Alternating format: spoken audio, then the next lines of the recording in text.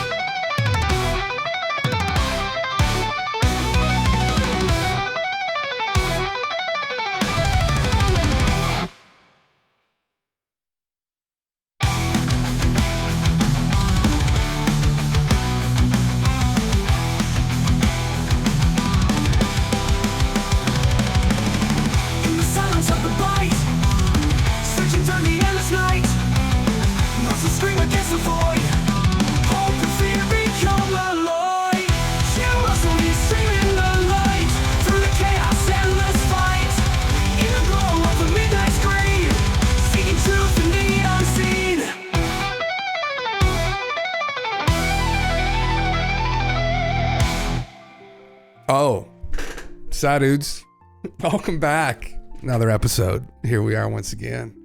Hopefully everybody had a good weekend. I guess the weekend's not quite over yet. Yeah, once again, here we are. More memes this evening. SKIZ0 Sunday. Mr. GALENTV will be joining us a little bit later this evening for fuck knows what. But welcome everybody. Blip, Finn, Peach, Pambo. Welcome everyone. Wuhan PSYOP. I'm gonna go over that. Skywatchers Part 2. I am still recovering from being sick. Actually, a friend of mine at the gym was telling me that he also was sick a couple weeks ago, and him and his little guy are having a hard time getting over it still.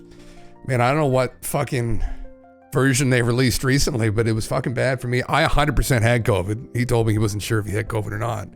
But definitely my voice has come back, which is good. But man, I'm still hawking stuff up. I got bronchitis, for people that don't know, from COVID. So, fuck. Anyway, I just see myself in the camera, my eyes, Jesus. I slept quite well last night, actually. I did have a bottle of wine, though, so fuck it. You know, and then Belgrade Sonic Weapons is the other thing that I'm going to talk about, too, which is pretty fucked. So, blip. COVID, come on, Jim, that's so 2020, get with the times. I know, man, fuck. I should be getting tuberculosis or something. I'm going to talk about that actually here in a minute as well, which just try and keep positive, you know, try and keep the vibes up, you know, and get the vibes down, you know, because very easily the vibes can start getting, you know, kind of, this was not a vibe, terrible to the 32 people that lost their lives. I think it was just last night, horrific. Maybe it might've been Friday night, but a lot of crazy weather through, I believe it was Tornado Alley, but you can look at some of the damage here. Tornado damage in Mississippi from Friday night storm right there, yeah. is apparent in this large swath of snapped trees. Look at this shit. Fucking crazy. Just like toothpicks. I saw a video, I couldn't find it again, of these two guys in their house. Thankfully the house survived, but like, oh my God, they were right in the middle of one of these tornadoes. It was absolutely insane. I'm so fortunate to be living up here, although it's cold as shit for like 3/4 of the year. Man, we don't have to deal with this stuff. Absolute insanity. Absolute insanity. Here's another video of it that I saw here. Oh man, I mean, terrible. There's probably some bodies in there. Unfortunately, it went through a trailer park. Look at the trees, man. Isn't it? That's fucking nuts. Oh, jeez. Oh my God. Unbelievable, huh? This is Mississippi, Tylertown. Holy fuck, huh? Unreal. Unreal. I think it's funny because it's like really the only place on earth that gets hit this hard in the States with tornadoes specifically. I mean, there's typhoons in other areas, but man, for whatever reason, like, I don't know why or what the reason specifically is, the geography of the area, how storms move in through the bay, the Gulf of America now. The Gulf of America, I guess. It's the Gulf of Mexico. Shame on me, it's been changed. Look at that. Look at all the trees, man. Holy fuck. Crazy shit. So, anyway, there were videos of people like enduring this as well. I saw, and it must have been Saturday morning, I guess. Yesterday morning, which was just fucking insane, but anyway. And then this. So, full transparency, I don't know what the fuck is really going on here. So welcome. It is reported that over 500,000 people, between 300,000 to 500,000 people, have taken to the streets in Belgrade tonight to demand the resignation of President Vučić, however you pronounce that. There's a visual of some of the people. So I don't quite know what happened, if anyone knows why they were demanding his resignation. That's nuts, huh? Wow. God damn. Here it is here, I guess. Serbs are storming the streets, roaring for President Vučić's head. This isn't some woke tantrum, it's a full-blown uprising against a corrupt globalist stooge. After a train station canopy collapsed, killing 15, the people sniffed out the rot. Decades of graft, Chinese sellouts, and elitist betrayal. Serbia's drowning in 40 billion of debt, much owed to Beijing, while Vučić's cronies pocket millions. Interesting. Is that what happened? So, I mean, that was, I guess, making headlines in and of itself, but what really started bringing the headlines in is what they used to disrupt the mob, which were these subsonic weapons. Which is, you watch it go, so we can't hear it over the audio, but people in the area could hear it. These people are peacefully protesting. So they started deploying this.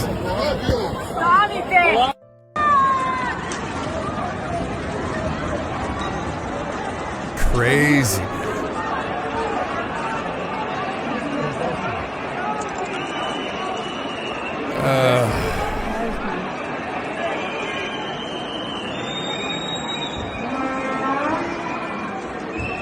Just nuts, huh? Here's the other video of it here. Just out of nowhere. They've all got their phone lights on. Everyone's peacefully protesting. I mean, this is supposed to be democracy. And then they deploy it. Skip ahead a little bit to when they start right now. I'm gonna see like a wave just hits them.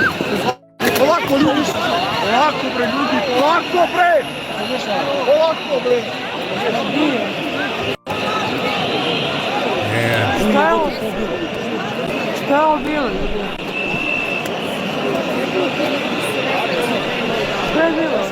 Pretty terrifying.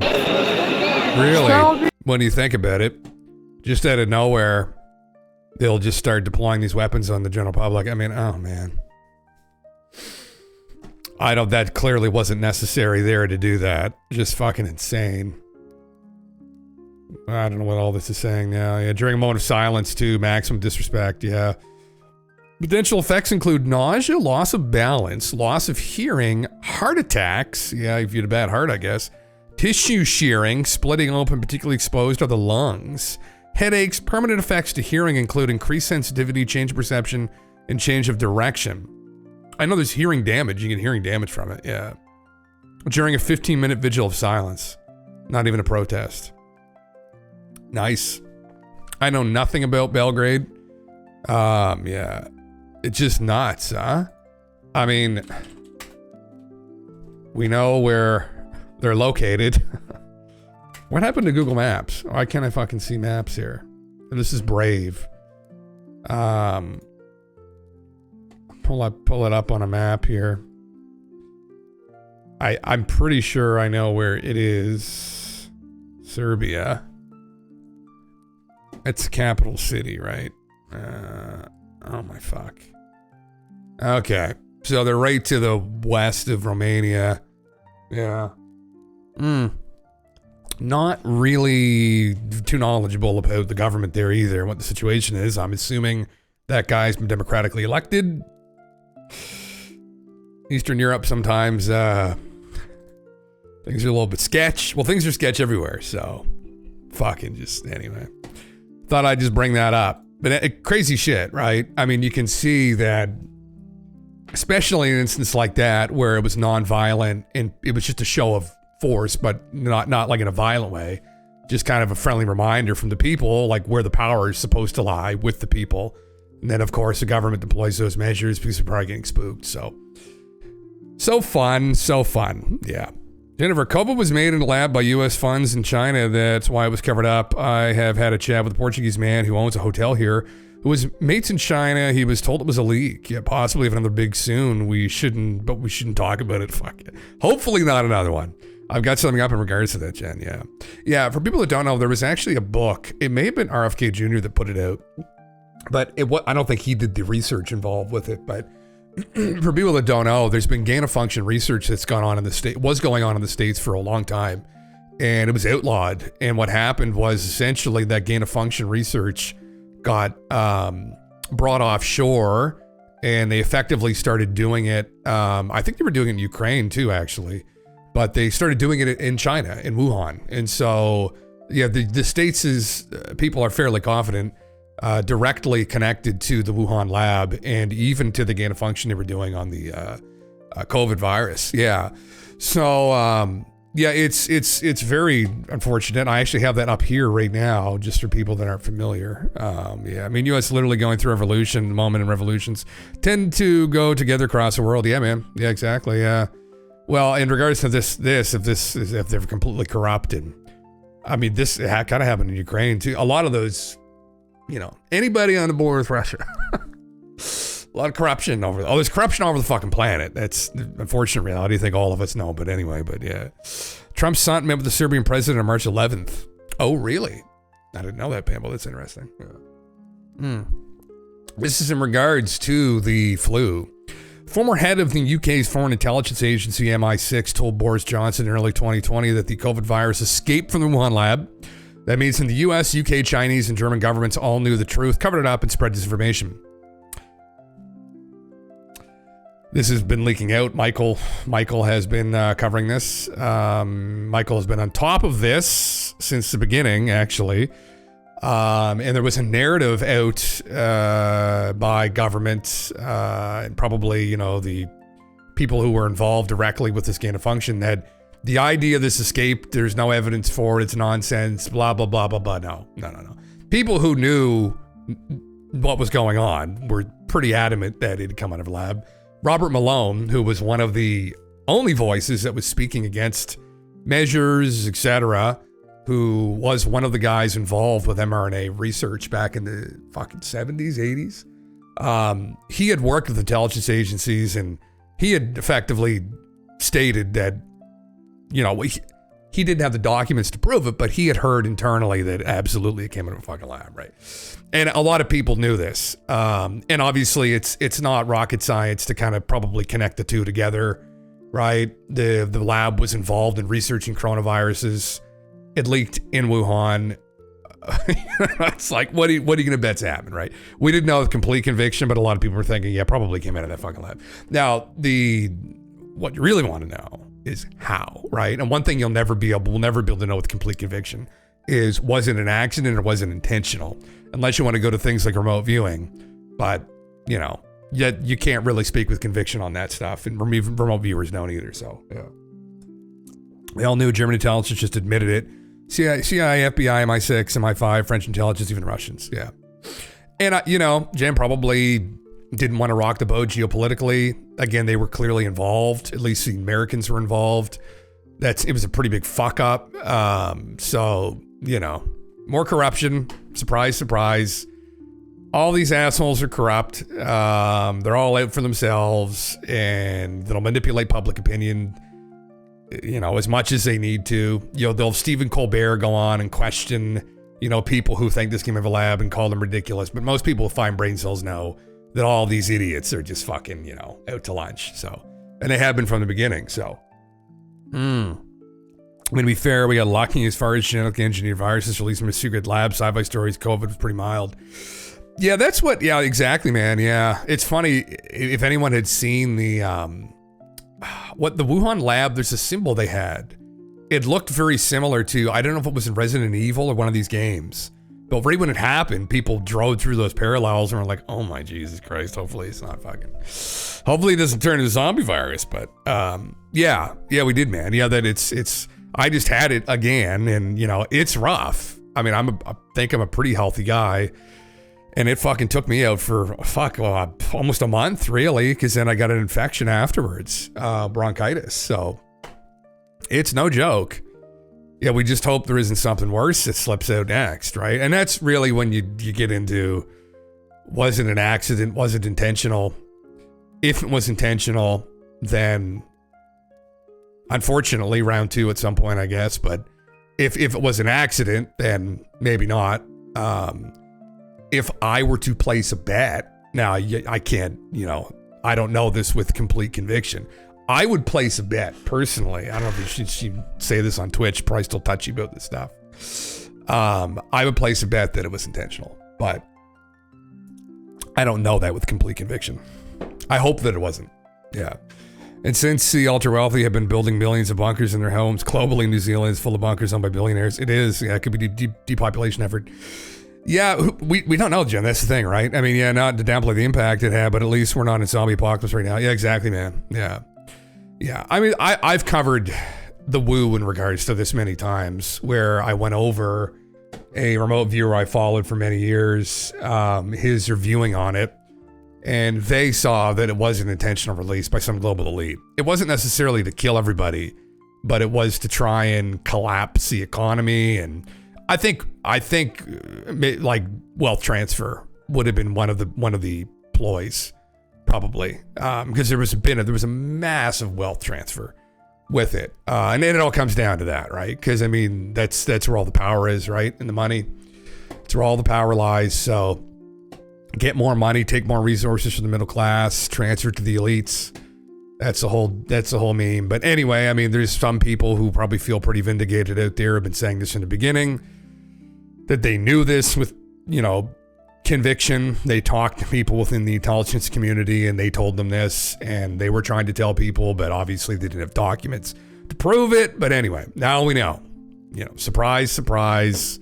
What a surprise. Oh, what's this? What's this? If there's one publication that I've read through, oh my God, the last couple years at least, aside from Drudge Report, I think again, they just had the weather stuff up there right now, that I would again bet personally is a fucking literal psyop purported by, I don't know, right?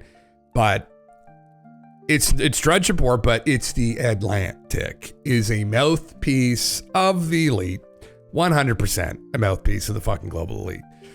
Oh my God. Through COVID, they were talking about how the world's going to look different, right? How the world's going to change now. They were memeing about this stuff before it happened, right? How would we handle a pandemic? Like a year before it fucking gets released. I'm like, oh, you fucking goddamn dickheads. And anyway, it's just a gall them punishing people for spreading misinformation when it was true. Exactly, man. Yeah, that's exactly it. It's concerning, right, Blib? I mean, it's these authoritarians trying to control the narrative constantly, and we just have to push back against it. And, you know, there was lots of content creators on places like Twitch that were pushing back against this idea, saying, oh, that's ridiculous. I remember it. I'm not going to say any names, but I'm sure people probably know who was involved with it. People that are childishly naive, that just always follow, you know, whatever they're fed.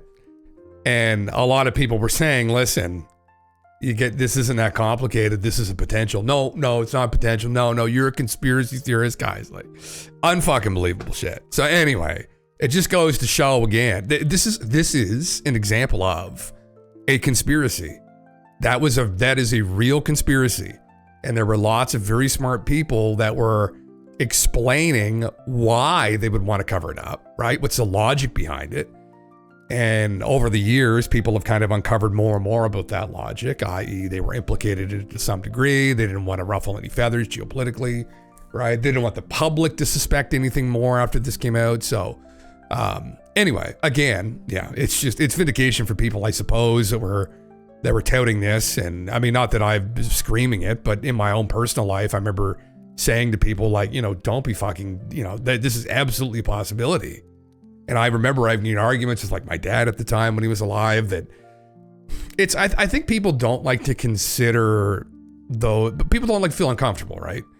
And so that is an uncomfortable thing to consider, because then again, even if it's an accident, I mean, the fact that even happened, it makes people get unnerved, right? And so they go and they seek comfort. It's why people employ denial in their life, right?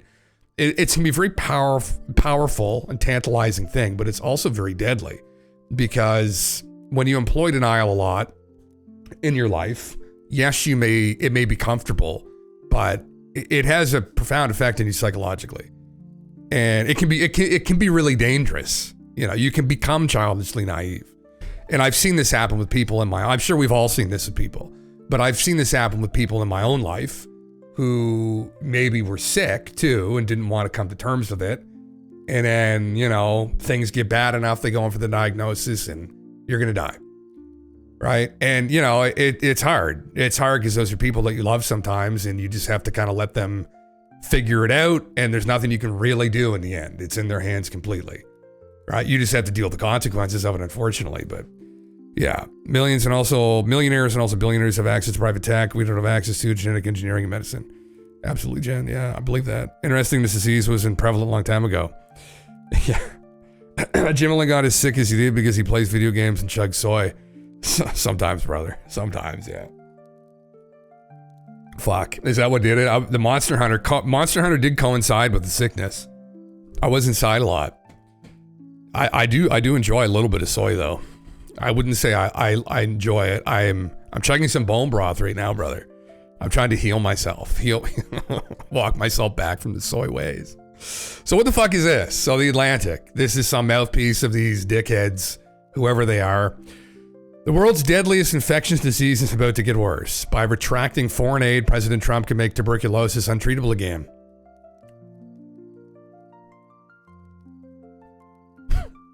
John Green. John, do you understand why they're doing that? Have you not followed the whole U.S. aid situation, or you don't understand like what was going on with that exactly? I mean, now, I'm sure he's going to try and make a couple good points here. Microbacterium tuberculosis is a near-perfect predator. In 1882, Robert Koch, a physician who discovered the microbe, told a room full of scientists that it caused 1 in 7 of all deaths. In 2023, after a brief hiatus, tuberculosis regained from COVID its status as the world's deadliest infectious disease, a title it held for most of what we know of human history. Some people die of TB when their lungs collapse or fill with fluid. For others, scarring leaves so little healthy lung tissue that breathing becomes impossible, or the infection spreads to the brain or the spinal column, and they suffer a sudden, uncontrollable hemorrhage. Lack of appetite, extreme abdominal pain can fuel weight loss so severe that it whittles away muscle and bone. Okay, yeah, it's bad. Yep, all right. There we go. Okay, what's your point now? So he's talking about, yeah, we know, yeah, developing nations have still struggled with this. A memo released by USAID official earlier this month estimated the cause cases of multi-drug resistant tuberculosis will rise by about 30% in the next few years, an unprecedented regression in the history of humankind's fight against the disease. Why is that? Research on tuberculosis tests and treatments have been terminated, although Secretary of State Elon Musk has assured the public that the new administration's actions have not disrupted the distribution of life-saving medicine. That just isn't true. Okay, so essentially, pulling back on USAID, he's concerned that it's going to affect these developing nations to get a hold of life-saving medicines and that some of these strains may mutate and get out into the broader general public, I guess. Okay. Yeah, drug-resistant tuberculosis is harder to cure in individual patients. And so the aid freeze will directly lead to many deaths. That's funny, isn't it, when you think about it? And you think about who's saying this, right? I mean, got to get conspiratorial again. But we just read that, again, conspiracy theories are true sometimes, right? There are real conspiracies against people and information. So what this person is saying, if you cut back on USAID and all our money laundering, we're going to release a drug-resistant version of tuberculosis we've been working on with AI. Is that how the game goes? Holy fucking Christ. That's the scary potential reality here, though, right? Like, who are we dealing with exactly? Like, those are the questions I like to ask, right? As the armchair philosopher that I am to some degree. You know, but really, like, who, I mean, even to give the COVID, who specifically was involved with that? Why and how? What the fuck were they doing playing around with that shit? They're playing around with it again, actually, in Wuhan. I just covered that 2 weeks ago, an article. Who's involved with this, right? I mean, again, it's like there are bad people in the world. And we have to be cognizant of that. And some of these bad people might just pull some really bad shit, right? Maybe to get more powerful, right? It's a terrifying prospect. I think we've all watched enough zombie movies to know how terrifying a really bad disease is and how terrifying it would be if it got in. Now, I don't know about weaponizing tuberculosis. Some of these, same with Ebola, people were terrified about Ebola years ago and that Ebola was going to like become airborne. And I would talk to the guy actually on YouTube. I was messaging him. He's a doctor, he's a specialist. And it was Marburg was another one too that people were talking about. And they were concerned that was going to become airborne. And they were essentially like, no, it would be literally fucking impossible for that to become a pandemic. But you know, unless it'd be like if some like robot made it maybe. And I'm like, oh fuck, really? Shit, that's crazy because like this AI stuff lately, I mean, it might see things we weren't able to see before if you're trying to cook up something really sketchy. Anyway, things we don't want to think about, you know, number 35, right? Things you don't want to think about. I thought I just saw this. People were talking about it on Twitter, so I thought I'd pull it up. But very interesting. I mean, obviously, we don't want to cut off foreign aid completely, but it's more like, brother, it was so fucking corrupt. They needed to gut it. Now, hopefully in the process, it doesn't get completely whittled down to nothing. But anyway, here's something more lighthearted thing. And the millionaires and the raptor terrorists are not successful and will not be able to stop us. Oh, this is like in 480p, Alex. America is rising. America is standing with President Trump and Elon Musk. Alex is pretty brave. God, he's pretty brave out there just in the back of the Cybertruck. Fucking, he's got the hit on his head now. You should do a stream one day a week. That's only good news, Jim. Bloodback's actually a good idea, man. Yeah. I can get very pessimistic on here. You know, I start just losing faith completely. You know, I don't want to be too nihilistic either. It's something of myself I have to watch. Things can get dark sometimes. Yeah, we just got to keep our chin up, right?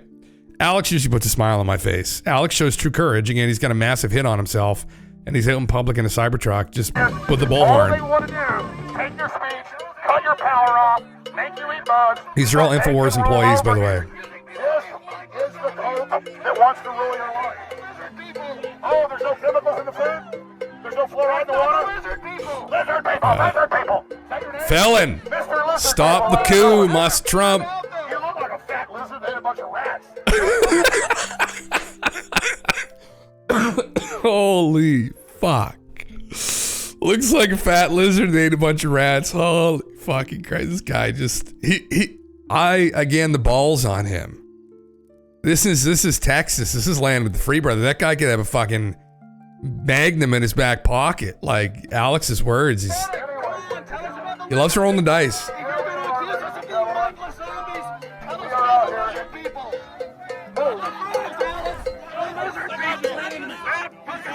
You know full well what just happened. Tell us about people.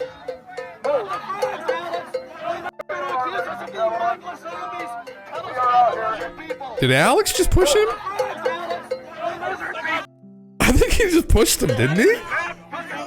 You know full well what just happened. Tell us about people. I think he just fucking, did he just fucking push him? What the fuck? Alex? I'm pretty sure he just fucking pushed him. That guy just oh my god. Anyway, okay.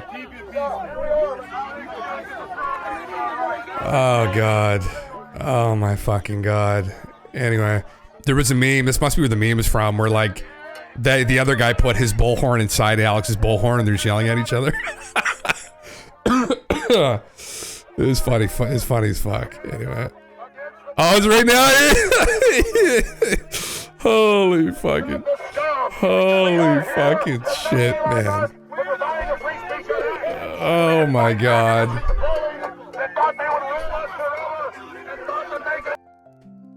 Oh god, man. Protesting's one of those things like boycott, he's got T equals Nazi LP.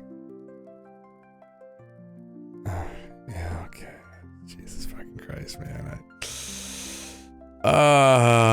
It is a meme, man. Yeah. You know, Samo, you don't mind his character. Yeah, yeah. I can't believe he pushed that guy. That's unbelievable. Holy fuck, he can be a dink. I mean, these people are all dinks too. This is the reality though. They're all fucking dinks. They're all fucking dinks, man. Everybody there. They're all fucking dinks.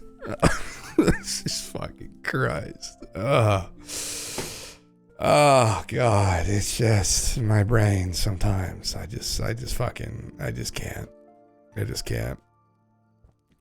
I love it. They had no idea you were enjoying yourself. I don't love that he fucking pushed the guy. That's not fair. I mean, yeah, the guy might be a fucking dingus, but like, come on, man. Like, anyway. I mean, you know, I think I don't know how everyone feels, but like, I don't, there's something about Elon for me personally that rubs me the wrong way. I mean, I respect what he's doing with Doge and that they're digging into corruption and whatnot and exposing it. I think that's desperately needed to be done, but there still is something about his character that I'm suspicious of as well. I can't put my finger on it. If it's like kind of like a narcissism, the gaming thing really kind of also threw me off a bit. Because, you know, like you don't know these people, right? That's the thing. Like you see their caricature, right? That they put out the general public, especially Trump, all the time. But like very few people know them personally. Like, what are they actually like, right? And there's a lot of people on Twitter, which is what I've been on the last year, where I get a lot of like kind of the news bites from, that are very supportive of Elon because he bought Twitter and made it into more of like a free speech kind of place, so long as you don't criticize him too much or he'll kick you off it. But there's something about him that has kind of rubbed me the wrong way, but just in regards to his character, I think. Anyway, fuck. Is there anybody in any position of power that we can have even an iota of faith in?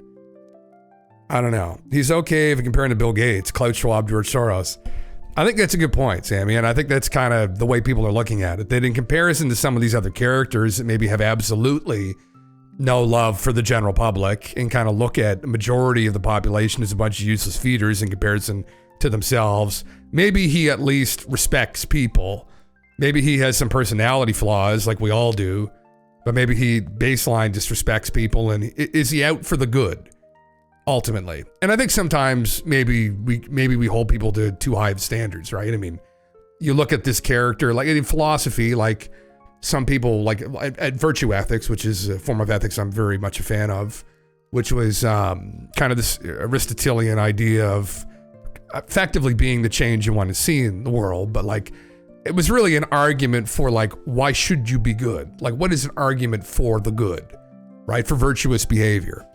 And a popular character actually people point to with virtue ethics is someone like Marcus Aurelius, now, who was a famous Roman leader. Now he was also like born effectively into that position and was pretty privileged, right? Like when you're growing up in a very wealthy environment, your perspective on things is going to be very different, even ethics, and like some, you know, poor little kid growing up in the street that had to steal to eat. I mean, it's going to shape you differently. But I still think their arguments are valid, and I think their arguments are very strong. And sometimes you expect better of people who are in positions of power like this, that, you know, they wouldn't lie about being very good at a video game just to be perceived as this super genius, when in actual fact, you're probably not a super genius like that, right? It's like, oh my God, he can fire rockets and make cars, and then he can be the best at Diablo in North America. It's like, no, he couldn't. He can't. He's still a very competent guy. But like trying to create that facade is extremely concerning, I think, in someone's character, especially when they're in a position of power, because it's this fragility of their ego. And that could be, I imagine, potentially kind of dangerous. Because you get this kind of like Boy King or someone that, well, and his behavior too on Twitter, where he banned a bunch, there's like 15 accounts had their, he didn't necessarily ban them, but he revoked their, whatever it's called, Twitter Blue privileges. Because they were highly critical of him. And that was very concerning. And again, it's like, oh, okay, so this is starting to follow now. Anyway, yeah. JFK files are out within weeks, and the MLK files guarantee UFO will be all over the files after JFK, Jen. Do you think they're going to get the UFO files out? I hope they do, Jen. This is what I usually talk about in here, right? Speaking of which, we'll move off this onto actual fucking like, oh, Jesus Christ, why the fuck did I pull this up? Anyway,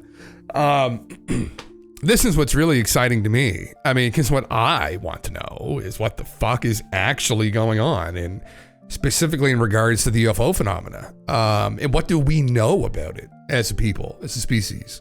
Do we have recovered crafts? I mean, I would bet that we do, at least pieces of them maybe. So it'd be wonderful to have that all come out, and then we can kind of move forward and start hypothesizing further, right? With more conviction. Because up to this point, there's been a lot of speculation, but it would be wonderful to know what they know.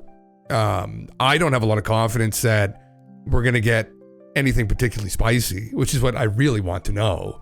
But yeah, I hope, yeah. I mean, they will likely release some UFO files. Yeah, the question is what, I guess. I was banned on Twitter because I yelled over UN, WF, and BlackRock. Just recently, Sam, you're banned over Twitter? All the other declassified files in JK, you said UFO all over them, and Luna and NASA. It's a fact they have UFO tag hidden from the public, yes. Oh yeah, Jay, yeah, it's been, well, even Dave Grosh, people like that have said that pretty definitively. I'm hoping we get it. That's all we can do, is just hope, right? Hope, and I think what I try to cover here is understand the history of the cover-up, what information is out there already that people should maybe, if they're interested in this, start to dig into. Understand how complex this argument is. It isn't black and white. It isn't simple. It gets simplified a lot by people, and it gets brushed off by them, and I think that's kind of naive. I usually kind of talk philosophically about some of the stuff on here too, like metaphysically. I just like having conversation on it because I think it's important to have conversation on it, because I think many of us here, probably everyone here literally has had an interest in this one way or the other, right? But there's a lot of people who just have no fucking idea because, I don't know, they have other interests, right? They have other things to give. And so as this starts to kind of spill out, I think, we need people to kind of guide people one way or the other. Like, don't watch Stephen Greer stuff. Stay away from Stephen Greer. Don't listen to Stephen. It's kind of like really the meme, honestly, is don't listen to Steven if you don't know anything about this. Yeah. Yeah. Yeah. Yeah. How do you know that for sure the jury is still out that they have UFO tech? Yeah. I think we have claims so far, Jen. Yeah. We have claims from, fairly accredited people. But yeah. Are you talking about the JFK documents that talked about how a week before, 10 days before he died, he asked for a breakdown of the UFO files that they had? Yeah. What the fuck are UFOs and why are they taking people at night? Well, and that's really what we want to get to, right? We're drinking. We really want to get to fucking really want to get to what the fuck. That's where I want to get to is what the fuck's going on with the abduction phenomena. But I know they're not going to touch that with a 10-foot pole. They're going to avoid that like the fucking plague. Yeah. Yeah. But why did I even pull this up? I had something else up here of it. Like this is an example. I saw this was floating around. I don't know if I was familiar with hearing this. For the whole packet of vision. Oh, boy, I'm sorry. Here, I'll play from the start again. Just to give people an idea. For the whole packet of vision to come. And almost every time we've had a significant CE5, it's happened that way. You all have heard of the Phoenix Lights? How many people have heard of that? The thing that, well, most people. In 1997, the Phoenix Lights event happened in Phoenix, all over Arizona, really. And I was there when it happened in March.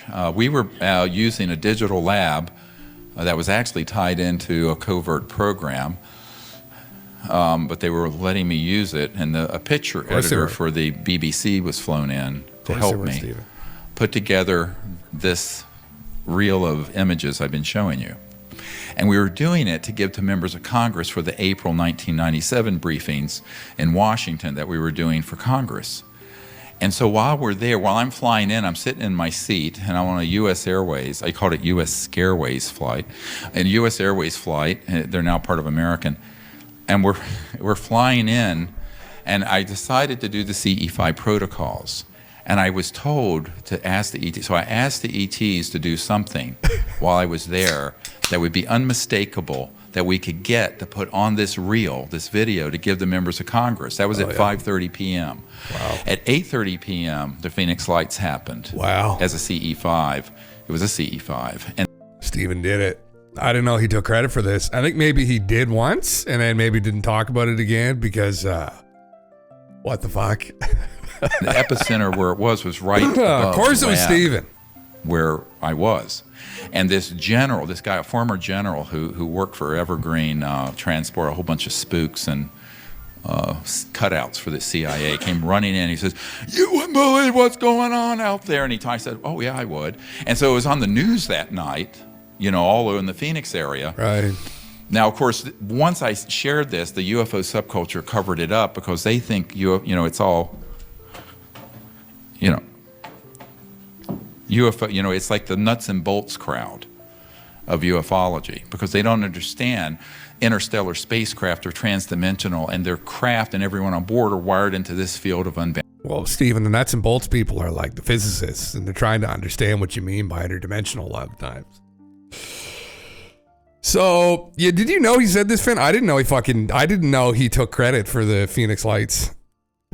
I have consumed an uncomfortable amount of Greer slop, I have to pronounce it, Greer slop, over the last couple decades, but I wasn't aware of that. Or maybe I heard it and then just thought it was so fucking ridiculous that I just blocked it out of my goddamn mind. Oh, fuck. Anyway, this is the kind of shit that he does, though. He'll just like low-key take credit for things. Oh, fuck. Anyway, I just can't. I just fucking can't. I fucking can't. So, anyway. I mean, the cherry on top was really the fucking bicycle seat thing he claimed on Danny Jones recently. That's my favorite claim that he's made so far, actually. Is that the deep state fucked with his bicycle seat and caused him to fall off his bike. You just can't make that shit up, man. Like, that's just fucking literal gold. Like, oh, God. He's been saying it for years. I also think he says it in his book. Does he? Oh, I haven't read his book. That's probably why. Okay. Interesting. It's funny. Okay. Fuck. Jesus Christ. Well, Kurt Russell and the Sun also saw it, yeah. As a result of him doing CE6 at the same time. Holy fuck, yeah. How many claims are we gonna have here? Yeah. Done with this guy. Holy fuck, man. I just can't. I saw that. I think Hendrix posted that in the weekend. Holy fuck. Holy fucking Christ, this guy. Oh, man. Oh, God. I don't know why I pulled this up. Man, my feed, like, I'll click on these things and then be like, oh, haha, this is such a meme. And then I start getting all of it. Oh my fucking God, the length of this post. Like the Pleiadian people, new Earth timeline jump happening now. The separation will accelerate. Velar on behalf of the Pleiadians. Fuck, yeah. Here's one for y'all. Ben Rich, Skunk Works. Everything in space and time is connected. Space-time, Jen, yes. Interesting. Ben Rich, I'm not familiar with Ben Rich though. Travis from Skinwalker Ranch is on another hand intelligent. Yes, Travis Taylor. Sam, yeah. He's like, yeah. I'll pull him up, Travis Taylor. Oh my God, UFOs maybe. Yeah. Some people have clipped him to make him like sound stupid and stuff, but he's definitely not. Oh my God, he's a very credited guy. I mean, at the end of the day, I mean, nobody's perfect. I mean, some of his takes, maybe he's wrong, right? But anyway, I just think that, anyway, yeah. I've listened to a lot of his talks. He's a singer too. He sings recently.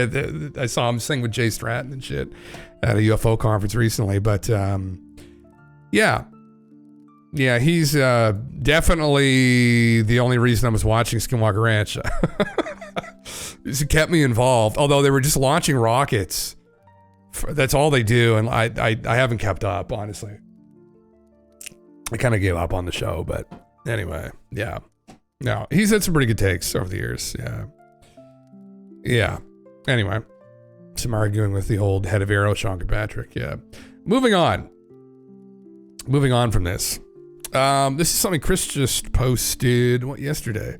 UFO disclosure hopes that fizzled. How momentum under Trump has stalled for now. More concerned with the JFK documents, maybe. It wasn't supposed to be this way.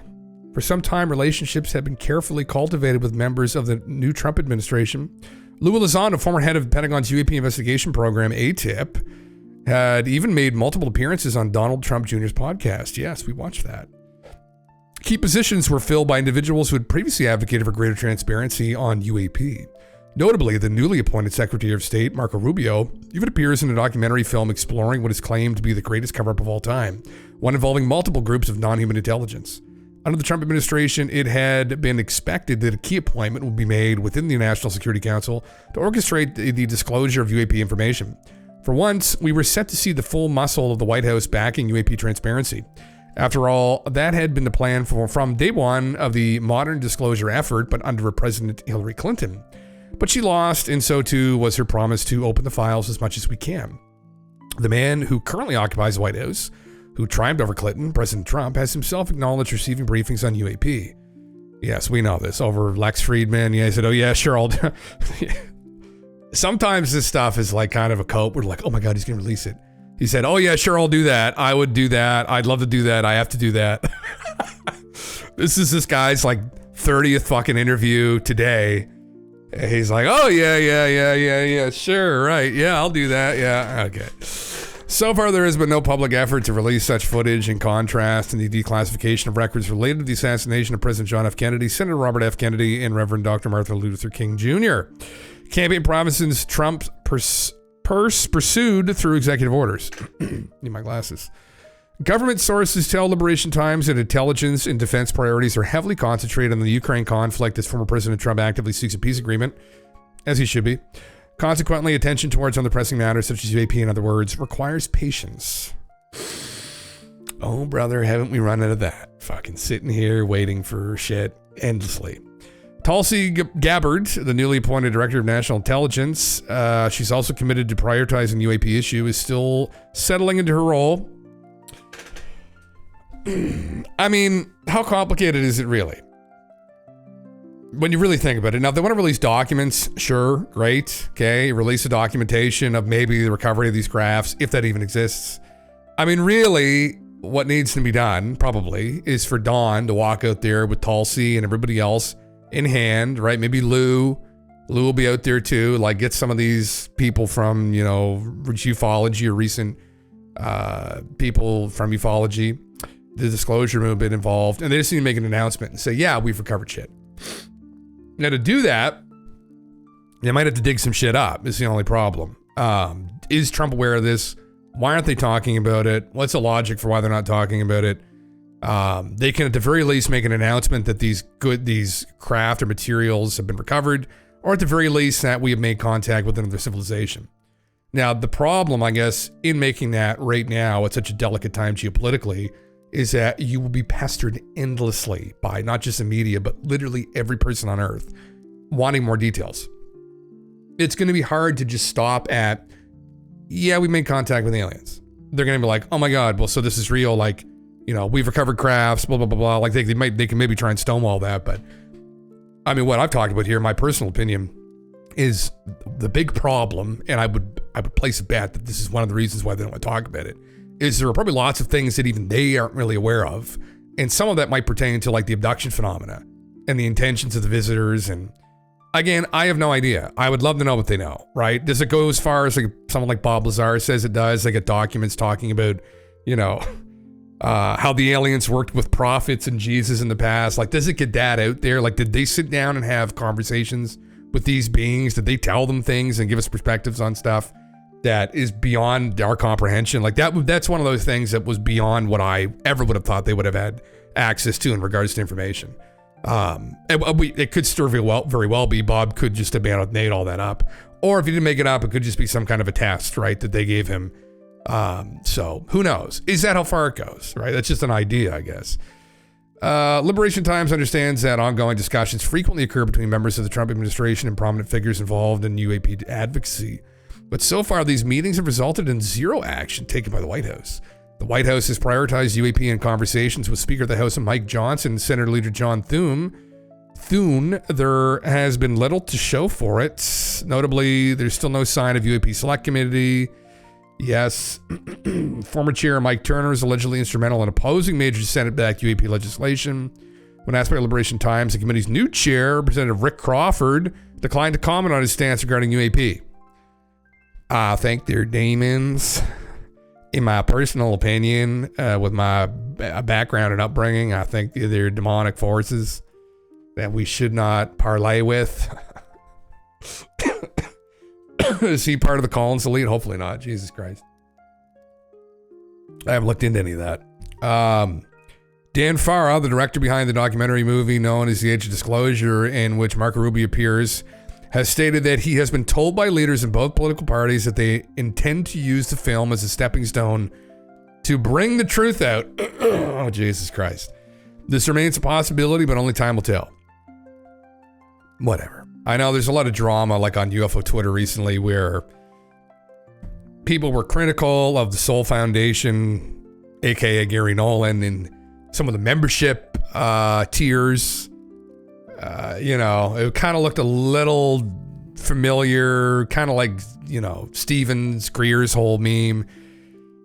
I don't know. And he ended up blocking people that were, and you know, it's one thing, like some people were like, oh, I can't believe I got blocked by the disclosure crowd. I guess I can't follow disclosure now. But, you know, I saw what some of these people were fucking tweeting at Gary and Soul Foundation. Like, they were calling them like fucking idiots, fucking shysters. What else were they calling them? Grifters. They were calling them I'm like, I don't know if that really constitutes that kind of behavior, honestly. I mean, is it a little bit like, yeah, it is a bit, right? When you've got like the 2,000, what they should have done is they should have just had tier one, $35 a month, or just put a basic subscription, put a basic fucking subscription at $35 a month. You want to support the cause, go ahead, and then you can have the option to donate more. That's what I would have personally done. If I was running some kind of organization, listen, you need money to run it. At the end of the day, if you want to run something like that, you want to put on these symposiums, these talks, you want to do research. Research is expensive. Getting accredited people to work with you is expensive. Renting out amphitheaters is fucking expensive. Doing film production, YouTube production, it's all super expensive. You need fucking money to do it for the sake of entertainment, entertaining people mainly, right? Talking about this topic and digging into it and whatnot, philosophically talking about whatever they're doing. So yeah, supporting them, fine. I don't think there's anything fucking wrong with that.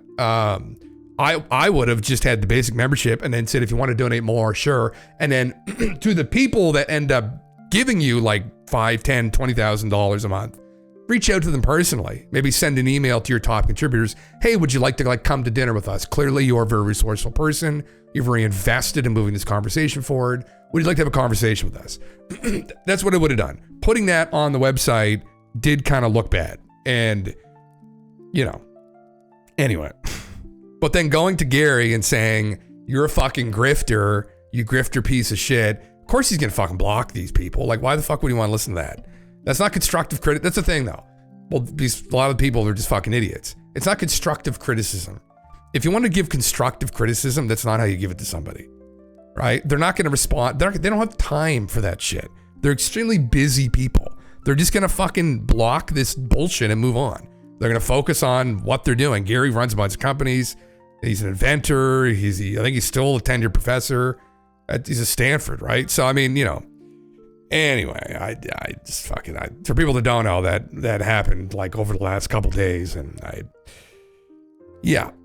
anyway, people don't not knowing how to handle themselves and just being trolls and just troll-like behavior, and anyway, it is what it is. It is what it is. I mean, listen, I know when you're anonymous on the internet, it's very different when you're not anonymous, right? It's a different vibe. You can't just talk out of your ass all the time. But I guess some people actually weren't anonymous still doing that, but I think they're kind of genuinely dinguses on there. So Travis Taylor said UFOs could be another government 50 years ahead. Is that what he said, Sam? Really? I mean, Travis, I would disagree with Travis on that personally, but I mean, Travis is a physicist, but I would still disagree with him on that. Yeah. Interesting. I didn't know he said that. Yeah. Well, we would hope not. At the end of the day, like, we don't really know. That's the problem, I guess, with all of this is, I personally, and neither does Travis probably, although he might because he is fairly high up, he still works with the Department of Defense. So, I would hope it's not another government. If it was another government that was effectively implementing some kind of manipulation of gravity, let's say it's China, I don't think we'd have the Gulf of America right now. We'd have the Gulf of fucking Beijing or something, right? Like, we'd all be under the rule of Xi Jinping, right? There would be no ifs, ands, or buts. Yeah. Did he say that?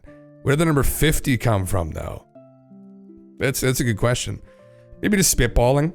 Who knows? Maybe he was just on TV talking out of his ass just for TV. It's one of those things like, I know when I talk on here for 6 hours straight, Jesus Christ, like probably 45% of what comes in my mouth is just horse shit. I try not to, like, actually, I do meme a lot. And that's probably problematic for some people, but. So basically, Dolan's breakaway civilization. Yeah, actually, yeah. And I mean, who knows though, right, Finn? I mean, people talked about the fucking Nazis figuring this out back. I personally highly doubt that, but I mean, because when people think about, some people use like the super genius argument too, where, oh, well, they're probably the super genius that just figured it out. It's like, well, but we've had super geniuses in the past. And like, I think maybe some people overestimate that level of contribution or the level of understanding that they have. Like you had Einstein with general relativity, but like, it's very different to wrap your head around, I think, this current problem we're having with conquering gravity when, from all accounts, from what I hear from people that I know involved in physics, friends of mine, understanding gravity and then conquering and generating enough energy to possibly conquer it. It'd be a hell of a thing to figure out if that's how they're flying around, which I think the general consensus on it is like, that's the hypothesis. This is what they're doing. Otherwise, how the fuck do you get here to begin with? Right? Because like, it would take them to conquer FTL, faster than light travel, is almost impossible. So it's like, you know, getting here was always an argument against aliens being here to begin with FTL, because we don't understand how to go faster than light. We have a hypothesis as to maybe how to do that, but the hypothesis involves, or a theory, you could argue, the theory or hypothesis involves a ridiculous amount of energy generation. And we're just like so far off from that to throw, super genius figured it out is like, man, like I don't think we've ever had anybody like that in the past. Can you imagine the sober secret that is actually Nazis? I mean, brother, didn't I just have this up here a second ago? Where the fuck was it? Take a look at that guy for 1 second. Take a look at all the Pleiadians for 1 second. What do they look? Who does that look like to you? Right? Who does that look like to you? That looks like a group of people who've done some genetic engineering to themselves, right? To look a certain way. Anytime I saw the Pleiadian memes, man, it's just like, oh, fucking Christ. I was like, are these people from the Pleiades? Fucking, you know, make you stop for a second. You're like, we haven't really heard them speak, though. They've just been speaking telepathically. Might sound a little bit German. I don't know. Just a couple of you guys in here are German, but anyway. Brooke Shields, Angry Fish. I don't know who this would be, but anyway, you know. Kind of looks like the Aryan race a little bit. Who knows? I mean, I don't fucking know. I mean, I would personally, telepathically German. Yeah, fucking goddamn. You imagine? Jesus. Fucking. Although some of them have had brown hair, but for people that know like the Wu lore, the Pleiadians are like the blonde-haired, blue-eyed people, like tall, like it's just the fucking Christ. Anyway, we just hope that hasn't happened, but I would bet that it hasn't happened. That's just my bet. That's all we can really do. I would bet that hasn't happened. I would bet that the Nazis maybe were fucking around with recovered tech, as some of the rumors suggest, but you know, again, probably didn't get very far with it.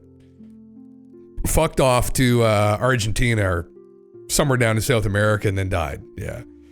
It's Iceman. No, you can be my wingman. Fuck Christ. God damn it. God damn it. He does kind of look like him though, doesn't he? What's his name? But was it Val Kilmer? In the mindset of chaos, there is also opportunity. Sun Tzu. Anyway, I'm going to close this again because I just don't want to talk about that. Yeah, fuck anyway. I mean, yeah. There's definitely, yeah, Valley. There's definitely a bit of stagnation here with this. I mean, I don't know. I personally, I think I've mentioned this a couple times. I cover all this stuff. I don't have a lot of faith in any administration to get to the bottom of this.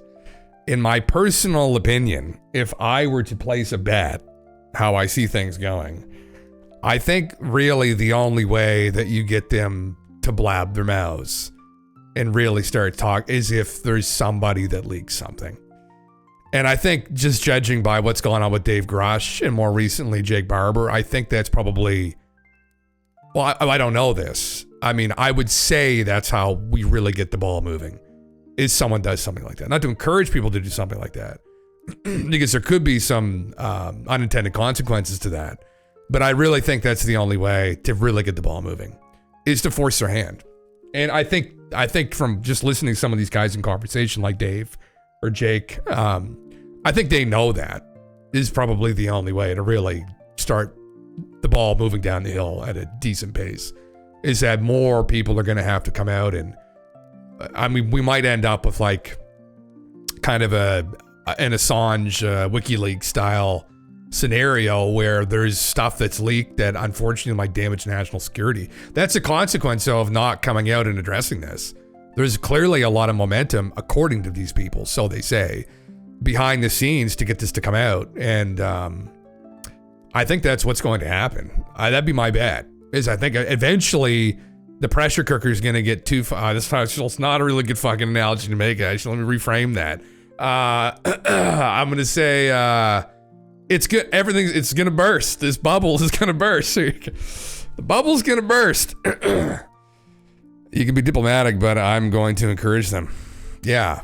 I guess on Twitch. I mean, not that anyone's fucking from Twitch watching this channel probably, but you can't encourage illegal things, I guess, in the TOS. I found out, but I would say, yeah, that would be the only way, personally, or someone from Pentagon leaks data.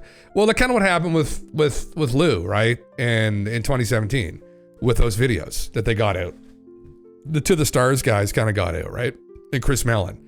Yeah, I think that's probably that, but on steroids or on crack or fentanyl, whatever the equivalent is nowadays. That amplified, like maybe even some documentation or pictures of bodies, like biologics, like some more definitive proof. A video is cool, but a video was cool in 2017.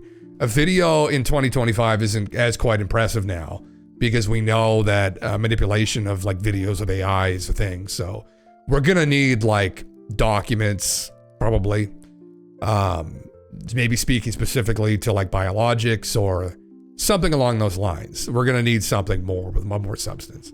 But I could see that definitely. I could see that definitely happening going forward, right? Or, and I hope this doesn't happen, there'll be something else that happens that pushes them. But maybe the phenomenon itself will decide to reach out to people, right? Like Jake. I mean, and this is what they're doing. You know, this is a video here. This is these guys. So, you know, Jake is one of these people supposedly was involved in recovering these craft for the military-industrial complex. And they're all in on this whole idea of psionics, really. And I was talking about this actually, Thursday or Wednesday? But I mean, this is something that I've touched on for a while, right? And in philosophy, something that I've thought a lot about, and like the woo more generally, but psionic phenomena, psychic phenomena, things like remote viewing. What is all this stuff, right? Like, and even get back to more fundamental questions about reality, nature of reality.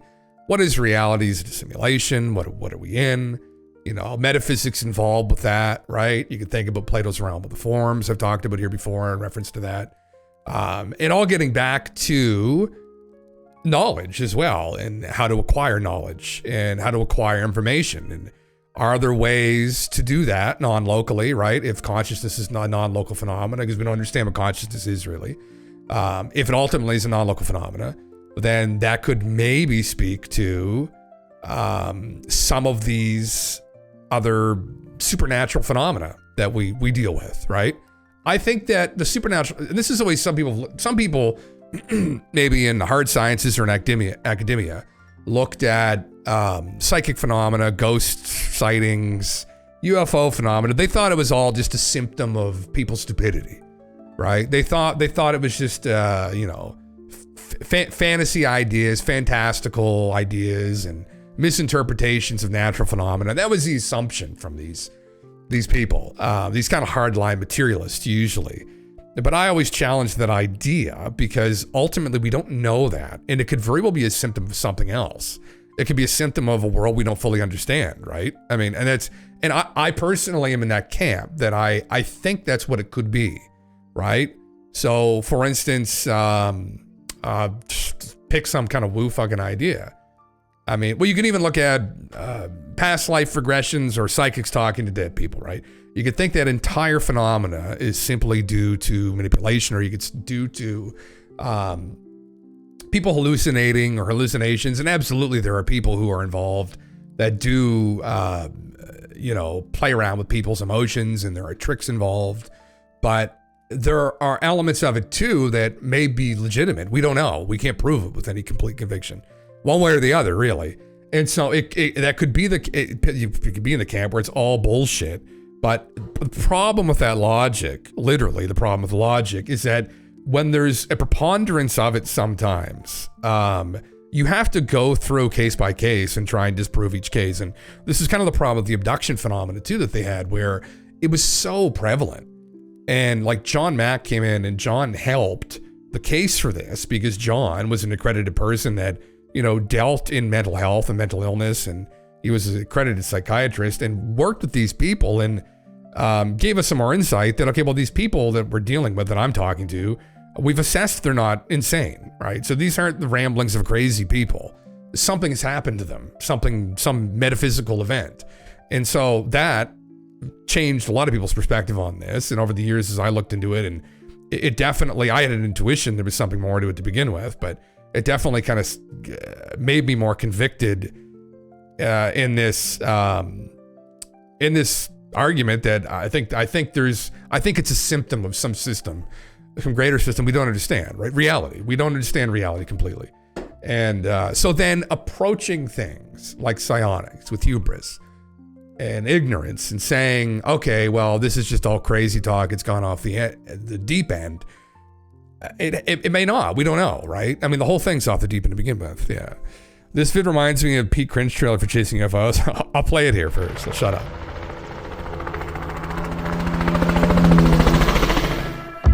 Oh my God.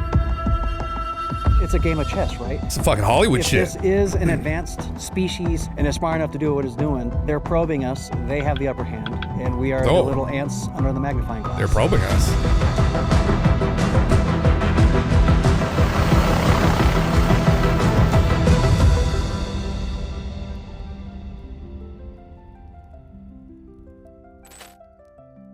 Oh, okay. I hadn't actually seen it yet.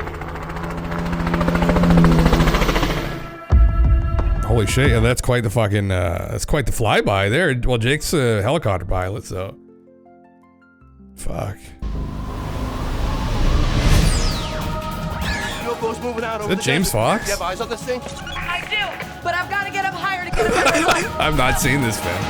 Oh my fuck, man, what the fuck is this?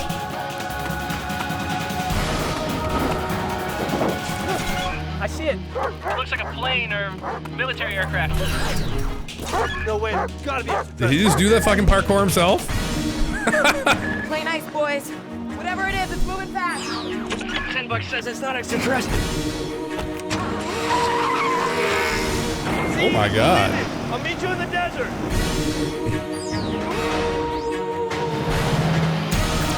Guys, it's moving. It's moving. What is that? Premieres tonight at 9 on the National Geographic. It's in my ass. It's in my ass. They're in my ass. Oh, okay. Oh God. Yeah. 12 years ago. You know, I missed that one. James Fox had massive regrets about doing this. Holy fuck. I have little hopes for his potential to push disclosure for, but it seems like it'll be fun to watch.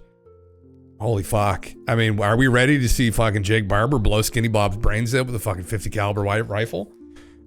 Skinny Bob just shows up, just fucking boom, boys, just fucking blow him to a million fucking pieces. No, Jesus Christ, no, he's friendly, he's friendly. Freaks all the boys out, fucking all the boys' nerves. That's the thing, like, you know, not everyone does psionics on that fucking team. Some of those guys are gonna fucking itchy trigger finger. Watch too many fucking Hollywood movies, right? I don't trust these motherfuckers. I'd chill on the firearms, you know, if we're doing the psionic contact. I don't know if we need the. Was there not a fucking 50 caliber sniper rifle set up on the fucking?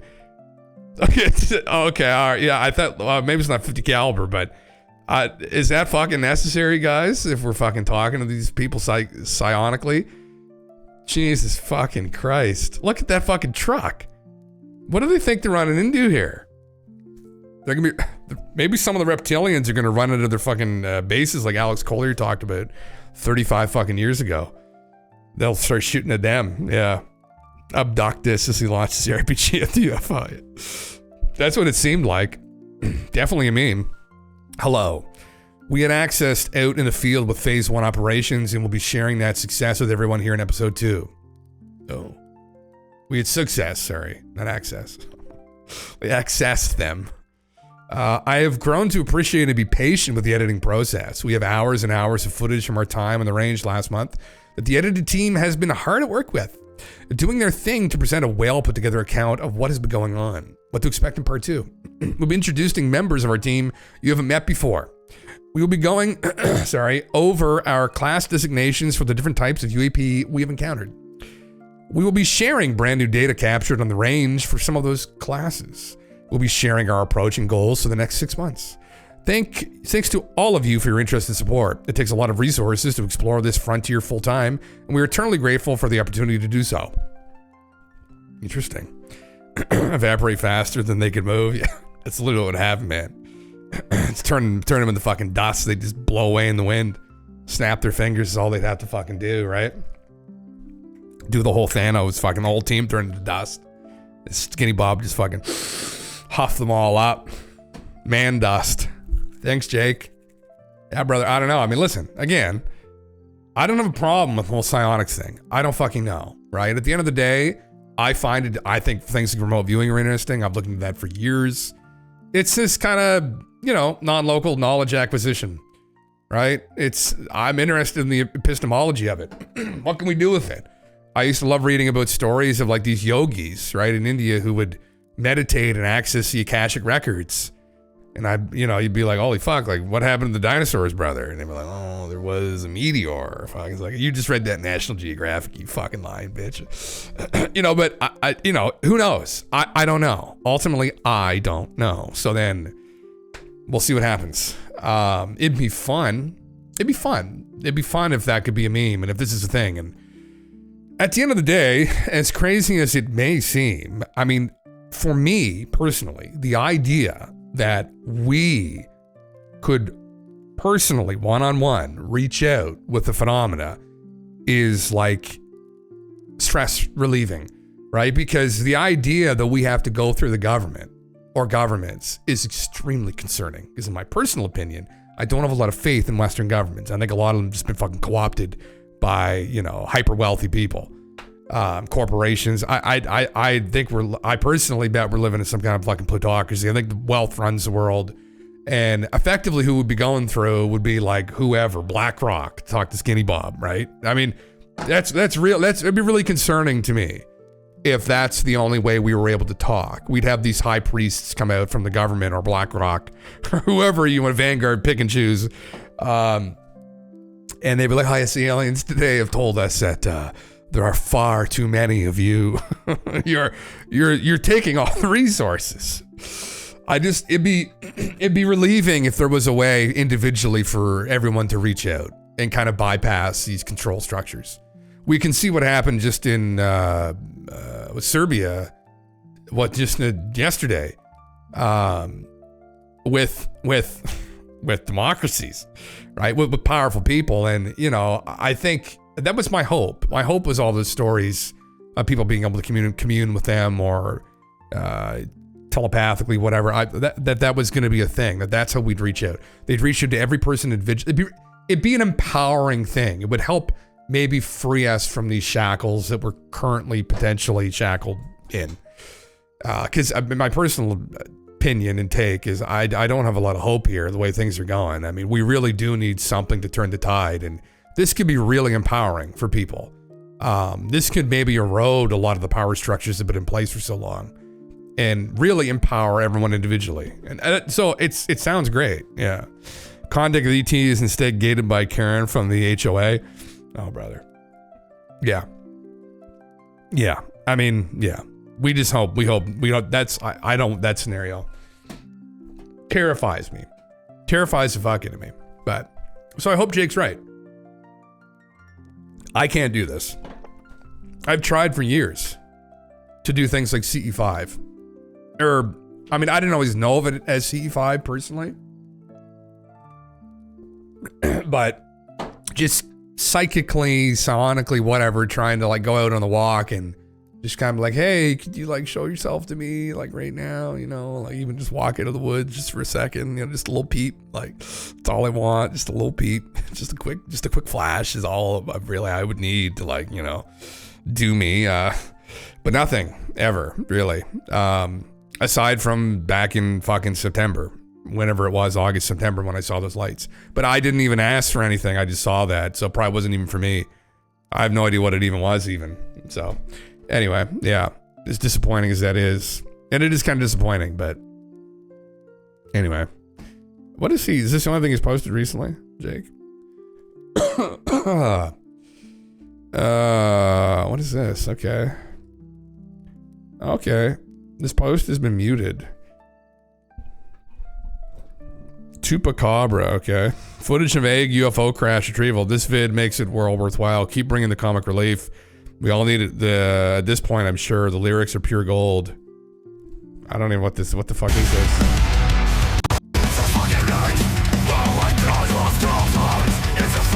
Is it Ross playing the drums? Holy, what the fuck?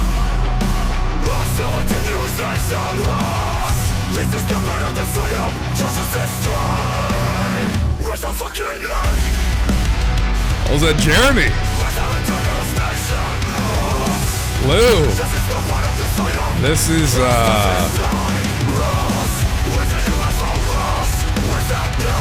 oh, Skinny Bob on bass.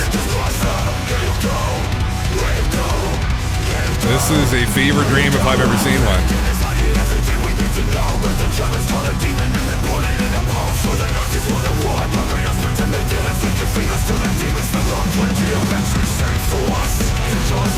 Holy shit.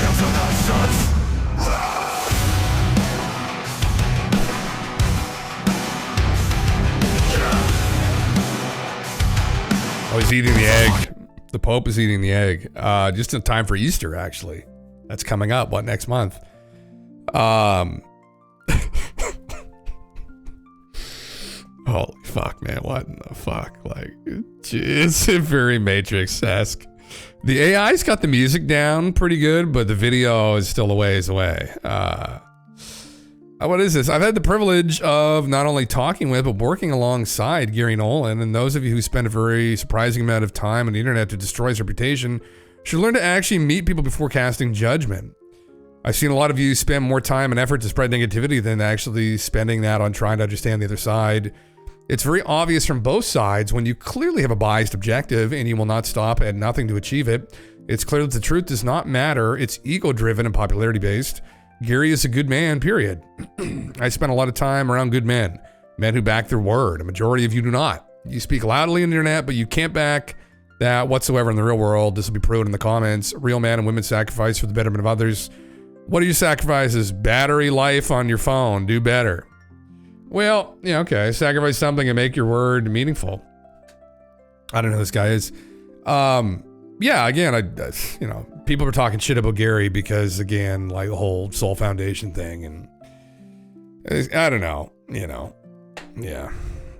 I've worked with Gary. He's a nice guy. Yeah, Finn. Yeah, he seemed like a good guy too to me. I mean, again, it's like people are just waiting for any opportunity to just drag someone's balls through the glass and any slip up. I think what some people have to remember that maybe are like newer to the community, like these guys, though, is a lot of people who've been following this for a long time have seen figureheads kind of devolve into what could be considered a grift. Where like Stephen Gurr could be an example, where Stephen early on was someone who was like really kind of moving disclosure forward. I mean, the press club event back in 2001 was a huge fucking deal. And you know, over time, as you got to know the guy, you're kind of like, eh. And, you know, it's a complicated thing. It's like making a living off of this stuff too. I guess there's a way to do it, but I don't know. There's always going to be hate. There's always going to be people that fucking throw hate. And I think again, it's like probably a good point where, how are you approaching this? Is it from a positive perspective or negative perspective? If you're just like yelling insults at somebody because they did something you don't like, instead of like maybe some kind of constructive criticism, I don't know. And this has been amplified. There's people on Twitter who I think are literal fucking idiots that think this whole thing is just nonsense, that the whole phenomena is nonsense, and that it just shouldn't even be looked into, and blah, blah, blah, blah, blah. And they've kind of amplified this recently, and they've just used this as an opportunity to kind of amplify their message, and then, oh yeah, he's grifting about this. And I'm like, well, you know, again, I wouldn't have done it like how they did it, but I think the amount of time Gary's put into this alone, I don't think I would ever call him a grifter. Like Steven would be a grifter. Steven's 100% a grifter. I just don't think, Gary definitely isn't. Gary, when you think about it, would be a pretty independently wealthy individual. I don't think he'd really need the Soul Foundation membership fee. you know, personally. But anyway, I like better ignore hate because it can generate trauma. Yeah, Sam. I mean, listen, and I like the meme. I mean, obviously I'm nobody in this community. I just stream here on Twitch, but like there are some people, I don't know this guy, but I've heard of people that have had dealings with this guy, that he's kind of a dink and he's done dinkish things. There's some people, you know, I don't know.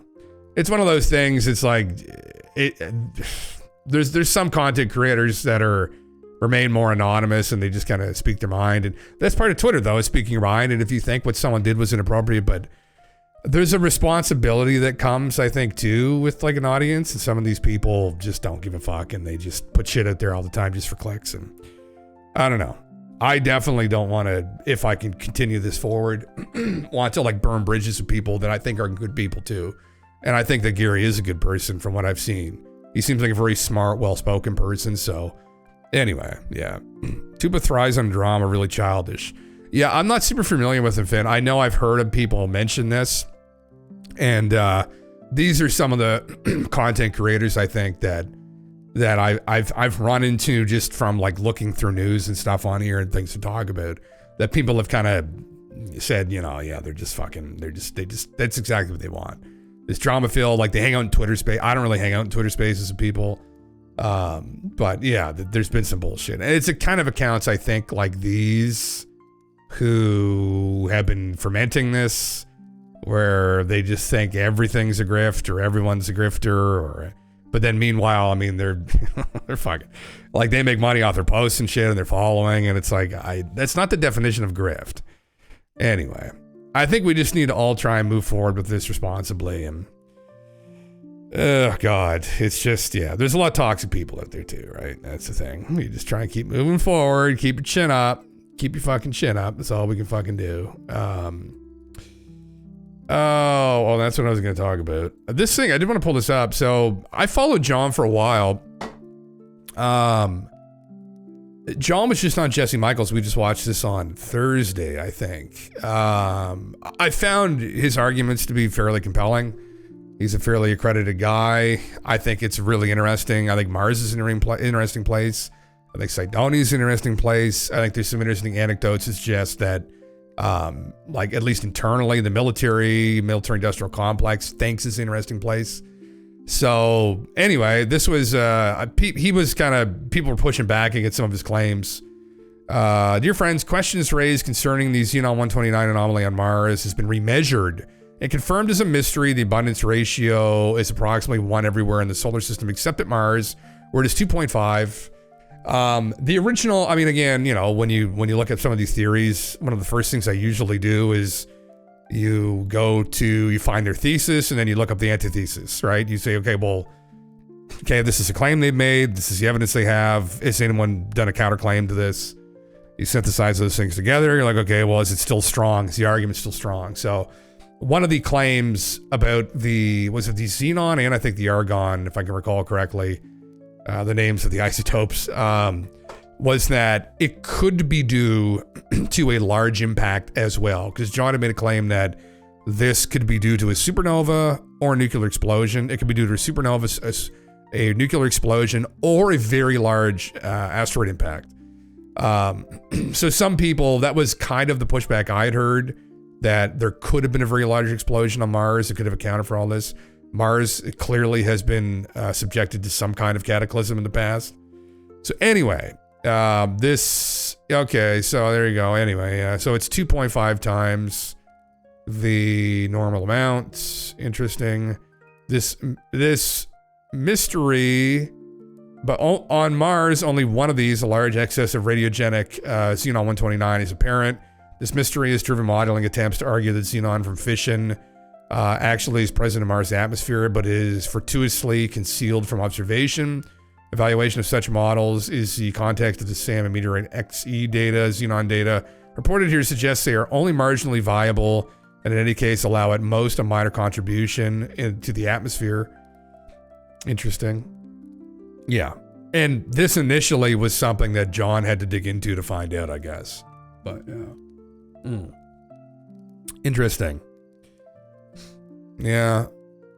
I'm just seeing people are saying it. Does anyone actually know? No one actually involved trying to explain it any further yet.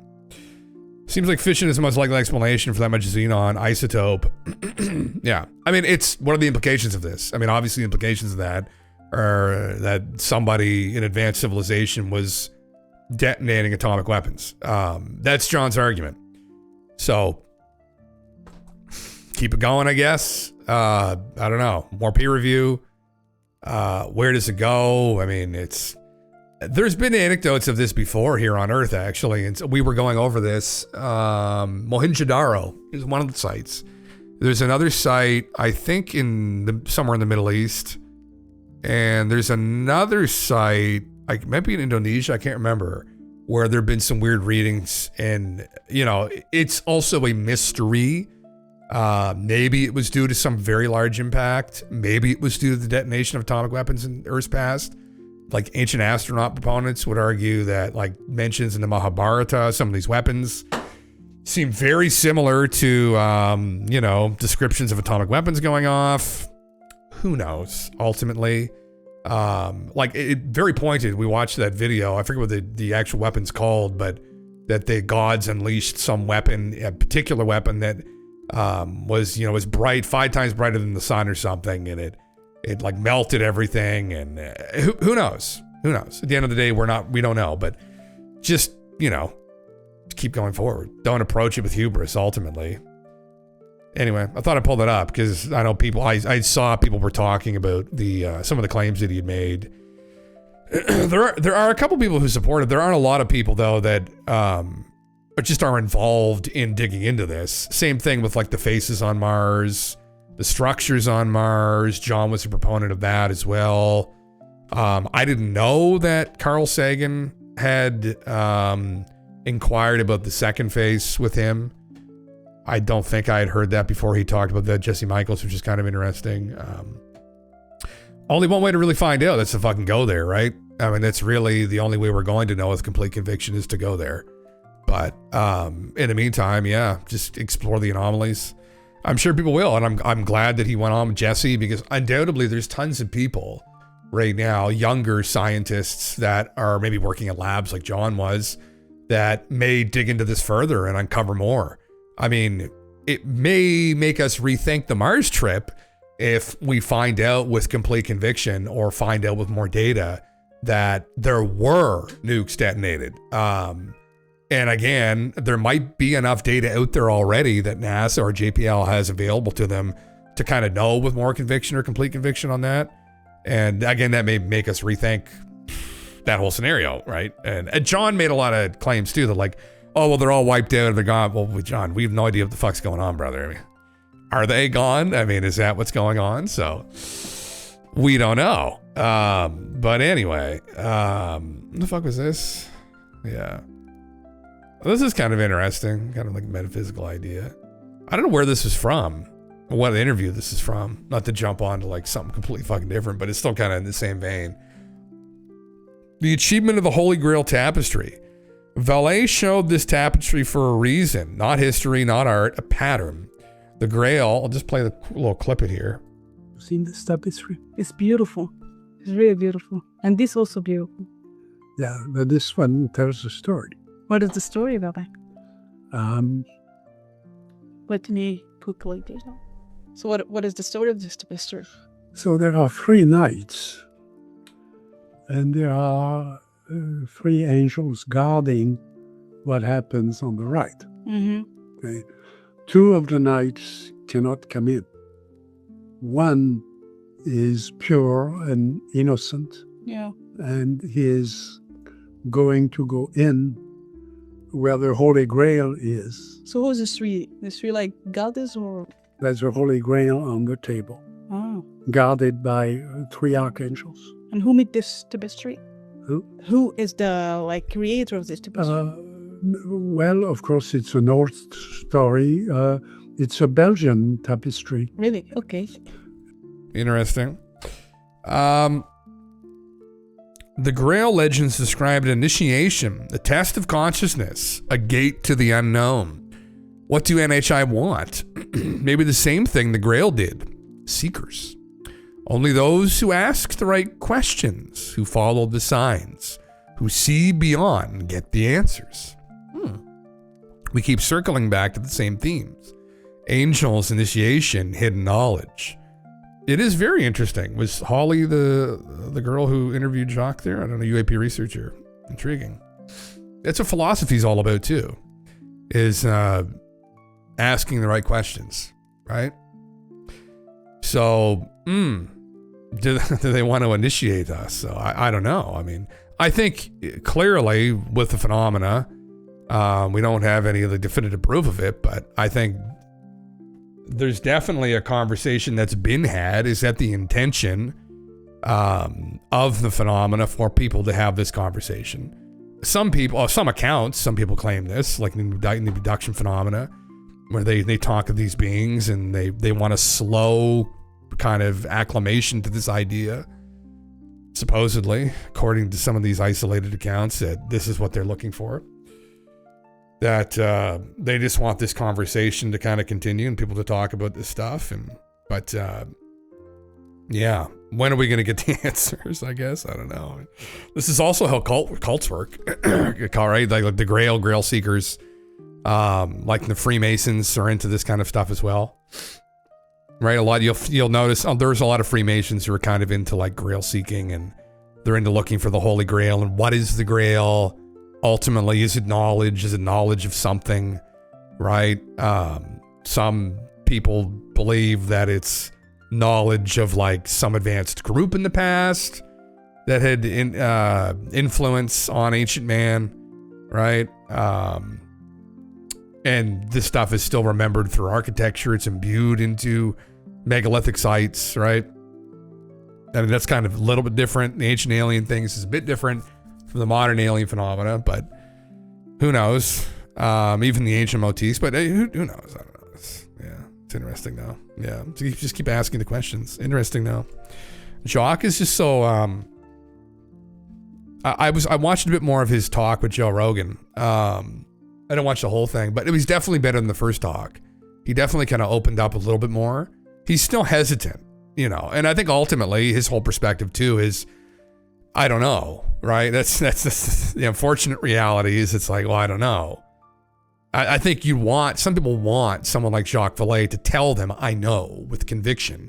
But that's the problem, is it's elements of it are kind of metaphysical, and you can't really say that. Or people who are careful don't say that. They don't say that they know, because they honestly know that they don't. So, yeah. It isn't just art, it's a map. The Grail isn't found. It's become a journey of purity, wisdom, and service. I mean, some people literally think they were going to find a Grail too. I mean, it's often linked to the chalice used at the Last Supper, Joseph, or of arithmetia, however you pronounce it in my brain, in the blood. Some legends associated the Holy Grail with Joseph of Arimathea, who, according to the legend, used a cup to collect Jesus' blood during crucifixion. Yeah, people get like, it gets very metaphorical, and I don't know. I'm not really into like Bible stories and some of this stuff. I mean, I look at the Bible as a very important document, I guess. As I've grown older, I've respected it more in regards to its influence, right, in the development of Western civilization. But I still look at it as a bunch of stories. It is a collection of stories. It's important. I think philosophically it was important as well. Some of the stories are very important and meaningful. I do not look at it personally as some kind of like channeled text. There are, I would argue, if we're going to talk about channel text, probably more interesting channel text in the modern day than one that's 2,000 years old. So anyway, but I know some people do, and they covet it, and they think that maybe there was this character in the past who had these great powers, or undoubtedly there was a character who had great influence. But I'm not all in that like Jesus was some kind of like high powered deity that it's clearly had a lot of influence in that way, right? And but the whole thing to me is just kind of stories. So thinking that there's going to be some kind of like a cup and we're going to find it, and like the whole stuff with Mary Magdalene, and I don't know. I just always think that's kind of like, whatever. He's just a guy. Like, at the end of the day, I think he's just a fucking guy. Honestly, I mean, he was literally just like a philosopher wandering around the desert with people that followed him because he was a wise person trying to fight against the power structure at the time, the Roman Empire. I mean, that story's been reiterated time and again.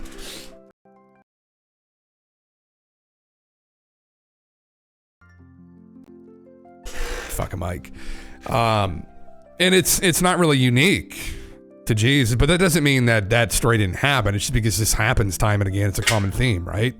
You have these young people that speak out against power structures, and they try and like pull people away from like a service to self kind of attitude, and try and, treat each other with more respect and love, and that will ultimately create a better, more cohesive kind of society, which could lead to a better, more prosperous civilization, which could pull us out of suffering, right? And I think that's the ultimate goal. And I think there are better arguments for that ultimately than I mean, Jesus, the arguments mentioned by Jesus or some of the other prominent characters are still compelling, but I obviously think the Socratic philosophers made a better argument for that, and why we want to kind of treat people good. What's the reason behind like being good? Why the good argument for the good, and that again, it leads to a better society, and that'll lead to a better civilization.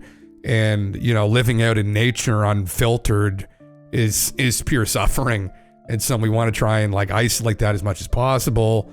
And we can attain something higher knowledge of reality and the universe. And look what we've done already. I mean, there's been lots of hiccups, and I think we're actually in the midst, personally, of going through a colossal hiccup right now, which is that unfortunately the system's kind of been co-opted by a bunch of fucking selfish assholes. But I think we could still get over it, and I think the foundations are still built on cooperation from all of these great people who made all these contributions and arguments and did all this work. And anyway, personally, I think, there are better arguments that you can literally make to convince people of why they should be good than instead of just aligning themselves with a document that talks about goodness. And it's like, oh yeah, I go to church, so like I'm good. It's like, no. Like it just creates this virtue signaling. It's like, but do you understand why you should be though? And then no, they have no fucking idea. And like that's my problem with organized religion to some degree, is it's an avenue for people to just be lazy and not think. To some degree. And for some people, listen, I know those places are like spiritual refuges, and they're beautiful. Many of even the Roman Catholic churches are beautifully constructed, and you feel like you're in some higher presence because of the amount of art that's been created here. And but that's my take on it personally. Like ethically, I think it's just kind of lazy in a way, really. And I think there's a lot of people from like philosophy that will think that as well. But there's some people who don't, who study religious doctrine or students of these religious doctrines.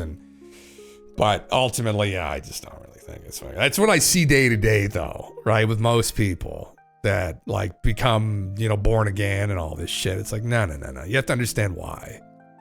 What's up, Bones? Will, what's up as well? What's the vibe? Brothers, fucking live your life, follow Christ, right? Praise Christ, right? You just gotta be with Christ, right? Just be with Christ. That's just, I may sell fucking hard drugs to everybody, but like be with Christ, just be with Christ, brother, all that stuff. Like, I know I fucking stabbed all those people, but like, be with Christ, right? Like, it's all fixed. Like, fuck Christ. Anyway. No, yeah, I've got that up here though. I got that up here, man. Yeah. Farsight did a project looking at young Jesus last week or so. The results supported Jesus was an ET PSYOP idea meant to influence the populace away from ideas and negativity groups, basically. Did they actually? Interesting, Will. Interesting. Okay. Again, for people that don't know, that was Bob Lazar famously. That's the most schizo thing Bob said, I think, for a lot of people, was that there was a government document pertaining to religion that was like that thick. And the TLDR of the bit that he read was essentially that the ETs told the government they've had a hand in influencing civilization.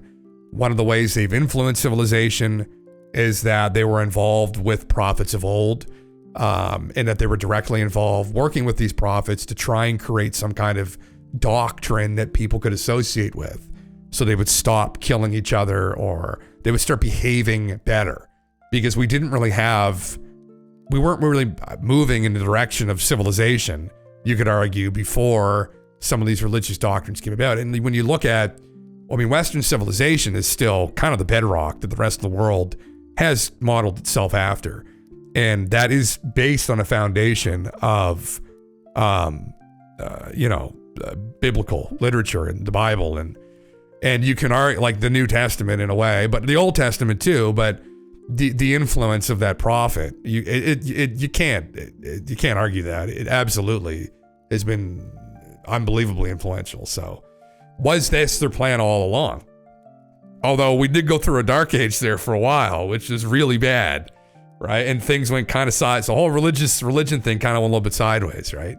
But in Bob's stories, they did it so they would preserve the containers. Because again, there was, according to him, a problem with, just people constantly killing each other and treating people poorly. And I guess that's part of the problem, though. And you could say that, well, why don't you just make a better argument for being good? But this is kind of a concerning thing. But there is a portion of the population that probably either won't want to listen to that or won't understand it either. And so it might be better for them just to try and align with Space Wizard, right? Like, do this, Space Wizard's always watching. If you be bad, Space Wizard come down and get you. So fucking don't steal those Skittles, bud. Because Space Wizard's gonna come fucking throw you in space jail after you die. You're going to burn in hell if you steal those Skittles. That creates a lot of other problems, right? And it creates quite a rigid ethical system as well. But anyway, it is what it is. Maybe it did work. Maybe it stops people from misbehaving who don't want to think, right? They're like, oh, no, I go to hell. Space Wizard watching, I will go to hell. Yeah.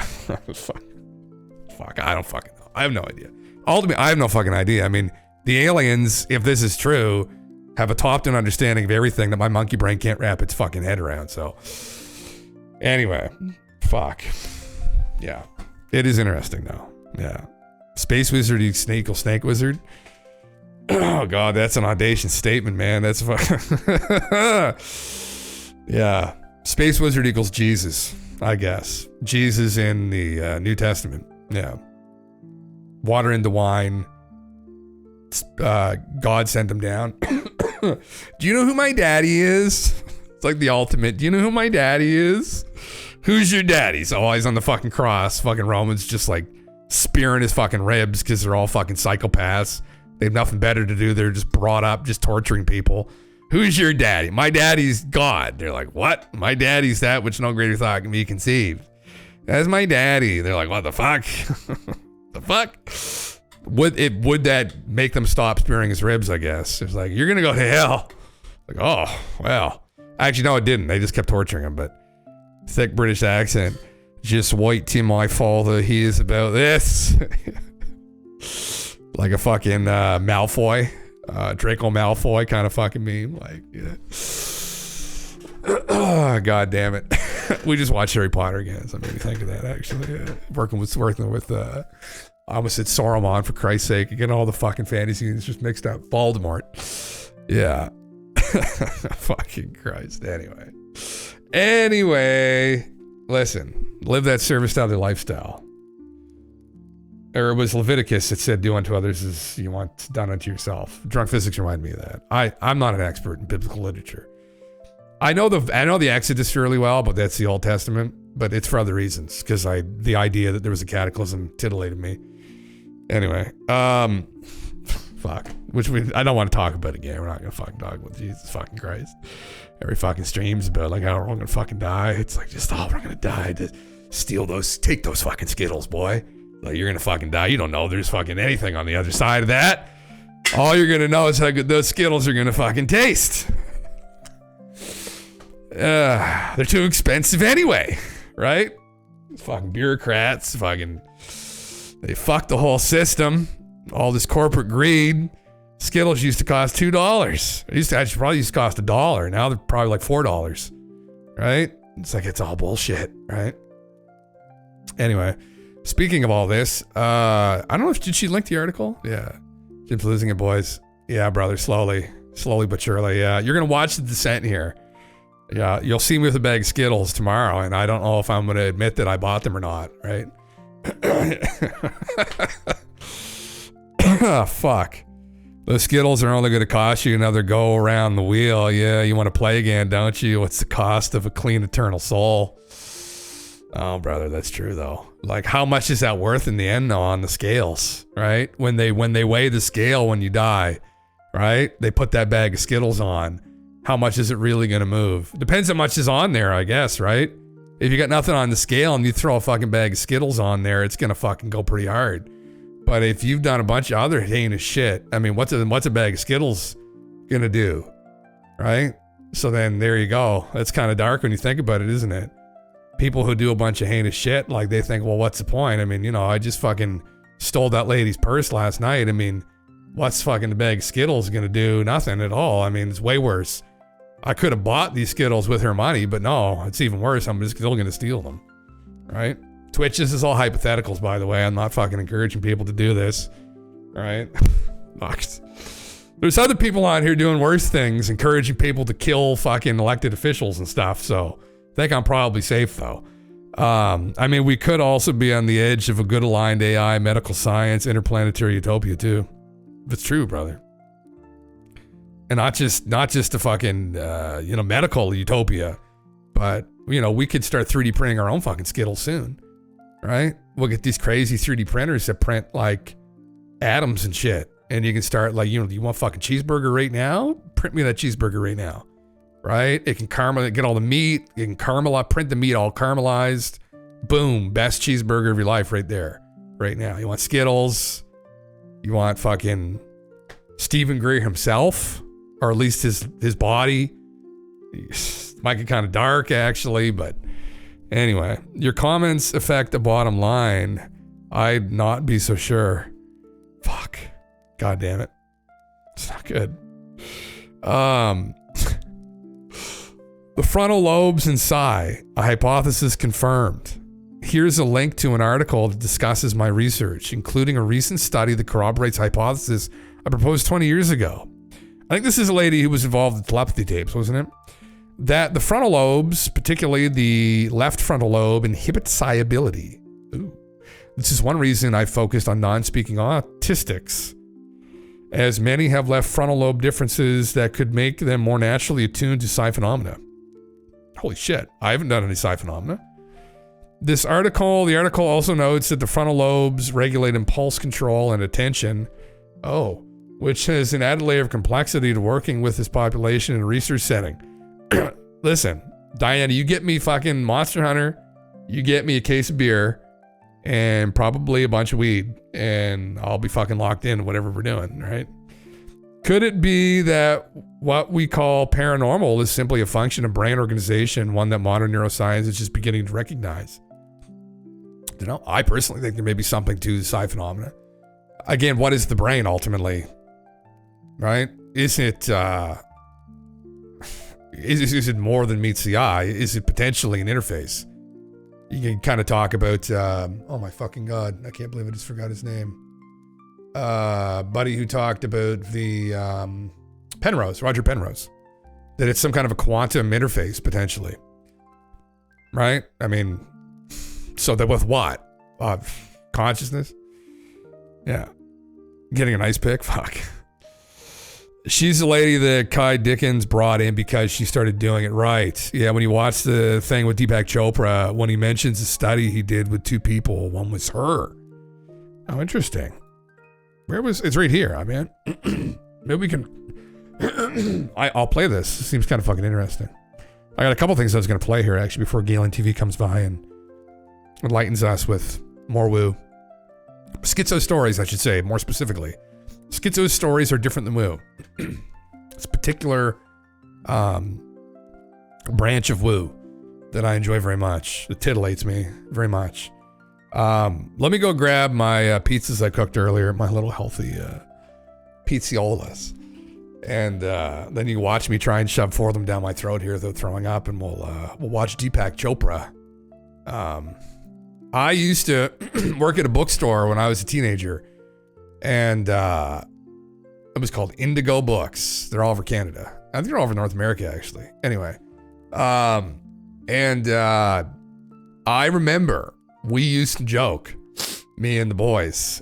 We would go. I loved like the self-help, like kind of woo section because you get like books and remote view. They put the philosophy section right by the religious studies, right by all the psychics fucking shit, and like self-help books. They're all like in the same area.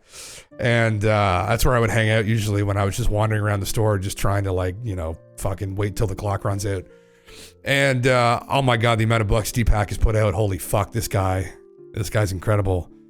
You can't wait for another giant horny bird story. Oh, we got it. Yeah, there's probably another one coming, golf, even worse than that. Listen, you never know what's going to happen with Galen TV.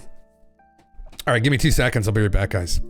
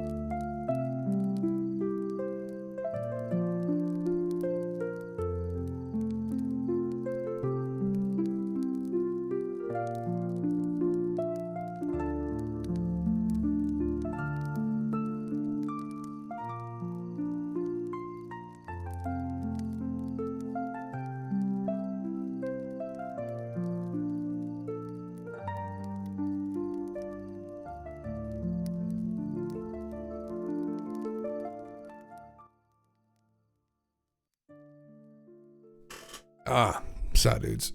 Here we are again. All pizzas. Look at these fucking things. Four of them. Fuck. Look at that. A little bit of chicken.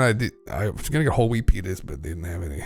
I got chicken, a little bit of tomato sauce, and then spinach and onions, shallots, and then a little bit of cheese and the Parmesan Reggiano. Little healthy pizziolas, except I'm eating fucking 4 of them, so calorically it's probably not the greatest, but I'm hungry, so. Yeah, man. You know, it's better than Domino's or Papa John's, Papa J's, fucking greasy old shit. It's nice for your health, right? For my health. Deepak, for our spiritual health. Fuck yeah. I like his vibe, actually. He's looking He needs to grow his hair out, though. He's doing the whole wizard look. Yeah.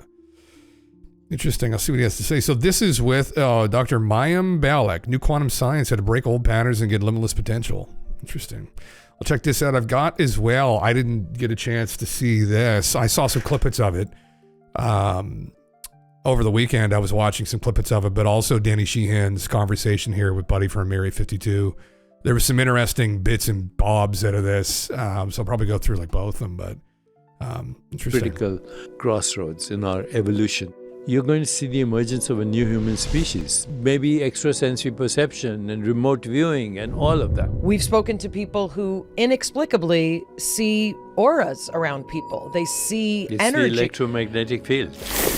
We only see things that we believe in. So seeing is not believing, it's the other way around. The way you're conditioned in your childhood determines how you see the world. So what's the world before you've been conditioned to see it? There are things that we cannot measure that do exist and are real. Everyone who's listening to this, their frontal cortex right now is changing as we speak. If we realize that everything material is an illusion, then who is creating the illusion? Are we participants in the creation of the universe, literally?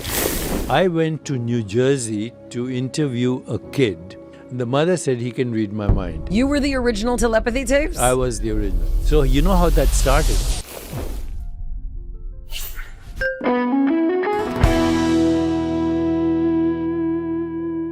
Hi, I'm Mayim Bialik. I'm Jonathan Cohen. And welcome PhD. to a very special MBB What's your Explores. PhD in? We got a lot to explore today. Today, we are exploring The totality of the universe. And if that's the biggest thing we're exploring, the smallest thing we're exploring is you, the atoms that you are made of, the consciousness that you have, and the ability that you have to think and understand outside of a material existence. Now, this all might sound like, what is going on? What if we were to tell you AI is part of this conversation? And what if we were to tell you that Deepak Chopra himself is going to explain to us both the biggest concepts in the universe and the most intimate concepts in the universe? We have him here today to help us break down all things digital. We're going to gain an understanding of extrasensory ability. We're going to talk about telepathy. We're going to talk about the psychic, physical, and spiritual implications of thinking about not only life on other planets. Can I psychically connect to Deepak's fucking bank account? Is that possible? Can I get the numbers? God damn it. But potential probability of our existence in other forms in the universe. This is both metaphysical and highly scientific. Dr. Chopra is going to talk to us about how we are at a critical evolutionary crossroads and why the next 20 years of our experience will shape the future in ways none of us could have predicted. Humans are evolving. We are becoming meta-humans. Some of us faster than others. We also want to direct you to cyberhuman.ai, which is the brainchild of Dr. Chopra. And it's a groundbreaking platform that merges ancient wisdom with modern science. So these two platforms would be really, really incredible for you to kind of poke around in after you listen to this conversation. Let us welcome in person, Dr. Deepak Chopra. We got to speak to you before, virtually. We never thought we'd get to speak to you in person. So thank you for being here. Thank you. We have a funny question for you. Why did you want to talk to us again? Well, because I enjoyed the last one. We were hoping that was true. Yeah, it is true. You're doing a tremendous amount of work in the digital space, in people's understanding of AI.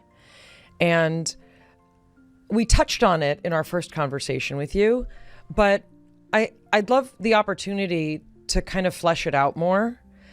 I think a lot of people maybe don't understand how AI practically applies to wellness. And maybe we could start with you talking about sort of the reasons for introducing AI into this conversation. So you talk about waking up. What does it mean to wake up? Can you kind of lay out for us the problem, right? What we need to wake up from, and then we can get into how AI helps that.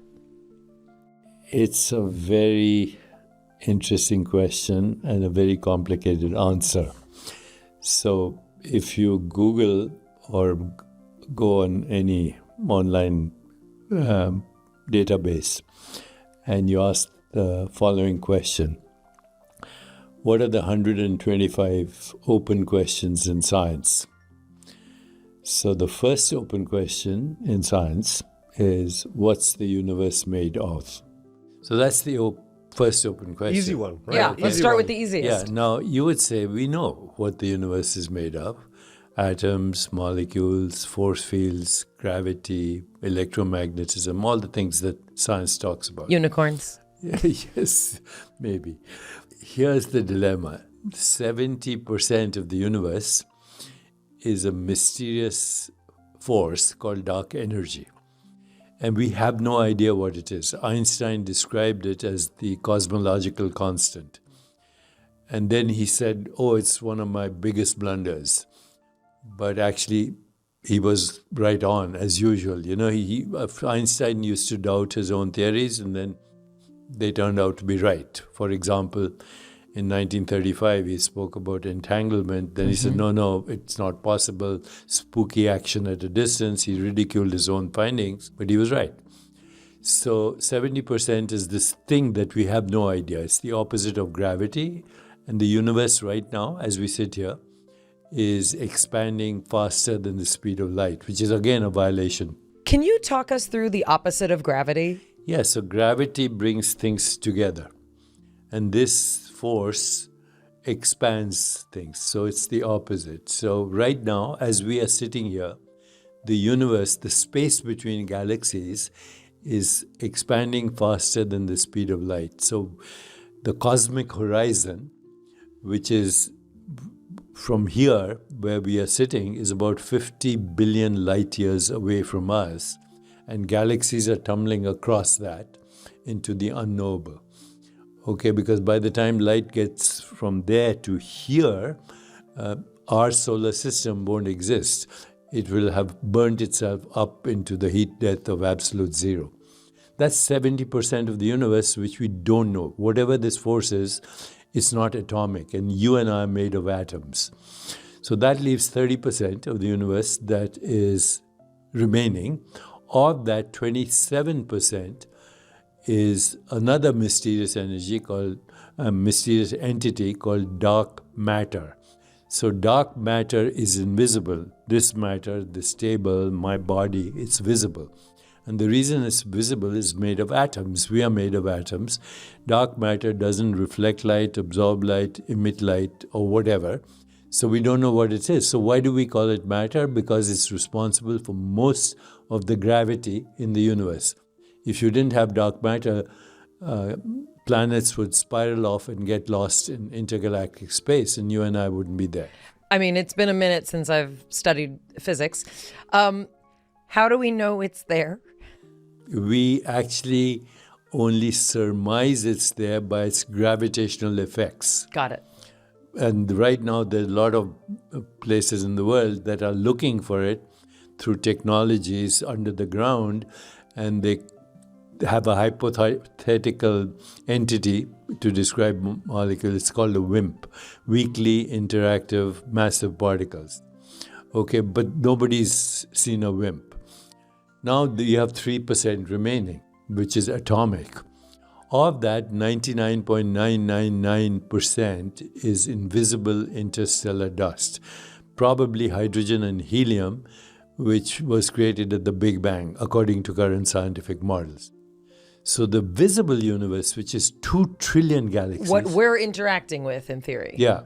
The visible universe, 2 trillion galaxies, 700 sextillion stars, and according to the James Webb Telescope right now, probably 60 billion habitable planets in the Milky Way galaxy. Multiply that by 2 trillion galaxies, you have habitable planets. The whole universe is teeming with life as we know life. So if a planet is very close to its sun, too hot, too far, too cold, no life.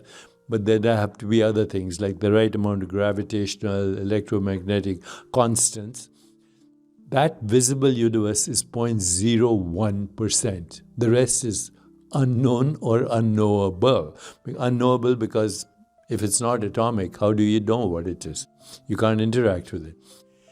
Now, here's the problem. The 0.01% that's visible, which is made of atoms, 2 trillion galaxies, as you know, that atoms made of particles, and particles, when you observe them, they have a location in space-time. When you don't observe them, they disappear into waves. Mm-hmm.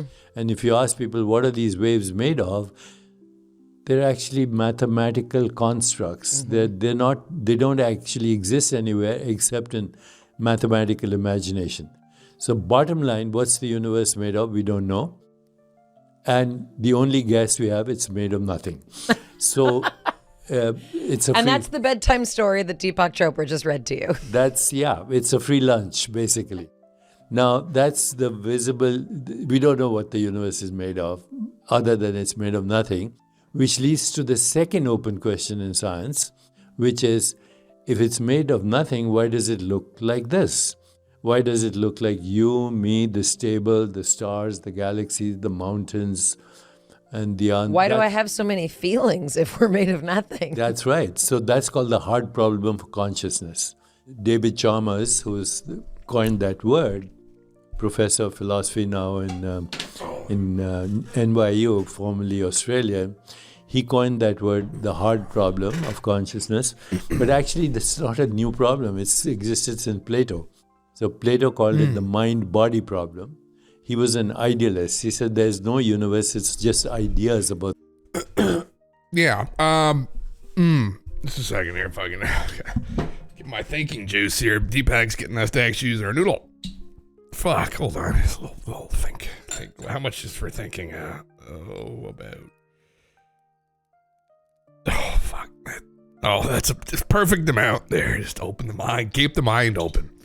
Fucking bit of water. This stuff's hot as fuck. There we go. Yeah, well, it's not that it's necessarily made of nothing, potentially. It's that potentially it's still information. So that is one interpretation, I guess, of the data. That's debated, I guess, but potentially that's the explanation, that it's kind of informational-based reality. And that's where people go with like simulation theory next, right? And thinking that when we're running a simulation or a video game, that's kind of how you would imagine players in the game might ultimately look at reality. It's information-based. There isn't any really matter. Now, he kind of went off of the hard problem. I'll let him continue. The universe we have. And then his student, Aristotle, who was a physicalist, ushered in science, he said, no, the universe is made of stuff. But right now, the latest conversation, which I totally support, by the way, and this is where it gets very kind of mind-boggling, there's no universe.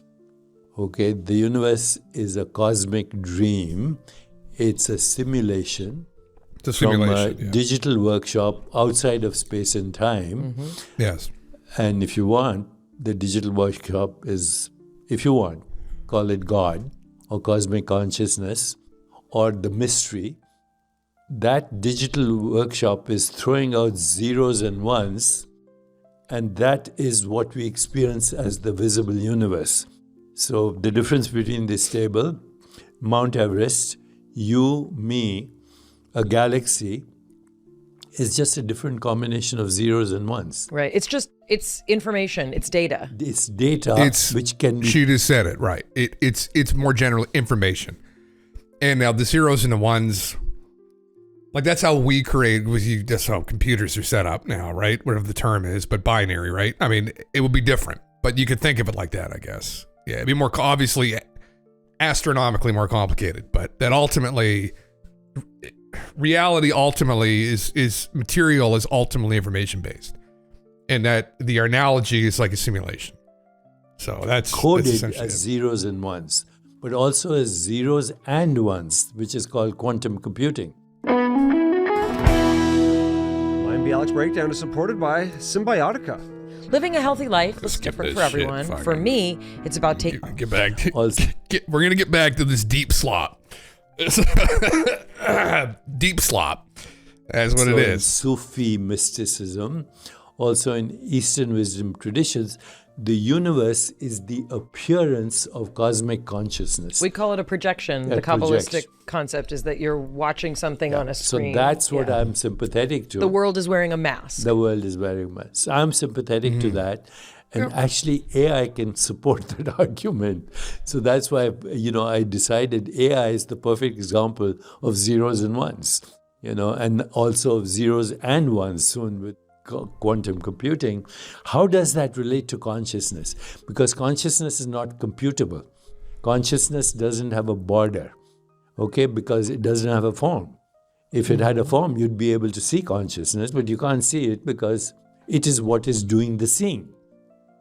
Okay, so it has no border, which means it's infinite, which means it's spaceless, timeless, incomprehensible, and actually beyond anything that we can conceive or imagine. Freeman Dyson, one of the greatest physicists of our time. He's kind of jumped around a little bit, but I think so. But the hard problem in philosophy, it's you have all this data, all these inputs. How does all of this data turn itself into a conscious experience? We don't know how that happens.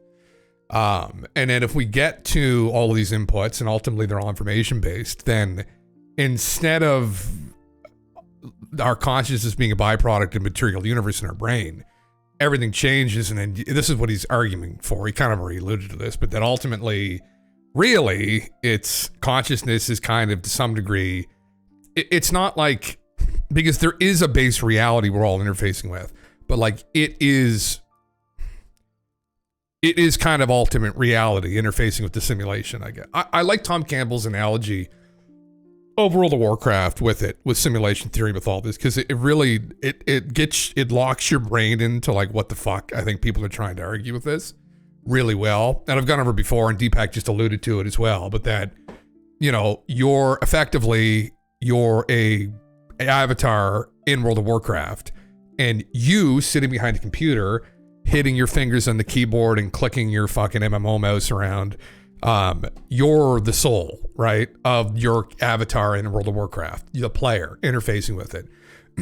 And you're out in ultimate reality. You could call it like the realm of the forms, but like Plato may refer to it as, but you're in ultimate reality, and that your avatar in World of Warcraft is stuck within this simulation, and you're guiding your avatar, right? You're making decisions for it. Your avatar has influence on you as well. Like if you're a rogue, you can't cast Fireball, right? You could think of it maybe like genetics would be kind of similar to that, where, you can only do so much with what you've been given, and it has influence on the player as well, but ultimately the player is making decisions here. And at the brain, we're talking with like Roger Penrose, and I forget the other general's name, but they've been working on this idea that the brain is like a quantum computer or like quantum interface of sorts. And then I don't know how Roger is on simulation theory, but people have been using his research and his ideas and tailoring that into simulation theory, and that this supports the idea that ultimately this is just an interface. This is literally just an avatar. And anyway, that's where Deepak going with this. I mean, Deepak has obviously been a purveyor of kind of Eastern, like, philosophies, and like I think he's a background in Hinduism, and some of these philosophies from these yogis and whatnot. And anyway, everyone knows who Deepak is. Times, who passed away only a few years ago in the mid-90s, from Princeton, originally from Cambridge, he said God is what the mind becomes when it goes beyond the threshold of our comprehension. We just give up because there's no way to compute this mystery, but it is responsible for all computations. There's a merger, really, between very old Eastern philosophical ideas and the new ideas in Judaism, and ideas in many Western traditions many too. Western traditions, including philosophers like Wittgenstein. Wittgenstein said, our life is a dream, we are asleep, but once in a while we wake up enough to know that we're dreaming. So waking up simply means going from this projection to what is doing the projection. What is it that does the projection? And again, in Kabbalistic traditions, we are, and in Sufi traditions, we are a drop in the ocean of the divine mystery. And Rumi has a great poem. He says, you're not just a drop in the ocean, you're also the ocean in the drop. Well, there's a fusion happening between current science, people in the artificial intelligence realm. Intimacy is into me, I see. More techno-utopian. You're just fucking yourself in the end, Lemon. Is that what this all means, reality, or, you know, life as a simulation, really thinking about it as a video game. Nice. And the older traditions that, you know, had the mystic elements. Realize. Right now, the preeminent philosopher scientist on this is a person called Nick Bostrom. And he talks about the universe being a... I don't know if Nick is a fucking... Nick's a great guy, but... Nick just created a thought experiment for simulation theory, which... I mean, he kind of ended up being the guy, but... Honestly, Tom Campbell's kind of the guy, but Tom goes out... For some people in the woo-woo la-la land, like Tom worked with the Monroe Institute, and Tom was doing channeling aliens. Like Tom went like way the fuck for some of these people out there. And so some people don't want to talk with Tom or talk about Tom, but you know, there's tons of people from all of these different religious traditions supposedly that had commune with the gods at some point, or other forces and energies. And I mean, obviously you would try that. I mean, I don't know. Yeah. It's a real quote from Love Guru. Oh, is it actually? Intimacy equals into me, I see. Interesting. Yeah, more I think about that, I'm getting it more, Lemon. Yeah. I just saw it initially meant like fucking yourself, but I kind of see what he was saying. Yeah. Interesting. In a cosmic computer. Thomas Campbell, he calls it, you know, she like knows who Tom autonomous, is. Unbounded oneness. And 100%. it's, you know, and he's a hardcore physicist who accidentally learned transcendental meditation and was off in another stratosphere as just a young grad student. So he's got it right. He's got it right. He's got it right.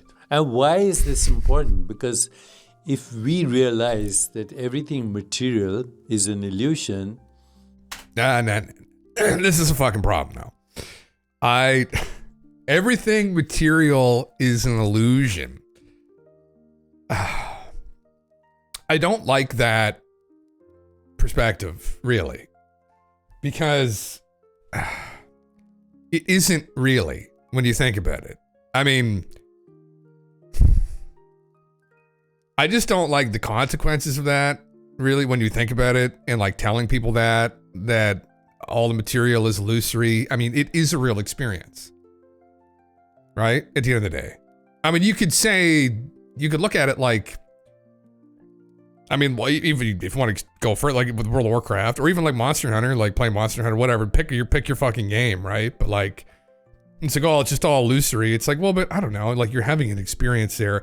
And the thing about treating reality like that is, man, it's a rough game here, if that's what it is. It's not fucking, you know, this isn't World of Warcraft. There are some real world consequences for actions as well. And that's the problem, I think, sometimes with simulation theory, or people who kind of will talk about simulation theory or reframe it, or I think there are real consequences, like serious, you know, and sometimes you face them within life as well. And I don't know if I vibe with that. Yeah. There are rules, Naughty. Yeah. Oi, lads, Newcastle just won the EFL Cup, so I'm getting hammered tonight. Welcome, brother. We're just having a couple sips ourselves here, so. Yeah, fuck it. Then who is creating, or what is creating the illusion? Are we participants in the creation of the universe, literally?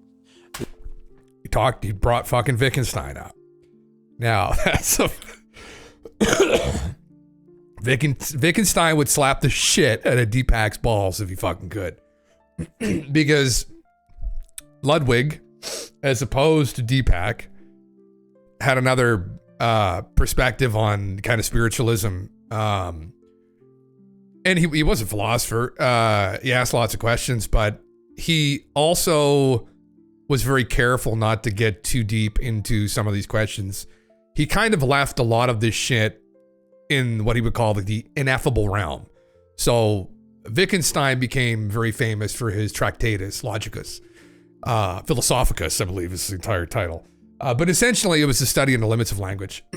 And some of this stuff, ultimately, like especially when we get into asking questions about, well, like the player, we could look at it this way, the soul or ultimate reality or what's behind that. And people can have all kinds of ideas, but I mean, ultimately, all of that is well beyond, and by definition, is beyond our experience here. It's beyond the material world, and really, what we're using to reason through all of this is our brain, right?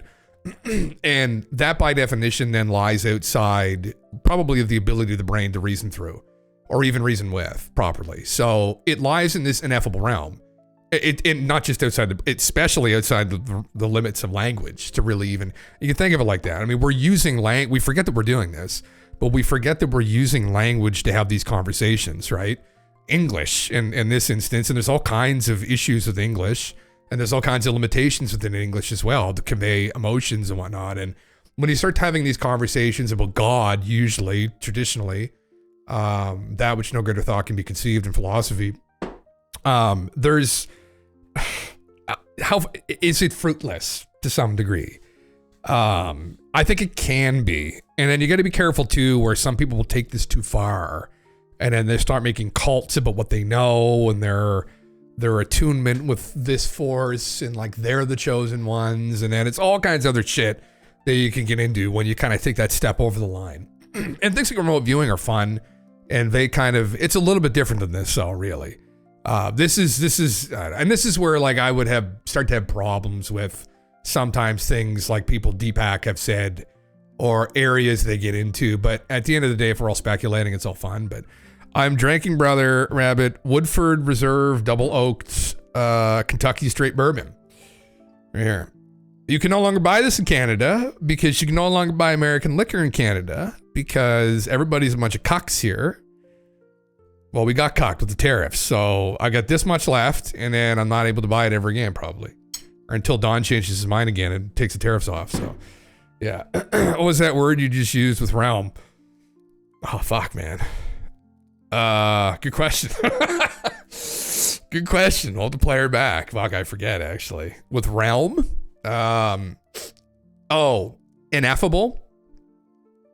I think it was probably... I guess what Wittgenstein would say, that it's in an ineffable realm, which is unable to be spoken on. Yeah. The limit of language. Yeah. It's an ineffable realm. That's kind of the TLDR of the Tractatus. It's a work in logic and philosophy, and it's analyzing language, and it's a hell of a read.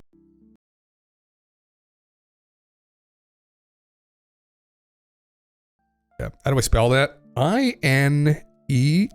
Let me see if I can do it. E-N Affable. Oh, fucking Christ. INEFFABLE. A-B-L-E. Ineffable, yeah. Yeah. Need some rum runners to start hiking, brother. Will, you gonna do it? Meet me at the fucking Maine border. That's what's gonna start happening. I need to get a hold of some Tom Gore, right? Cabernet Sauvignon, fucking Cab Sav. And I need to get a hold of some goddamn Long Branch. I don't know if I got to pay Matthew McConaughey himself to fly up here to fucking Canada to bring it or what, but anyway, sorry, I'll continue. There's something very mysterious about the human species that is very biblically kind of metaphorically expressed as, the apple and the knowledge of the tree of good and evil, that we now have that knowledge. So AI can cause our extinction, but AI can also create a more peaceful, just, sustainable, healthier, and joyful world. So we're at a very critical crossroads in our evolution as a human species. And AI, because it's a large language model, it's not just narrative language, but the language of physics, biology, astronomy, you name it, history, mythology, religion, spirituality. And what are the limits of that language as well? Right? Looney Rooster, what's up, man? Stupid question here. It's the first time chat. There's no such thing as a stupid question. Some people say, Rooster. if life was an application on a super quantum computer, wouldn't be able to detect robots or system issues that would prove the theory, Rooster. Yeah, I know what you're trying to say, yeah. So if we're in a simulation on some kind of a computer created on the other side of reality, how would we be able to know with conviction that we're actually in that simulation? That's a really good question. And there's been people that brought this up before. Tom Campbell's brought this up. What will be some ways? How could we infer we're in a simulation? Like, would you be able to detect? Sorry, reboots. I read this robot. Reboots or system issues. Would that prove the theory? Well, so like some of those system issues, maybe Deepak brought up here a second ago, with like the observer effect, like with the double slit experiment. Where the quirks and all these really small particles that ultimately, I forget what the two are they studied, but the names of them, but that we were having an effect on reality. Consciousness was having a discernible effect on reality itself. And that is what, sorry, I'm recovering from a cold, or bronchitis actually, a fucking literal chest infection. That some of those, so that effect in and of itself might be indicative of like one of these system issues, maybe. It'd be one of these tells that you might have, right? Because again, they're functioning under this hypothesis that humans are ultimately avatars for some kind of player interfacing with reality, right? and so that player would have an effect using the avatar on reality, and that would be discernible, and that supposedly this double slit experiment, there's another version of the double slit experiment Tom Campbell was trying to do that would prove this more definitively, and it hasn't really worked. He thinks it has. It hasn't really worked, but you know, this is the other problem, right? That whatever and whoever, and by whoever I don't mean one guy who said all this, so we have no idea what the fuck's going on here consciously, right? At least most people don't. Some people claim that they do. I don't know. But it might be, and considering that people don't know any of this consciously, although some people claim they've recollected past lives and you can do this by manipulating consciousness, we aren't really consciously aware of what the fuck's going on here, right? Baseline. So that might be an intention with the experience not to know you're in a game, right? That's a part of it. And so then the entire thing may be pretty carefully crafted so you're not really ever going to know with any conviction that you're within it. I mean, it's one of those things, it's like, even if, let's say, you read all, like I've read every fucking past life regression out there, from Dolores Cannon to Michael Newton to fucking near-death experience documents. I mean, I read every fucking single bit of it, but I don't know with complete conviction that it's absolutely a reality, right? I don't know it, right? I don't like know it to the degree that I would like to know it, like that 2 + 2 = 4, like that level of conviction, right? We don't have that level of conviction with it, and I don't think we ever will, and that could just be part and parcel of the experience. As frustrating as that may be, as we go along, undoubtedly, we're going to kind of probably get more and more convicted. I mean, there's already tons of people involved in different areas of academia and, you know, hard science, whether they're in quantum physics or they're in fucking chemistry or they're in philosophy, that you place a bet that, well, it looks like probably it's a simulation, right? But that's as far, but that's the meme. It's like, it was mentioned Plato, or Rami and these other you know, thinkers, philosophers, that people have been presuming this for thousands of years. I mean, Plato effectively, they didn't have the language, again, the limiting factor sometimes, to really convey what they were thinking, but like Plato had pretty much the same idea 2,400 years ago, that ultimately reality is like a simulation, right? And that everything around us is a product of us pulling from some higher place, this realm of the forms. And they're poorly constructed copies, like a desk, a chair, even maybe whiskey. All this stuff is pulled from some place, ultimately, all these ideas down into this world. And there's a place where all this ultimately resides, all the perfect ideas of these things, called the realm of the forms. So, I mean, you know, so it would make sense too, right? I mean, maybe there are more experienced players. There are some more experienced players than others, right? And maybe when those experienced players are even in primitive cultures, they're bringing down these fucking ideas. I mean, you can imagine back in the day, 2,400 years ago, when people were still worshiping, they're in this, you know, they had this polytheistic pantheon still, like they were, you know, sacrificing bulls for Zeus and shit, and Athena and Ares, and then this guy's coming down from the hill talking about this other realm and shit, and like, you're all in the fucking cave, you're all fucking stupid, and they're just like, this guy's fucking nuts. Like, it would have been even worse back then. Now we have things like quantum physics, and we have some experiments we've done that could infer these things, but holy fuck, I can't imagine the flack that Plato and them must have got. As a system builder, we have many of nights of Kentucky KY bourbon discussion, as in Matrix, that Dahavu is an example of possible system glitches in the video games of consciousness as we know it. Makes you think, yeah. Oh, sorry, is that deja vu, Rooster? Yes. Yeah, deja vu, me and a buddy of mine, Drunk Physics, he's a background, my friend, in theoretical physics and string theory. He's been on a couple times here. We've had these conversations about deja vu. Exactly, yeah. That is another example, potentially, of some kind of a glitch. And it's something that, and that's why it's so important to have conversation and just speak with the people. Because at the end of the day, I mean, we're all stuck also within our subjective experiences, really, when you think about it. I mean, there's obviously things that are objectively true, but ultimately our experience is just so subjective, and that's really what this is all about. And comparing notes and being like, oh, you've had that too. Oh, that's very strange. And it's one of those phenomena for people that don't know. Yeah, deja vu is very weird. It's extremely weird. I've had it happen myself. I mean, and I forget there's another version of it, but an extreme version. And actually, Drunk mentioned this too. He had another version of it himself. But the version I had, I remember vividly, was when I was younger. And a lot of people have it when they're kids, and your brain's developing. That's why. There is an explanation for why it happens, but there's no explanation to the degree that it happens to sometimes, where I've had dreams literally play out in front of me. And I'm not just saying that to be fun and to be woo. It's literally happened. I literally remember having the dream and then driving in a vehicle and having this chain of events happen. Literally play by play by play by play. And there was maybe 2 weeks, and I remember how vivid the dream was. I still remember it, actually. I was in Prince Edward Island with my family when I was a kid on vacation, and I remember going and having the dream about driving in the car and seeing these things happen.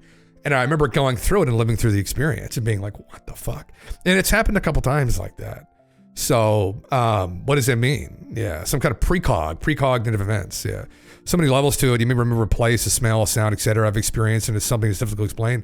Yeah, Rooster, we were talking about this recently with places in the world. Even people have this strange affinity for, like that they never visited. Like I've had two in my life. I've had the Mediterranean is one, Greece, Italy. That whole area is one I've had a very deep affinity for, and Japan. I've had this unbelievable, and I think a lot of millennials have that. Maybe it's the anime.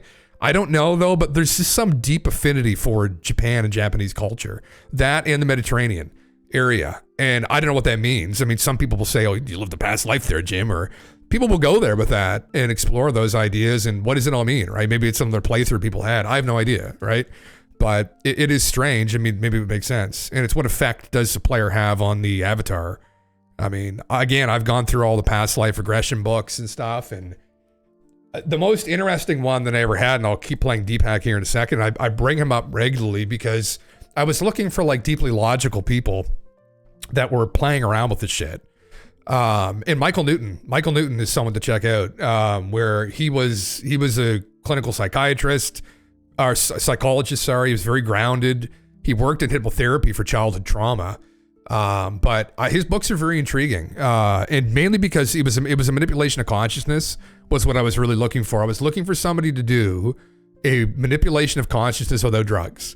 That's what I wanted, because I was obsessed with like Terrence McKenna. I have some videos of him up here actually right now.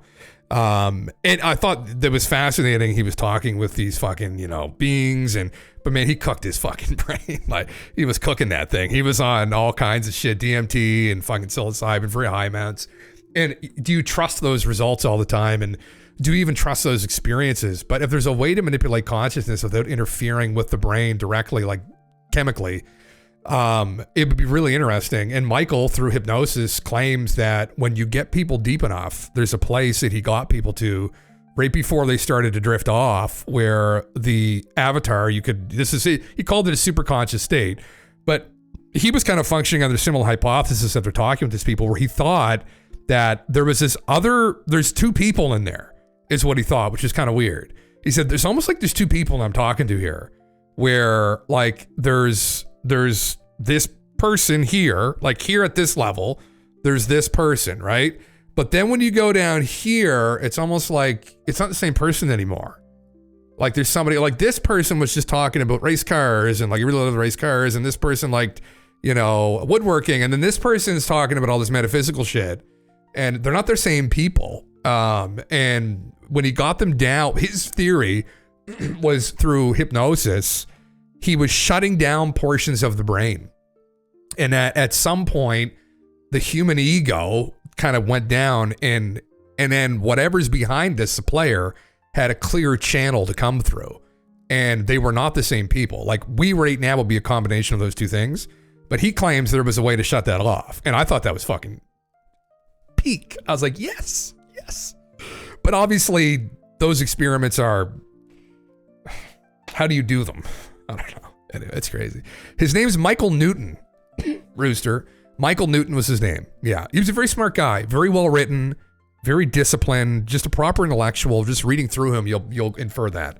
What I would wish they did, the Newton Institute, is release all of the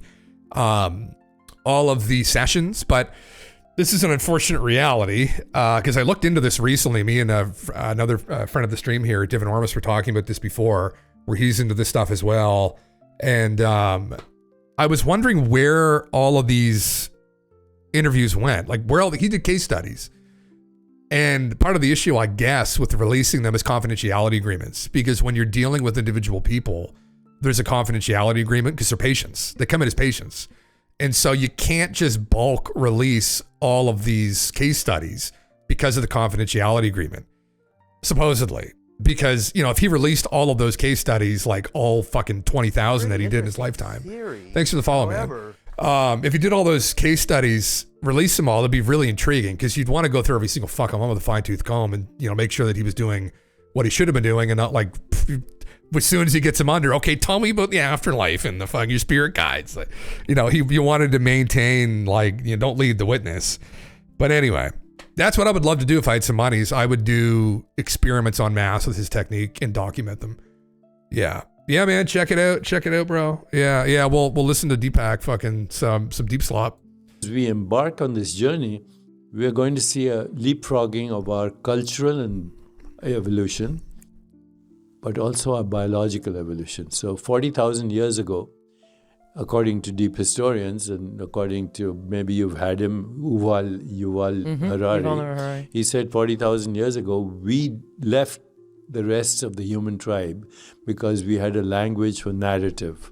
All the animals, other animals, including other hominins, have a language for just mating calls, food calls, and danger calls. The important stuff. Yeah, the important. That's how we survive. Yeah. But now we have this language where we can communicate ideas, but now we have large language models which combine narrative with physics, with biology, with religion, with spirituality. So what I'm saying right now, which a lot of people roll up their eyes, is that in 20 years, you're going to see the emergence of a new human species, because, and I choose to call it metahuman, because our neural landscape is changing with these large language models. The more knowledge you acquire, the brain networks adjust to that. And then your epigenetic modulation occurs. So we will see a new human species in 20 years. You know, it's funny. I was thinking about this, and obviously I'm trained in neuroscience, so we have to think about these things. Yeah. And, you know, the story that we kind of always tell is, it usually comes up when people say, why are so many people autistic? Why do we have so much ADHD? Could the human genome have been affected so acutely, right, in the last 20 years? And we know that a lot of that is diagnostic. It's the way that we're sort of... But also the environment. But also the environment. Absolutely, the environment has changed. I was listening today to a podcast, and they were saying, what's changed in the last 50 years? ADHD, autism rates, and the way we treat women's health, the food that we feed the women who are getting pregnant to make the babies, right? I was just going to say birth control in the water. So if you look at what could have happened that's significant in the last 50 years, the Oh, environment. no, she wasn't talking about, okay, I see what she means now. I was going to say fucking birth control in the goddamn water. There's so many things we can't filter out of our fucking water that people drink every goddamn day. Pesticides, shit like that, birth control. You're in an inner city somewhere, good luck. Yeah. Cook your food with nuclear waves. Yeah, fuck it, man. I mean, environment, toxins, food, and kind of mental health care in a rapidly changing environment. So that being said, I was thinking about this yesterday in a very non-scientific way. My father, of blessed memory, he passed away 10 years ago. He was a huge basketball fan. And my father was a New Yorker, and he loved the New York Knicks. So I grew up watching the New York Knicks, Patrick Ewing, all the classic greats. And I was raised on 1970s and 80s basketball. But my father also lived through Michael Jordan. And we would watch all of those games. And I was thinking my father's concept of basketball that he was raised with as a kid, poor kid growing up, right, in the Bronx, it had to change so significantly when he saw the things that this athlete was doing, right? But when you talk about this, when I think about my grandparents who were sweatshop workers who immigrated from East... be more new age just in turning your part of your brain into a fluoride crystal. Oh, fuck. Choked on that one. Fuck, great. That's literally it, though, brother. Like, fuck. Eastern Europe, who never even understood what neuroscience was that I was studying. I couldn't even explain it, right? Amy Fowler? Their concept of the world. My grandmother grew up with no electricity in the village that she fled, right? The world changed so significantly. So then I think about me, us, and our kids, and the way my child can pick up anything. And if he's never seen how to do this website or application online, his brain has figured it out. And I know that fundamentally, it's not a significantly different brain than 1,000 years ago. But right now, what the interesting thing is, everyone who's listening to this. Oh, she's from the Big Bang Theory. They're also watching us? Yeah. I didn't know that. Their frontal cortex right now is changing as we speak. So they could be in England or in China, and their genetics is being affected in this part. Now, if so my frontal cortex is currently rotting. It's currently fucking rotting. It's rotting so much it's starting to stink. Deepak. No, I'm just joking. Fuck me. Is that 60-minute special release yet on the drones? I don't know. Was there one limit? I don't remember. Fuck. She's Sheldon's girlfriend. Oh, fuck. Okay, I don't watch The Big Bang Theory. I had no idea who she was. She was a legit physicist before she was Big Bang. She's a neuroscientist. Yeah. Oh, last Sunday. No, I didn't see that. Fuck. If we were talking, and since you're a neuroscientist, we were talking about something very emotionally distressing or whatever, then the reptilian and emotional brain would be activated and the neural networks would change. So every experience modulates our gene activity and our neural activity. That's why I'm saying in 20 years, this is a new human species with maybe extrasensory perception and remote viewing and all of that. Okay, so that was on our list of things we wanted to talk to you about. Remote viewing, oh yes. I mean, I can't even wrap my head around the percentages we're talking about. And it's not in the gray matter conversation, but one of the things that people who are stuck in a materialistic worldview are so hung up on is, I believe what I can see. I maybe believe what I can feel, but only if I can describe it really well and if it's predictable and reproducible. When we talk to people all the time who feel that they understand things that cannot be measured, we've spoken to people who inexplicably see auras around people. They see energy. It's the electromagnetic field. Thomas Campbell, after transcendental meditation, said that he could see what looked like cotton candy between trees, right? So can you talk a little bit about, in terms of what we know is unobservable, given this kind of framework, how far can we extend that into saying there are things that we cannot measure that do exist and are real? Brother. So you raise a very important point. We only see things that we believe in. So seeing is not believing, it's the other way around. Your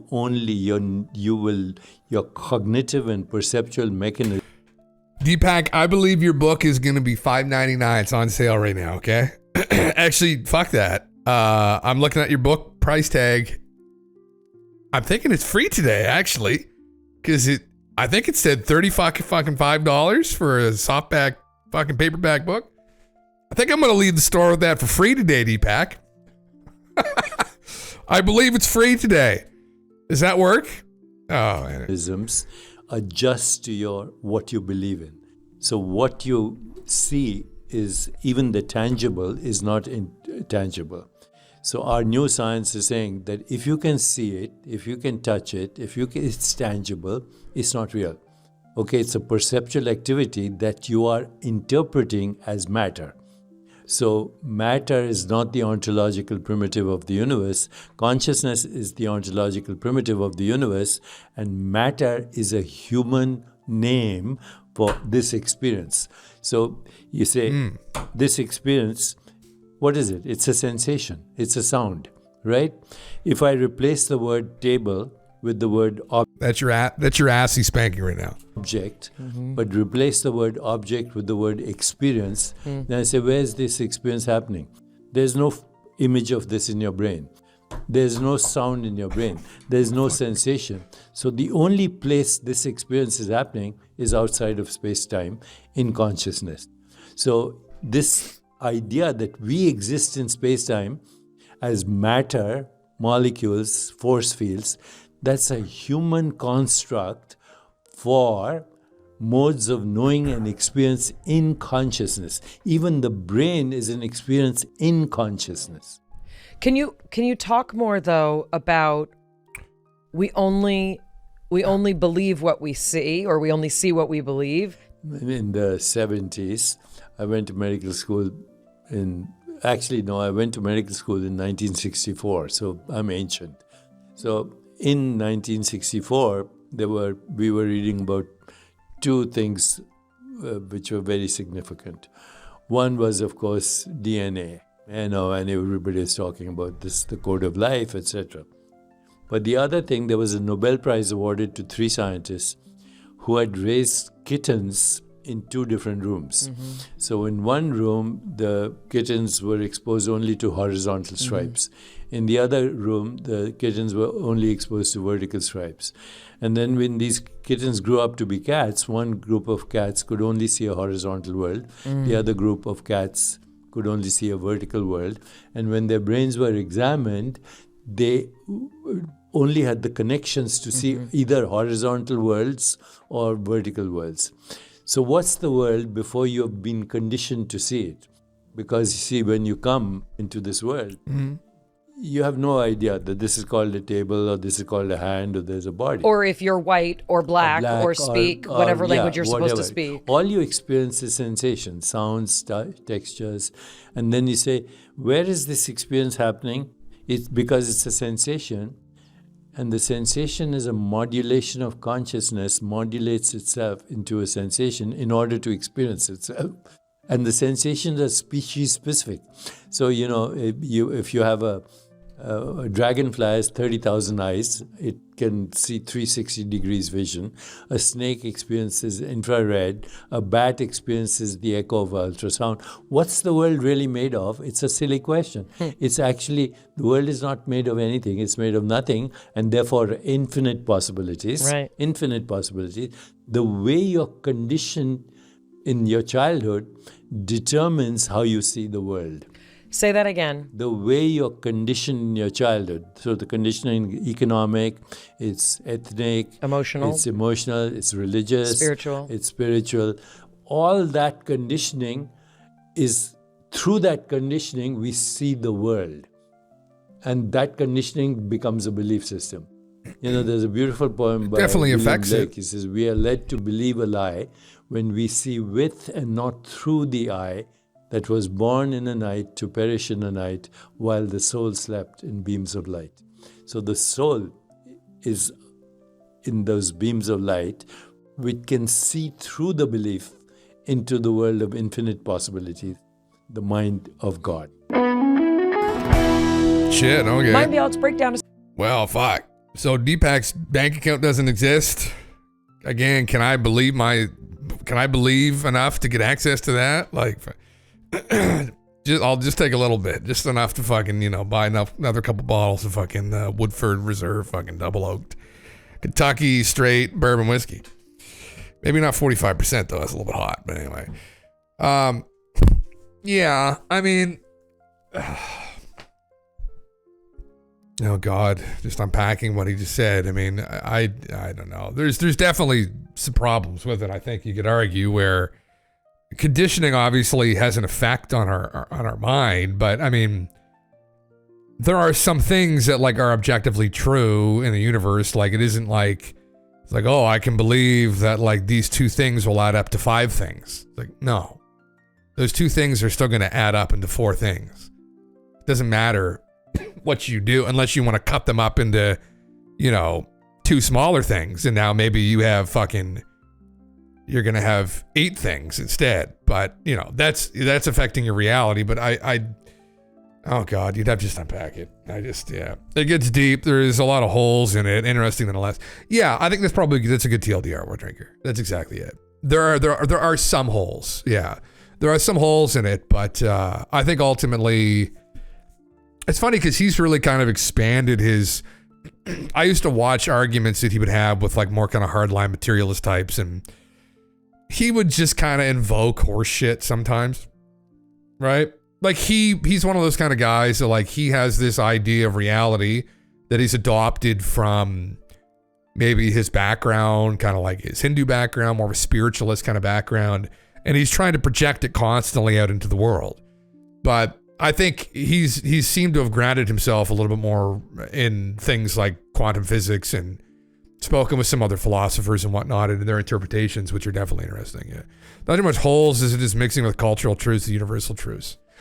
It could be considered that way, Bones. Yeah, I guess. I mean, I'm after objective truths for me personally. I mean, I think we all are to some degree out there, but I'm after what is objectively true. And I mean, how do we get to that ultimately? How do we reach that? Especially when we're getting to these very difficult things like these ontological questions of being and reality and nature of reality, and how do we approach that? And it also there's a lot of wiggle room and interpretation of reality. For instance, again, bringing up the double slit experiment. How does consciousness affect reality? What is consciousness? What is reality? There's a lot of wiggle room there. But you like subjective truths because, again, change them to benefit me. Yeah, that's exactly it, GALENTV. Yeah. There you go. Yeah. Are you here now? Have you arrived officially, sir? Let me see. Oh, my God, you have. There you are. Welcome, sir. Yeah, I'm all good to go. You're good to go. Were you enjoying some of our deep slop here? Yeah, I came in a little bit. It's usually Jim slop, deep slop, whatever. Yeah. I can't remember, but I remember you had that one girl from Big Bang Theory. Although she's been in like a few things, I think, recently. Oh yeah. But that was kind of her class. She was in Curb Your Enthusiasm too. I noticed that. I think that was like the second time I watched through it. I noticed that she was like a minor character. Oh, but you watch a Big Bang Theory, do you? I specifically remember her character because that's when I stopped watching the show. Oh. Because I felt like that killed it. But yeah, that was, what was that, like 14 years ago? Jeez. So I think that was 2011. Okay, I'll subscribe to her channel, Bones. Now, listen, it's all very philosophical conversation at the end of the day. She was like a legit neuroscientist, though. So she has a lot of credentials. But, oh, yeah. She's like, she publishes and stuff still, like on the topic, or? She also was in a TV show about owning a cat daycare or a cat cafe. I think that was pretty recent, though. And I know that one because I saw commercials for it while I was watching, my sports. Oh, brother. Okay, yeah. Interesting. Yeah, there you go. Fuck. It wasn't that bad, really. Yeah. And Blossom is a teen in Big Bang. She's spoken with NDE havers as well. She's pretty down into some things. Pretty open to some of this kind of metaphysical stuff, I will. Yeah, she's definitely... well, she does have brain, She does have what? She does have brain, yeah. She does have brain, yeah. So she's open-minded. Well, hey, it's better to be open-minded than closed-minded, I mean. Yeah. Yeah, you just don't want it to be soap and your brain falls out on the floor, but you know. Is that too open-minded? No, that's just the right It's open balance. head. That's open-headed. That's not open-minded. It's true. It's true. Oh. Sir, welcome this evening. We're talking. I've got a couple things up here I was going to talk about, but what do you want to talk about this evening? I have a couple things. I spent the majority of today doing work, so yes, I didn't look for like a whole lot of stuff last night. I don't know what was. I thought I caught whatever it was that you had yesterday, and I thought I said, well, yeah, because I felt like off yesterday, but I feel fine today, so I might have been just tired. Yeah. But, so that can happen. Because I was thinking yesterday, I was like, oh god, not gonna be able to, my voice is gonna be gone. We're not doing Jim Russell show ever again. It's gonna be over for me. But no, I'm fine today though. It was kind of like that feeling you get like before you get sick. Yes. If you know what I mean. That's kind of what I had.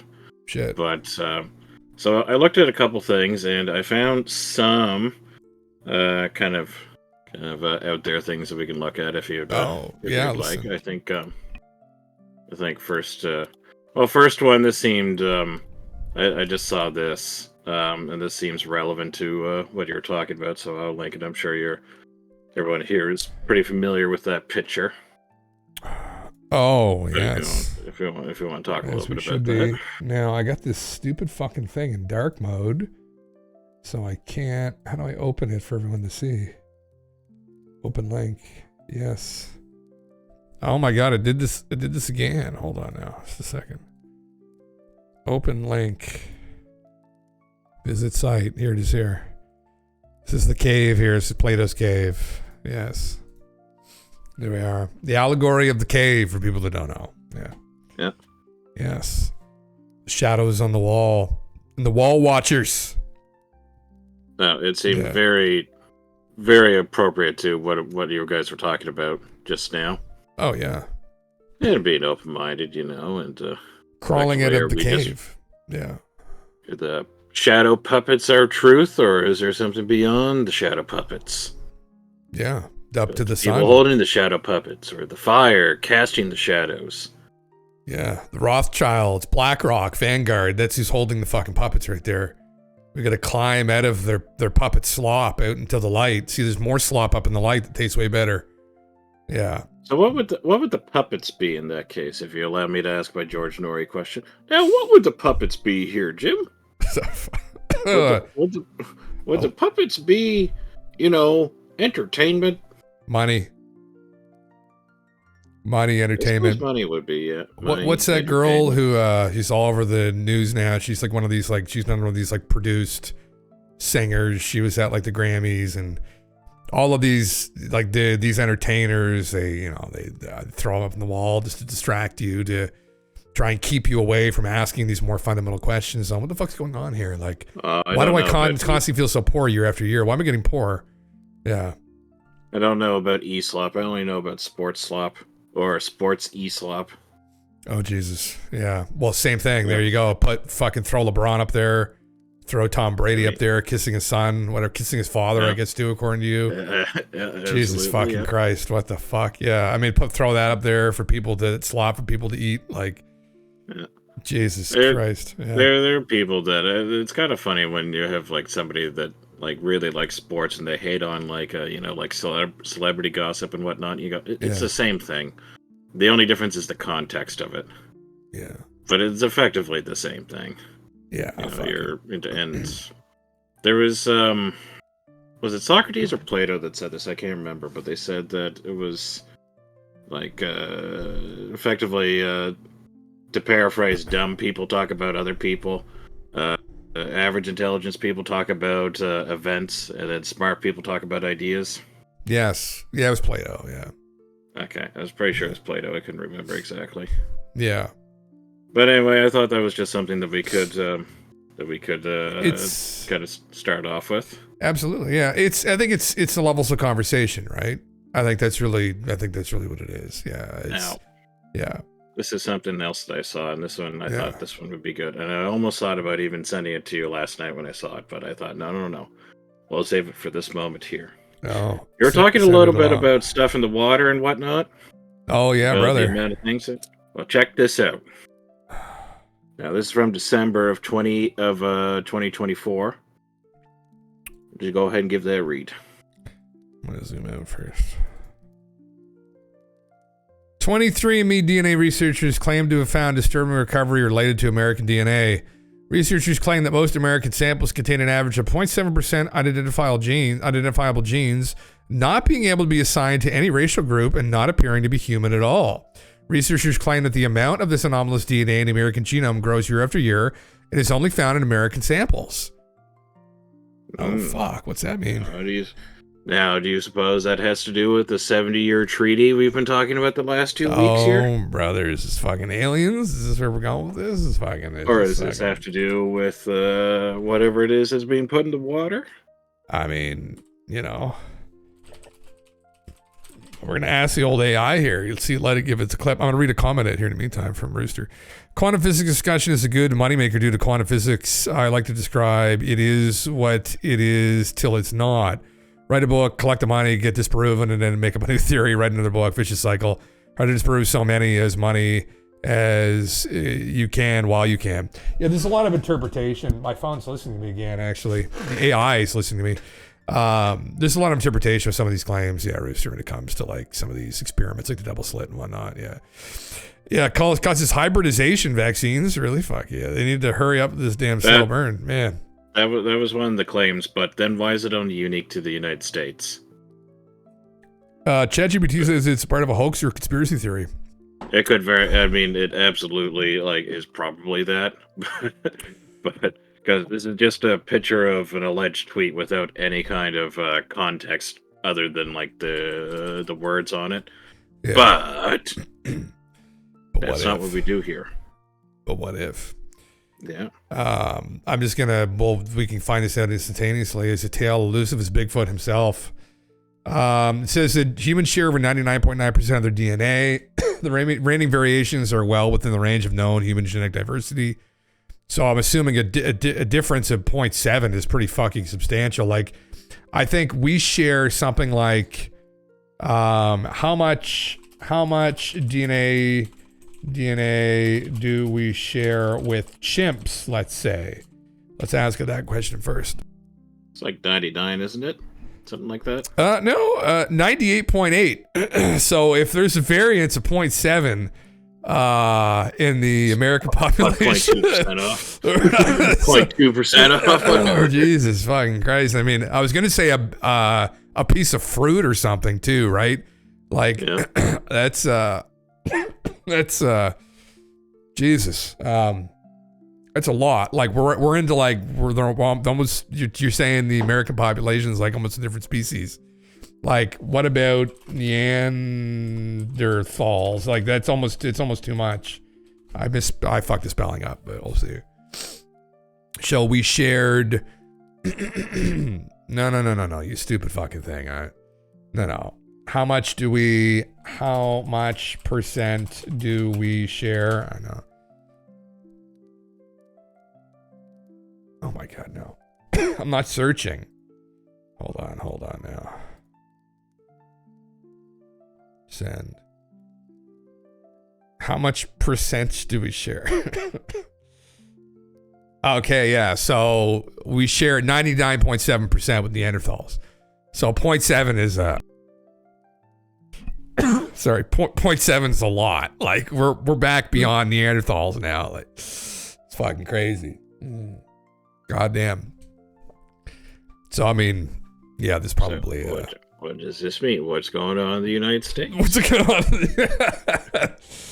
This means probably this is a fake post, but if it's not, then that's not good. Yeah, this isn't good at all. Astromer is something that's that's relevant to this. Astromer, welcome. There's a portion of my DNA on Ancestry DNA that is unreadable, but they said it's due to some segments being too close to the centromere center of the chromosome. So like certain chunks of my DNA were just too hard to reach. So they may have been using that as a misleading story. Oh, interesting. Okay. It isn't Anunnaki DNA or anything. No, but it's a lot Yeah. more exciting to think that maybe Fuck that yeah. this is in fact the human alien hybrid program going Is on. this a human alien hybrid program? Yeah. Is this account for all autism? They're hybrids. Yeah. It's the Zeta Reticulans. Yeah. Yeah. Fuck. Yeah. Yeah. What is this, Rooster? Which is proven in most 23andMe tests show a percentage of Neanderthal in most results I've seen with people who have shared with me. How they actually had that in there. Interesting. Yeah. It's really intriguing. I mean, interesting. I thought we were going to go with the giants on this. This is where this is going to go, but if there's any truth to this claim at all, but I don't think there's any, although there's definitely some unknowns still. I mean, there was an account of a couple groups of people that had some kind of, it wasn't to this degree, but possibly some long lost ancestor that we weren't accounted for. It wasn't accounted for. But it's one of those things too, I guess, because I've looked into this where you kind of have to know what you're looking for too. That if you don't know what you're looking for, it might just get lumped in with some other shit. I guess it's complicated. Because for me, like people who don't know, I've looked into the stories that there were these giant people found over the eastern U.S. Last 150 years ago. And there was a fuckload of bodies. And there was a meme through the 1800s that there was a lost race of giants that lived in North America back, a couple thousand years ago with the native peoples. And then all of a sudden in the 1930s onwards, people started deciding this was a myth concocted by white supremacists or something fucking ridiculous. And so I wondered, like, well, okay, we do genetic testing now. So, I mean, is there any indicators potentially that there was some other unknown human group that were kind of living amongst us, like Homo florentes, Neanderthal, the Denisovans, like, etc. And I guess it's, from what I was able to discern, and some people have asked similar questions, it's kind of like you'd have to have some of their DNA and then go look. That's essentially it. So yeah, anyway, it's yeah, it's one of those things. So yeah, they had a feature on Ancestry that showed which segments of my DNA belong to what human racial group, color coded. Oh, interesting. The gray areas are unknown, unreadable, they said. My parents had the tips gray, but mine had some segments grayed out. I wish I screenshot it, but they put the feature on a damn paywall. But let me draw what it kind of looked like. Oh, I was cool answer. Okay. Yeah. So, I mean, it's, there's still a lot to be known about DNA, I think. I mean, you'd have to speak to somebody involved in like genomic researching and whatnot. But from what I was able to discern, like there's a lot to learn. We're just beginning to scratch the surface of it. I get like everything with everything. So. Does that mean 23andMe is just blatant false advertising then, if they have a 0.7% margin of error? Oh Christ! Well, I mean, again, we just said like what I think like fruit and shit are at like 95%, and then fucking chimpanzees are what 98.8. So yeah, you would see vaccines, water we drink, food we eat, environmentals do impact and cause DNA mutations over a period of time. Or damage too, Rooster. I guess other people say it causes damage, or maybe the recent medicines, the Illuminati finally decided to like, turn us all off, and we're just gonna this is the last hurrah for the majority of the population. The gene therapy shots, we're all fucking gonna be toast soon. It could very well just be because the Americans just play gridiron football so much that they're just like damaging their brains. Well, there's running headfirst in people, You know what I would presume more than anything is I can't think of a greater melting pot on planet Earth than the United States, probably. Toronto. Toronto, maybe. Well, but whatever, North America, yeah. Fuck, but I think Toronto probably is like a localized. I think that's supposed to be the multicultural capital of the world. Is it? Yeah. I mean, it's maybe. So if you have these like unknowns, these unidentifiable genes, and I mean, there would be there would be a lot of it in there would be a lot of multiculturalism in the United States as well, though. So that likely is a good explanation for it. Again, I'm not a geneticist. I don't know. Yeah, I don't know either. It's a thing, but we can guess. Well, listen, we have a resident geneticist right here. It's called fucking Cogsworth. My chat GPT, this guy does fucking gene therapy, genetics, You say, listen, oh yeah, I'm still searching all this fucking horse shit here. Is 0.7 a lot though? Become a geneticist for us for a moment. Is this lost My DNA? Of pleasure, lost Jim race? Russell. Allow me to be your personal geneticist. Yeah, that's literally. That's how I picture that he speaks to me. I can't wait till it just gets like strict to like straight up voice all the time, and I will literally get cogs for his fucking voice on here from Fallout. Yeah, you didn't 23andMe, and I don't think I want to share my DNA. Yeah, it got sold or something. So a lot of people's genetic information got bought by I think some Chinese company. So good luck, everybody. Effectively, if there was like they have like those like credit card companies get hacked sometimes. Yeah. Imagine if you hacked one of the like Ancestry.ca or 23andMe or something. Yeah. You just have your DNA is just out there in the world.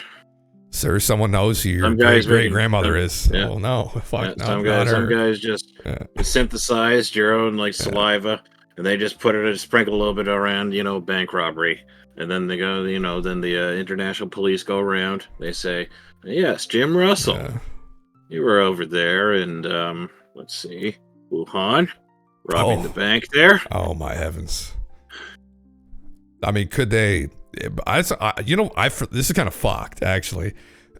For a while, I didn't know how they would collect the DNA on these tests.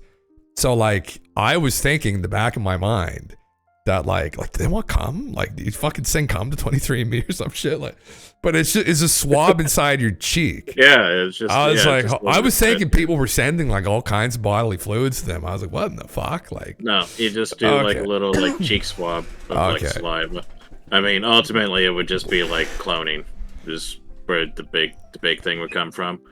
Yeah, and it would be like if the thought would be is that you could effectively just like create a physical clone of somebody and then just like replace them if they're problematic in society or something. If you wanted to send them wanted to send them bodily fluids, would they accept it? Depends if they work for the gray aliens or not. There's only one way to find out. If they're really if that's really who's running the 23andMe and Ancestry, that'd be great way to like infiltrate into a think about if humans like went and like wanted to just like study like the genetics of like an alien race, and they go in and they start to fund a like ancestry thing, an ancestry company or a DNA family tree company, and they do that into like some alien culture, and then they just have all the aliens just sending you all the DNA that you could ever want. Yeah. Fuck.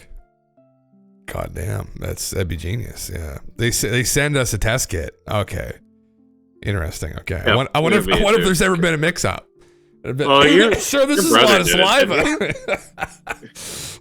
Your brother did one of those, didn't he? Yeah, he did. Yeah, he did. He found out that we're 100% Irish. I said, "Oh, that's what we knew anyway." 100% Irish, yeah. With a 1% margin of error.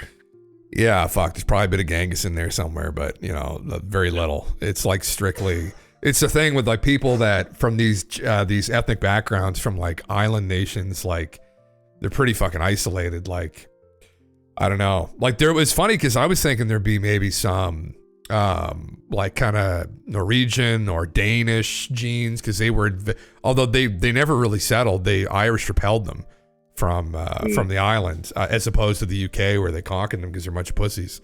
So they remained pretty constrained. But anyway, yeah, it was interesting. Yeah. You figured there would be like maybe a bit of Scottish in there and maybe some English or French, just because those were all the settlers in the area. There was a little bit of French because of I think more recent because it was my great. I think it was just my great grandfather that came over. So my grandfather's father, I think, was the one who came over, if I can recall correctly. So it's not that far back, but like obviously some of those relationships. They haven't all been with strictly Irish people, but like my mom and my dad I'm not going to mention any names, but my mom's maiden name was my dad's mother's maiden name.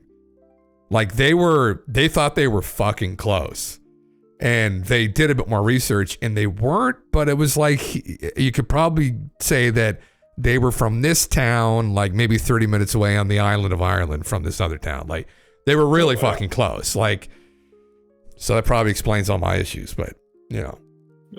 That, actually a friend of ours, when he met his wife, I think when they started to meet each other's family, like a few years ago, they found out that it was like her, like aunt and uncle, their family had the same last name that he did, so they thought for a little bit that they were like first cousins or something. Yeah.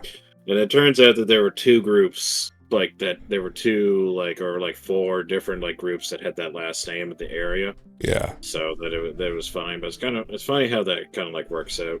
Oh yeah, sometimes it gets close. You never fucking know. Yeah. Thank you, Astromer. Gray areas he labeled unassigned and unreadable. Really? Black line is the centromere. Okay, so that's where they couldn't get it. Isn't that interesting, huh? Do you, Astromer, happen to have a certain affinity for ancient Sumerian culture? Fuck yeah. You just have some, you just love Giorgio Tsoukalos. You can't explain why. Fucking, you just can't stop watching him. Think about the Anunnaki, but fuck. Do you happen to every now and then have a recurring dream of a certain wing-shaped planet that may or may not come by closely to our planet? Oh, fuck. I don't know. That's the thing. How would you know if you're Anunnaki? I jest. Yeah, you do like ancient ruins and have weird dreams. You're a contender for Anunnaki DNA, Astro. Contender, yeah. You are a contender, yeah. Low quality reads, unknown around map DNA. These areas could be areas that are not well represented in genetic reference databases. Well, that's fucking interesting. Rare or anomalous variants. Some DNA segments may not match some common ancestry markers and represent rare mutations. Should you be concerned? No, it's normal. It could be due to low sample quality or technical errors in the test. Interesting. So, a lost race of humans, possibly. That will be a possibility, I imagine. Yeah, it's not entirely possible. This lost race happened to be among the height of 8 to 9 feet tall. Well, here we go. Completely unique genetic markers. An unknown hominid species, interbred with humans. There you go. It wasn't that long ago. There was like a group that was in, there was like a secluded or an isolated community that was on, was it an island in the Pacific or was it in South America that had never actually like made contact with any of the other world until like very recently. I want to say that was in like 2015 that happened or something. There was a secluded tribe that was somewheres. There's the North Sentinelese. It's off of India. It's off India. That was probably it then. Yeah. That would be it. Yeah. While you're wondering about them, should we test their DNA? No, it would just be that it's like possible that you could have like a group or a lost like a group of humans that just were secluded and that nobody found. Oh yeah. The ghost population hypothesis. Geneticists have found traces of an unknown hominid in African populations that doesn't match Neanderthals or Denisovans. Well, they did talk about specifically the oh my god, my brain. I've almost got it. They are the people that knew about Sirius A, Sirius B. A Sirius B people. They happen to know about Sirius XM as well? Maybe. It's Dogon. Thank you, Will. Fuck, I literally, it was right there. The Dogon people in Africa spoke about these visitors, these teachers, these gods, gave them this knowledge. And to this day, they have rituals. They make these masks that look eerily similar to the Moai heads on Easter Island, which supposedly represent another group of gods. And mind you, on Easter Island, supposedly there are stories that some of those gods were very tall. They were like giant people. And the Dogon tribe still walks around on stilts to this day. The ritual. So the idea, again, that lost race of people. Yeah. You know what? Hang on. I saw something like that not even that long ago. Just let me see if I can find it. Yeah, sure. Just give me a second. You do speak in weird languages when I overheat hawk pockets. Does that count as ancient Sumerian? That could, brother. I mean, yeah, fucking, you speak cuneiform, fucking, when your mouth starts burning, fucking, that'll fucking do it. The only small percentage of my gene is Mesopotamian and some is Incan descent. Is it actually? It's very interesting. I find it to be so intriguing. Like, I've always feel so boring that I'm just like Celtic. Like, just literally, that's it. Like, is it, is it this that you're talking about? Let me link it to you. Let me see.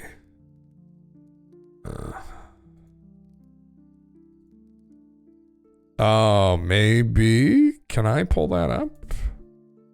You said they were dancing around on like stilts. Yeah, they. There's a couple African tribes that use stilts, but they use them like practically. Like that guy's fucking crazy. Okay. I don't know if that's the Dogon tribe or not. So, although he's wearing a mask, some of the tribes supposedly use stilts because it just practically made sense to like get over rough terrain and whatnot. But the Dogon, I'll find a picture here of it. The Dogon use it ritualistically. I just happened across that like an hour ago. Oh, you did? Okay, yeah. No, they here they are here. You see, they're a little bit different. Like they use these masks. In tandem with them, and they walk around on the stilts, and it's like a ritual. It's a ceremony. Guys got a mulch in, Fuck yeah. But it's a little bit different. Yeah, that one is different. Yeah. Yeah. That was the craziest stilt thing I've ever seen. Yeah, that guy's fucking, he should do Cirque du Soleil for Christ's sake. But there's one example there, right, of them. But yeah, there are some people that have drawn the parallels to the Moai heads. And it's not just the Moai. This is a theme, a meme that, well, I've gone on here but ad nauseum before. But the idea is a lost group of people, ultimately, I think, that had some influence on other cultures. I mean, the question is, like, who were they, and were they another ethnicity? I think they would definitely have to fall into a category of another human race, like probably the Denisovans, or although it wasn't the Denisovans, there was another human race that was very tall and comparatively, I forget who they were. We were talking about this the other night, but like we're talking like 8 feet tall. Like we're talking like tall. Like the bodies he found over the eastern US were like on average like 8 feet tall. Like we're giants is what they'd be considered. But anyway, like they're like not 5'9" or 5'10". Like we're talking like fucking homo humongous. That's that should be the name, Bones, if we fucking find them. Whoever finds them should name the fucking human race Homo humongous if they were like 8 feet tall. That would be the perfect fucking name to name them, actually. But anyway, yeah, just another meme. There's an endless example of this. It's not just in the Dogon tribe.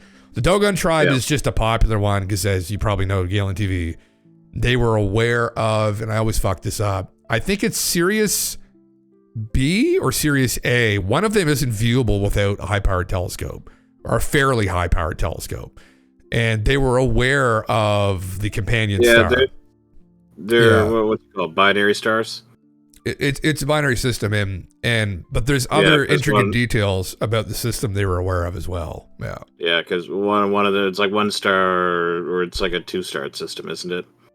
Yeah, which is most common. Most star systems that we've seen are binary. The oddity is having a one singular system, and the explanation for a singular star system usually, from what I've been able to learn, is we were a binary system at one point. And the binary star has probably since died or left, or went into orbit around us. Who knows? So it makes its way back every couple thousand years. Yeah, Aaron. Years. Yeah, maybe. Well, fucking maybe. Aaron, yes, the Dogon tribe. Yeah, that's what we're talking about, man. Yeah. We're just memeing it. We're talking about genetic testing earlier, and Astamir had some inconsistencies in her genetic testing, and she's probably Anunnaki, actually.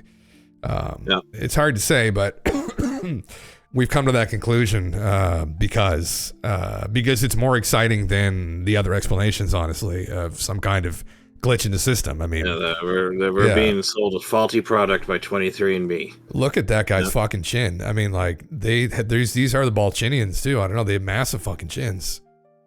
Unbelievable. Yeah, such a lame Anunnaki. You gotta wait for the planet to come back again. Yeah. Where's your powers? You have to unlock them. That's the whole quest. That's the whole side quest. Like, yeah. Sorry, there was an African wooden mask that my father bought at an auction. Oh, you told me about this, man. Yeah, you buried it when I was younger in a wooden box. It resembled a treasure chest. It's still in New Brunswick. Definitely going to dig it up when I visit. You're telling me that, man. That's fucking crazy. Has some fucking special properties. And look at those faces are even weirder. So strange. Does that sound like the 4,500 follower special? Dig up the mask? Possibly, yeah. Yeah, they have Peter Griffin chins on those masks. Yeah, literally, though. They fucking literally do, Chalky. Well, like, they look like the Moai heads, right? Are another relic that's kind of reminiscent of this.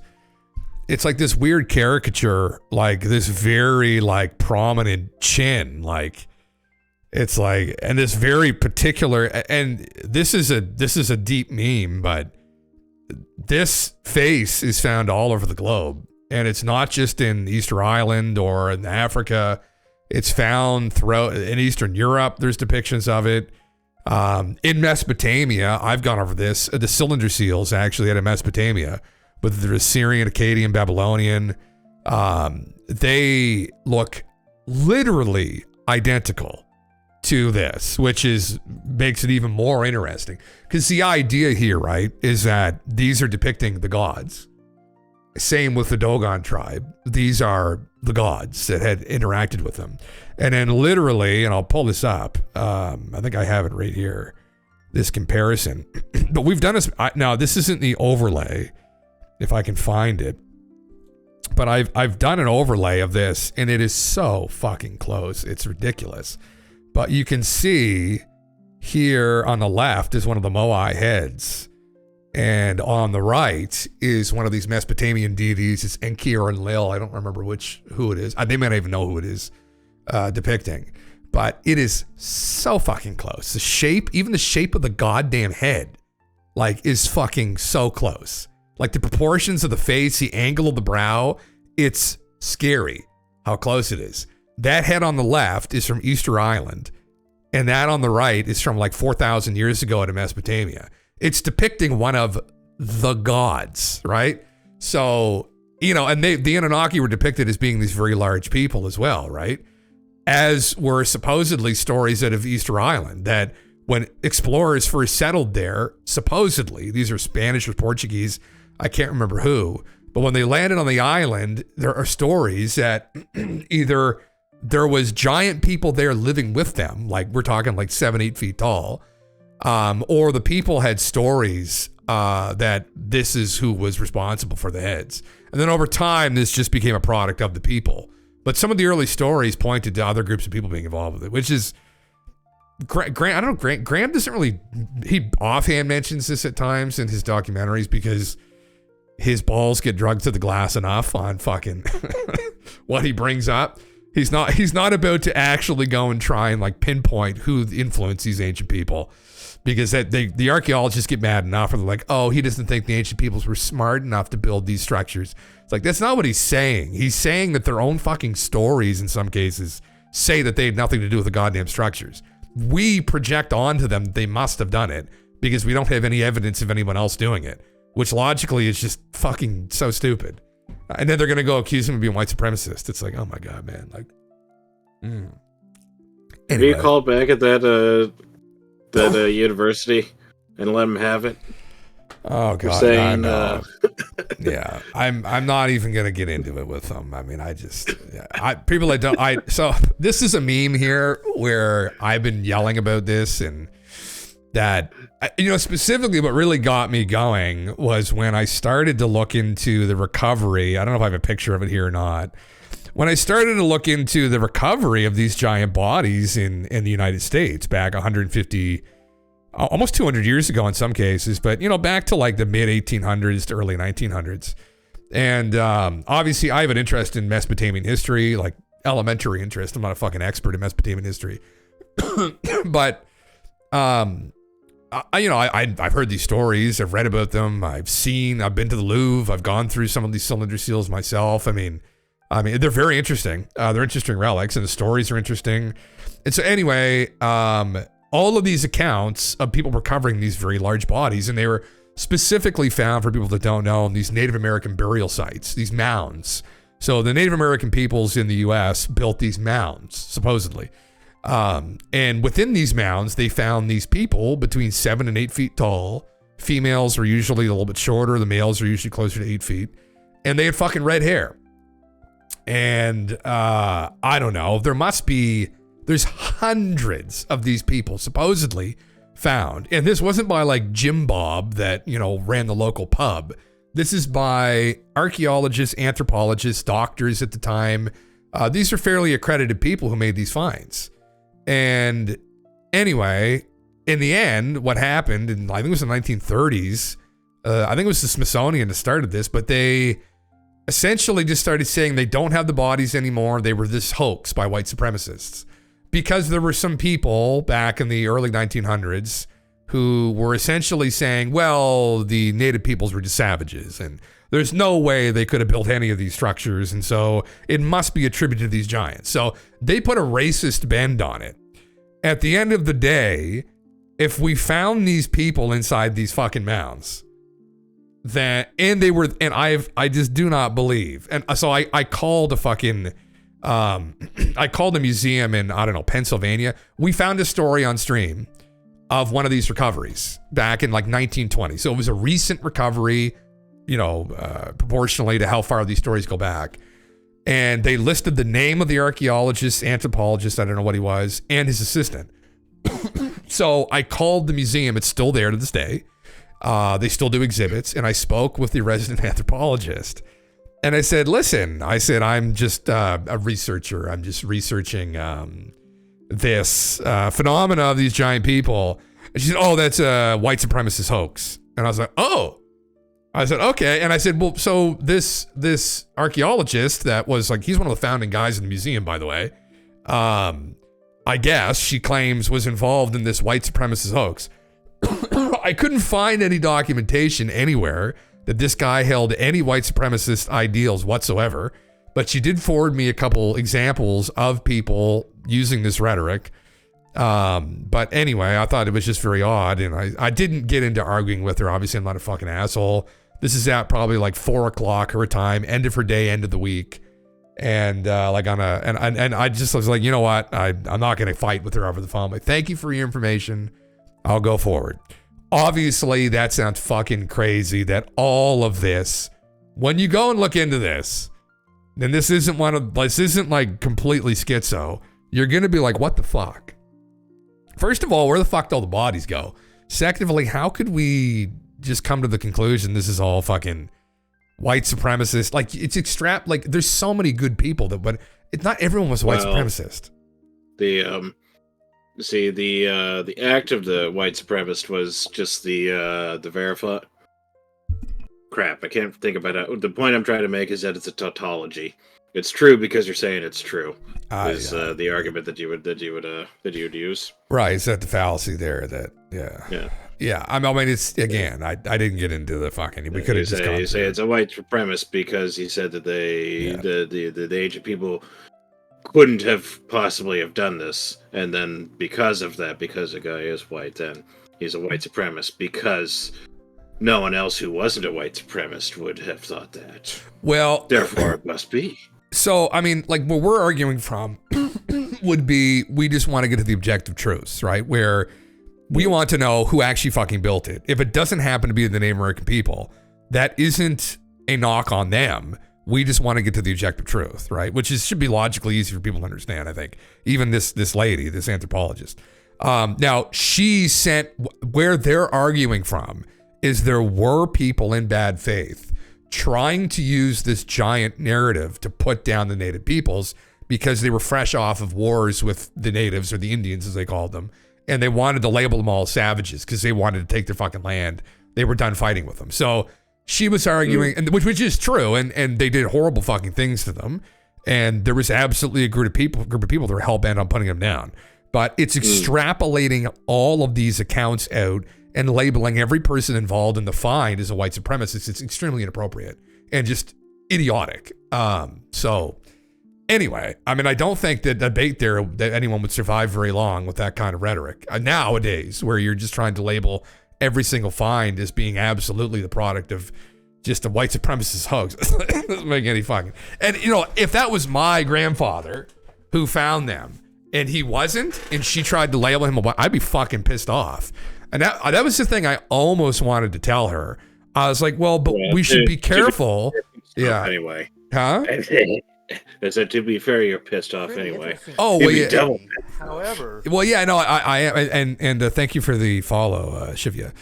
But that would piss me off, especially because there's nothing that we can find anywhere to say definitively that the person was. So it's slander, actually. It's very slanderous, and it's just to support their narrative that there's nothing to this idea. I'm just going to read Aaron's comment out. If you drop sea levels by 450 feet, you wouldn't see adjoining landmass. This whole Easter Island was connected to a much larger continent before it sank under the waves. Yeah, absolutely. Yeah, it was. Yeah. The cradle of life started in the African basin, so we're all related anyway. White supremacy is a divisive myth to keep us focused on fighting each other like a more recent gender war. Absolutely, Aaron, yeah. Well, yeah, that's the thing. Like, we are all one race anyway, yeah. It's the ethnicities that are different because we're all Homo sapiens, race. Yeah. Huh? The human race. Yeah. So I suppose a counter argument to it, though, would be is that would they have kept records of who and who was not a white supremacist at that time, or would they have had such language at that time? I don't. I mean, what this is be the 1920s. I don't know, and that's the thing. And I think you would just go through their work and what were the sentiments. I mean, and this is in regards to Native American people that they were trying to say that it must have been some other group because they preceded them all, which is crazy because I know for a fact back then there were tons of people who were huge proponents of. There was definitely idiots who were trying to put them down because they wanted to take land and whatnot. But there were tons of people who recognized how advanced culturally the Native peoples were. I mean, and you know, it's like any group of people. There were Native peoples who were very savage. They were brutal. I know here in the Algonquin people, there are stories of like, oh my God, they would come. This is before like settlers ended up here, but they would come in and they would like eat the children of like tear their hearts out and shit of the opposing tribe. There's assholes in every culture, right? So it's like for the most part, on average, like with most people you run into, they were good, like they're good people, and they had a very advanced culture, and it was horrific what happened to them in the end. They all got labeled as savages, and it's just because people wanted their fucking land and shit. But I mean, at the end of the day, this is such an interference with truth, and that's what pissed me off more than anything. Where I mean, we're after the objective truths. I mean, we don't want to create a fantasy too around some of these peoples where we're attributing all of these things and who actually did them. And in some instances, and I've gone over this ad nauseum, I mean, the original stories you'll run into, like when Spanish or Portuguese or English, whatever the explorers went to these areas, some of the native peoples literally told them, we didn't build this. This was built by the gods. I mean, I've told the story of Teotihuacan here, but literally, this is supposedly how it goes. And obviously there's a bit of a telephone game of history, but I think it would have been the Spanish, I guess, down in Mesoamerica. They went to the natives, the priests, and they asked them who built this site. And they told them the whole site was built by a group of gods. And the gods descended one day in a flint knife. And the flint knife crashed into the ground and 1,600 of them got out. And then they set up the site. and that was literally the fucking story. And now that kind of got buried because they were at the time like, oh, well, these people fucking stupid. Like, that doesn't make any sense. And no, it wouldn't have made any sense to them. No one was flying back then. All here were fucking boats. So they thought they were stupid because they told this story about a group of people that flew down and built this place. But now in hindsight, you look at the story and you're like, what the fuck? Like I said, actually, originally, what the people thought. And then over time, this is how complicated it is too. Even people in the area get told by these rulers, no, that's not your history. And then now we're referencing these people, and we're like, well, that's not what their history says. What did the history actually say before these assholes came in and told them what to think? And then what did they actually say? And then we don't want to take what they're saying seriously. So again, when it's convenient for us, we'll attribute these constructions to them. When it's inconvenient for us, we'll say, oh, well, they were primitive people. So when it's convenient for us, oh, they would have figured it out. But when it's inconvenient for us, it's like, oh, well, they're primitive people. It's like, that's some of the logic employed here. And what it all comes down to, again, is there's a lot of fucking idiots out there. This is what they've done. They've made a huge mess. And it's trying to get a clear picture of all of this. This isn't my area of expertise, right? This isn't fucking Monster Hunter, bro. Like fucking, I know that lore well. All right? This isn't my fucking area of expertise. Anyway, yeah. But, oh, fuck. The cradle of life started in the African basin. Oh, sorry, I read that, Aaron. The ruling elite have always been the problem. Assholes, man. That's literally always serves to sell people. Assholes. In every culture across the globe, that's been the fucking problem the whole way along. It's a problem we still have today. Nothing's fucking changed. Yeah. Yeah, it'd be interesting if AI can unravel the mystery of the Easter Island language and we could read the history. Yeah, man, the Rongo tablets. Yeah, they're in the fucking Vatican right now, actually. Oddly enough. Funny, I don't know how'd they get there. That's really strange. The Vatican has an Easter Island fucking relic. Well, they're kind of like the new Library of Alexandria, aren't they? Well, I guess that'd be the internet, but yeah, they just borrowed it, right? Or did they pay them for that? Or no, they probably stole it, right? Sorry. Yeah, like 95% of everything in their fucking archives was borrowed. Yeah. Anyway, fun times, but that's a giant meme. I already talked about it here ad nauseum. They're the Library of Secrets. Well, yeah, that's literally it, Mr. Mayor. I mean, it's fucking.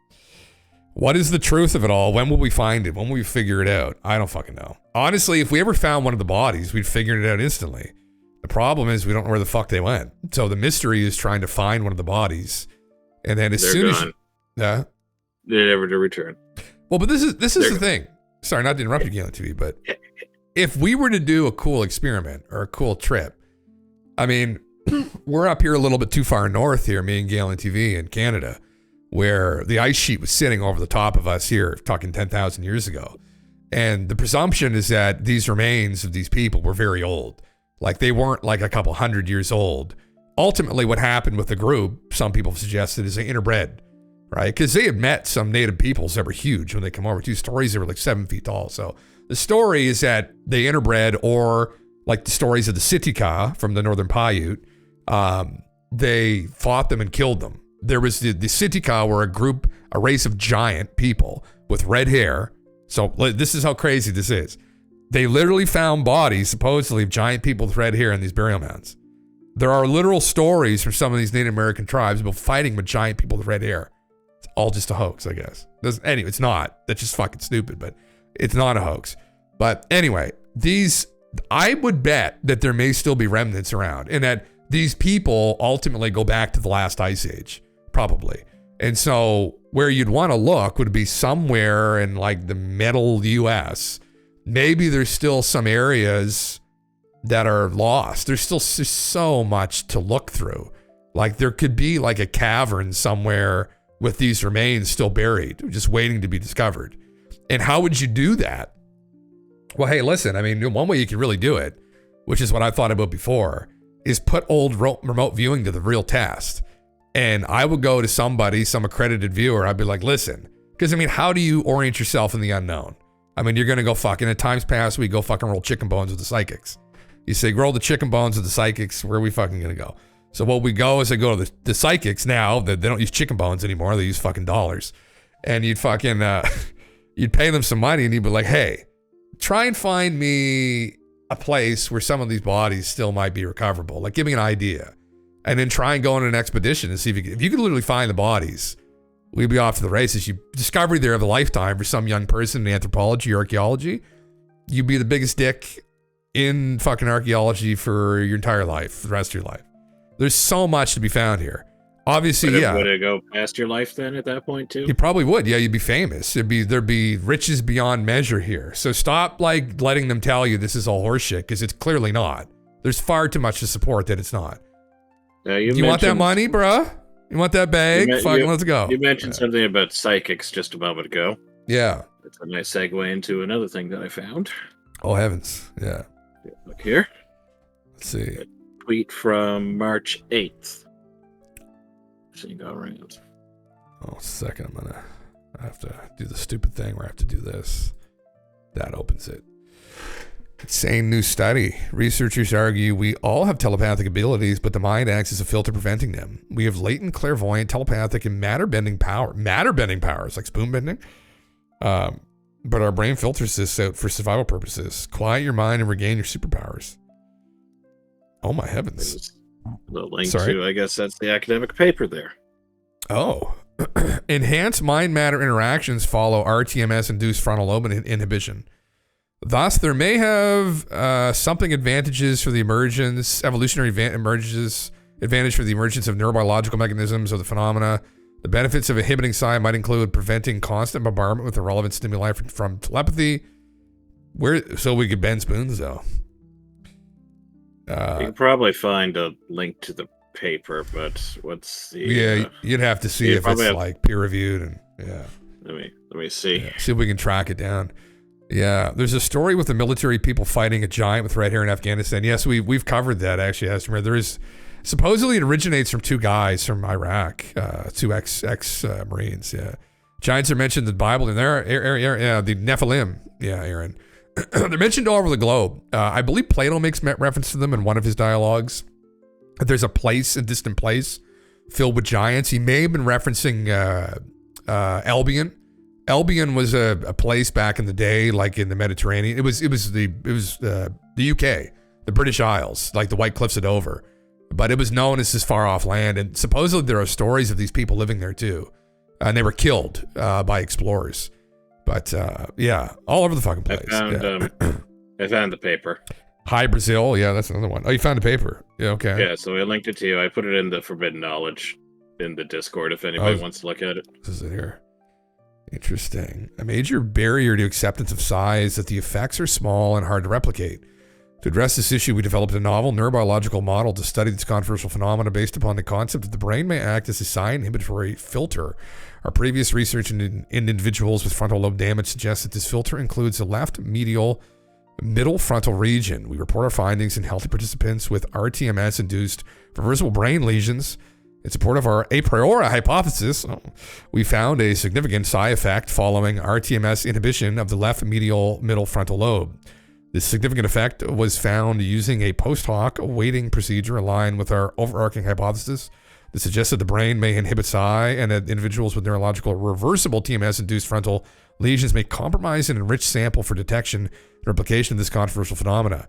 Our findings are potentially transformative for the way we view interactions with the brain and seemingly random events, which is very similar to the other lady's hypothesis that people with, very extreme autism also affects that particular region of the brain, I guess.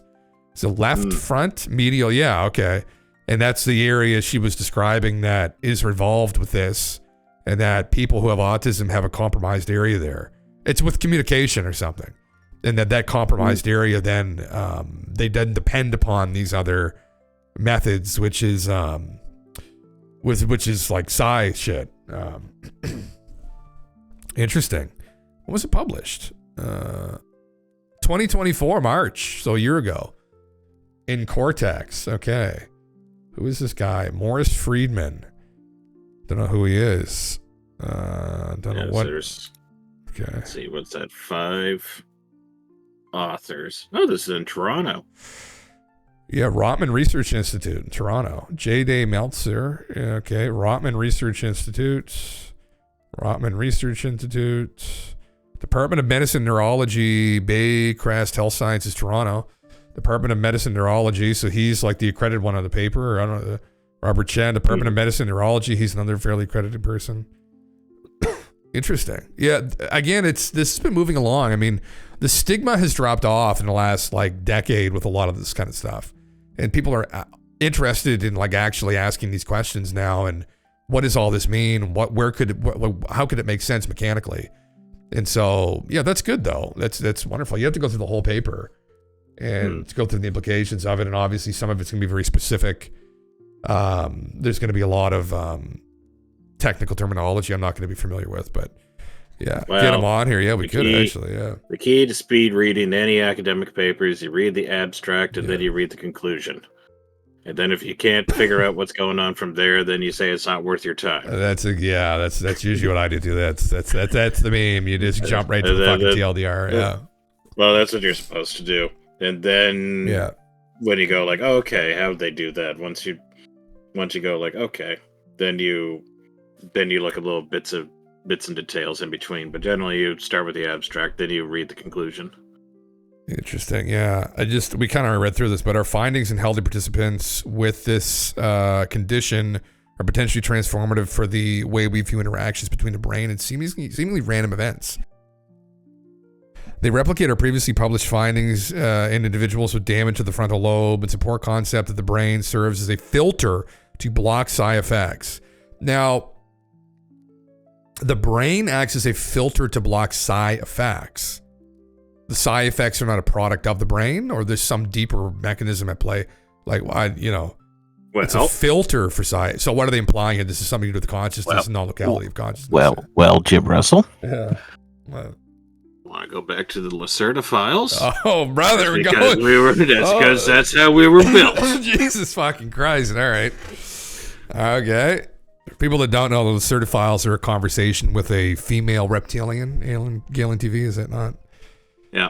Yeah. Okay. Yeah. It's a terrestrial reptilian. Thank you very much. Right. Okay. Yeah. Yeah. They live underground under an artificial sun that they built underground. Yep. Fuck yeah. Yeah. Interesting. That was one of the claims, was this that effectively humans are like the worst of the worst when it comes to telepathy and whatnot, and all this other psi stuff, and that we can't help it because that's just how we were made by the Elohim. Fuck. Downloads. Here we go. So it would make sense that we would have to damage our brain to be able to get access to it. Well, I mean, it's like Penrose's theory that the brain may be some kind of quantum filter ultimately, that it's just consciousness is ultimately what's going on here. It's what's in charge. It's just using the brain. Yeah. Or quantum interface, sorry. But filter could make sense as well. Yeah. Who knows? A frontal lobotomy is the way. Fuck, you just got to stir things up there a little bit, brother. And then you finally can connect with the higher power, but you won't be able to like walk anymore or tie your shoes, but you can explore the other realms. Yeah. Damage it or a different structure. Damage to it. Key takeaway. My thoughts, if this is real, this would be groundbreaking for neuroscience and parapsychology. The methodology is robust, but replication is critical due to the controversial nature of psi. In fact, the brain inhibition enhancer psi fits historical claims of meditative states. Psychedelics and altered consciousness being linked to psi phenomena. So yeah, you're playing around with the chemistry with those substances. It allows you to kind of bypass it. It'd be fascinating to test this under double-blind conditions with independent labs. Kind of weird though. That terminology is kind of strange. You need to read through the paper. Do they? Just a second. They suggest the brain design is filtering it. I think they labeled that it was due to evolutionary processes that it filtered it out. Now, was it evolutionary? You get really fucking, we can get woo here. Was it evolutionary processes that filtered it out? Are we a product of just evolution? Are we a product of accelerated evolution? Has somebody played around with our noodle, right? Does it mean the psi is bad? Well, we want nothing to do with it. Has somebody filtered the psi out to have so the species would have a particular experience? Otherwise, the experience would be very different. Yeah. Is it implying that all of us that are interested in the psi and the woo here, in fact, do have brain damage? Oh well, I mean, maybe we're seeing things more clearly. We wanted to bring up the Lacerda files, though, did you not? No, that was just it made me think of that. Let's do this. That was just another little fun thing that I thought you'd be interested in that I came across. There's a lot more to that than I just thought, though, but that's because I didn't actually find the paper. Oh. There's another little paper that somebody had that was titled "Examining the Changes in Personality Following Shamanic Ceremonial Use of Ayahuasca." Oh, there's a little bit of that, but I don't know if you want to look at that. There's a bunch of charts and whatnot that I don't know what they mean. Here's the answer to your question, Astromer. This is an interesting angle. Synesthesia could, in theory, bypass or weaken this filter due to its altered neural connectivity and sensory cross-wiring. How it can interact with the filter, experience unusual sensory blending. Yeah, seeing colors when hearing sounds to suggest less compartmentalization of cognitive and sensory functions. If psi relies on hidden, suppressed neural processes, synesthesia might allow us for some psi-related information to leak through. You're in danger. Well, I mean, you should maybe try and actually do remote viewing, Astromer. Try and actually do like a, not like fuck around with us like here, but you should try and do a dedicated, if you haven't already, try and do a dedicated course on it. Who knows? You never know what you might find. I mean, there's people who have done that and they do that for a living now. So, listen, I'm not the guy. I check out John Vivanco. I think I've shown people this before. John doesn't want to talk to me though because he's afraid I'm going to bring up Nibiru again and scare him. He's done talking with me. What the fuck? How do you spell his fucking last name? Oh, there he is right there. John Vivant. Have you talked to this guy before? John? Oh yeah, I've talked to him in email. Yeah. Oh shit. Why do you know who he is? No, I just this is the first time hearing of this. Oh yeah, no. John remote viewed the COVID virus and said that it was released by this guy, that's right. Yeah, that's right. It was released by a global elite because they're anticipating some unstoppable natural event, which is effectively Nibiru. It's some planet incoming. I remember. Now I remember this. Yeah, and I said, "Oh, John, I know some things about that and brother." And then we started talking. We're going to do a project, and then I think John, wanted to get paid, or maybe, and then I obviously wasn't going to pay anybody at that time. So he's like, "Yeah, let's work on a project." Okay, all right. So you think about getting that? Yeah, we're working on the project. Okay. I just listen. Let me be blunt now. Yeah. How much? And then you say, "What do you mean?" And then he says, "My standard fee is, of course, I don't come cheap. $10,000 per day." Yeah, then you say, like, "Listen, we're going to do this for free," and he just says, "All right, you mean I waste all this time on you?" No, he was mutually interested in this, and I think at the end of the day, maybe I just went too far with it. He just didn't want to fucking get in this deep, and he's John's all about the Giants. John's all about the Giants. John's all about cosmic catastrophes, catastrophism. The ETs know about all this. We're in the same fucking thing. Yeah. You can pay this. Yeah. Fuck yeah. Literally. Yeah. Maybe you should try. His course is why I linked it. And it's supposedly really good. John was taught control of remote viewing, I believe, by the original Stargate guys and girls who were recruited by the intelligence agencies. So yeah, it's all about fireflies too. Is it? Oh, you read his book, Aaron. Okay. He's got Time Before the Secret Words is one of his books as well, I think. Courses, yeah. But he's got a big team of people to work with him. There's a couple other people out there, but John seems like the most grounded and open-minded when it comes to this stuff, where he's just very, very grounded with it. Obviously, I wanted to get into the fucking woo because that's what I do. But anyway, if you're trying to try, I don't bother. I can't remote view. I have no psychic ability. It's not my gift. Are you saying that we need to try again right now? What? Well, we could do some. Are you saying that we need to try again now? We can try. I mean, again, like, I don't even know the techniques. It's something you have to spend a long time doing. Like, it's not something you can just, like, you do need to have some training in it. And at the end of the day, like, yeah, it's not for me, ultimately. But your mom has been starting to make me practice it, but I definitely want to try it in a scientific context rather than religious. Yeah, and I think this is CRV is a good way to start. Yeah, don't think, just do. Yeah, that's kind of the meme, Aaron. Yeah, and it's like, I don't know. I've been conditioned a bit. The way I've been conditioned is, what is it? GALENTV, is it right brain or left brain? Is like very Like logical, like fucking whichever side. I don't remember. I don't remember, but I know what you're talking about. Yeah, I've been conditioned to some degree. And I just feel like I struggle with it. Yeah. I think it's left brain, Trizzy. Is that what it is? Yeah. Okay. Yeah. Although I wasn't a very creative person, but I mean, because left brain's associated with creativity, isn't it? It's one's more with like logic and rationality, and one's more with like creativity. As much as I talk about the woo and shit a lot, I'm definitely on the more logical side.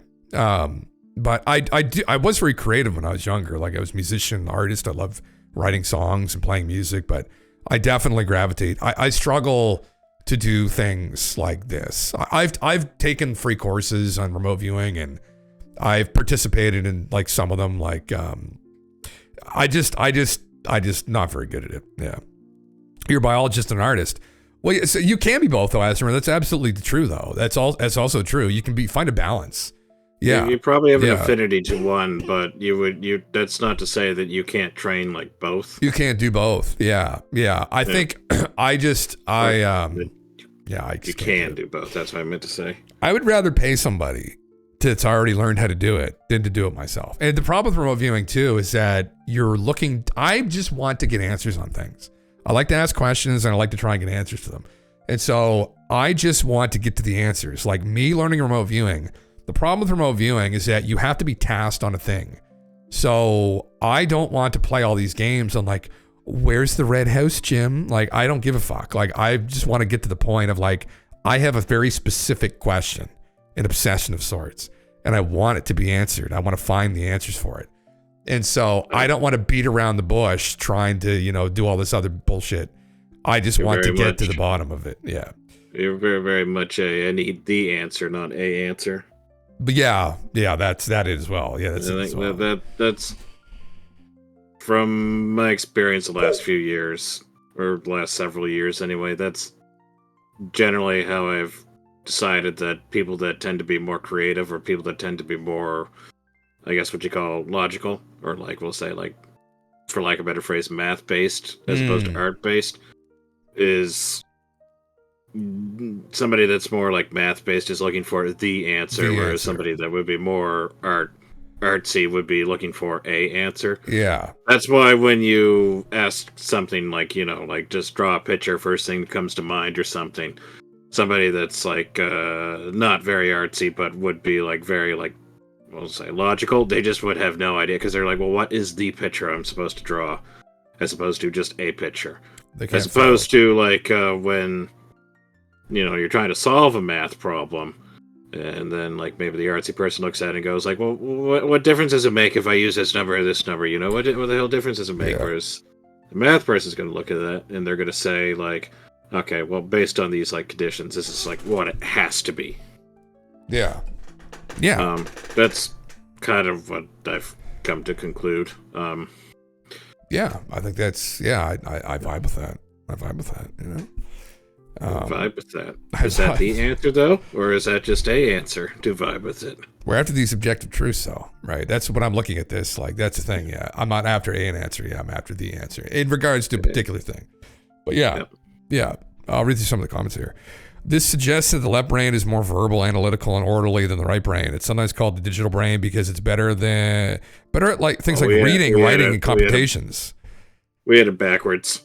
Yeah, we did. Yeah. On the other hand, the right brain is more visual, intuitive, and creative. Now, I like to think I'm kind of an intuitive person, but yeah, and I don't know how visual I am. Maybe I can be kind of visual. I don't know. It's a muscle needs to be exercised. Yeah. This is the advocate on the Myers-Briggs thing. Isn't that intuition, or isn't that intuitive? Yeah, I'm INFJ, intuitive, feeling, judging. Yeah. Okay.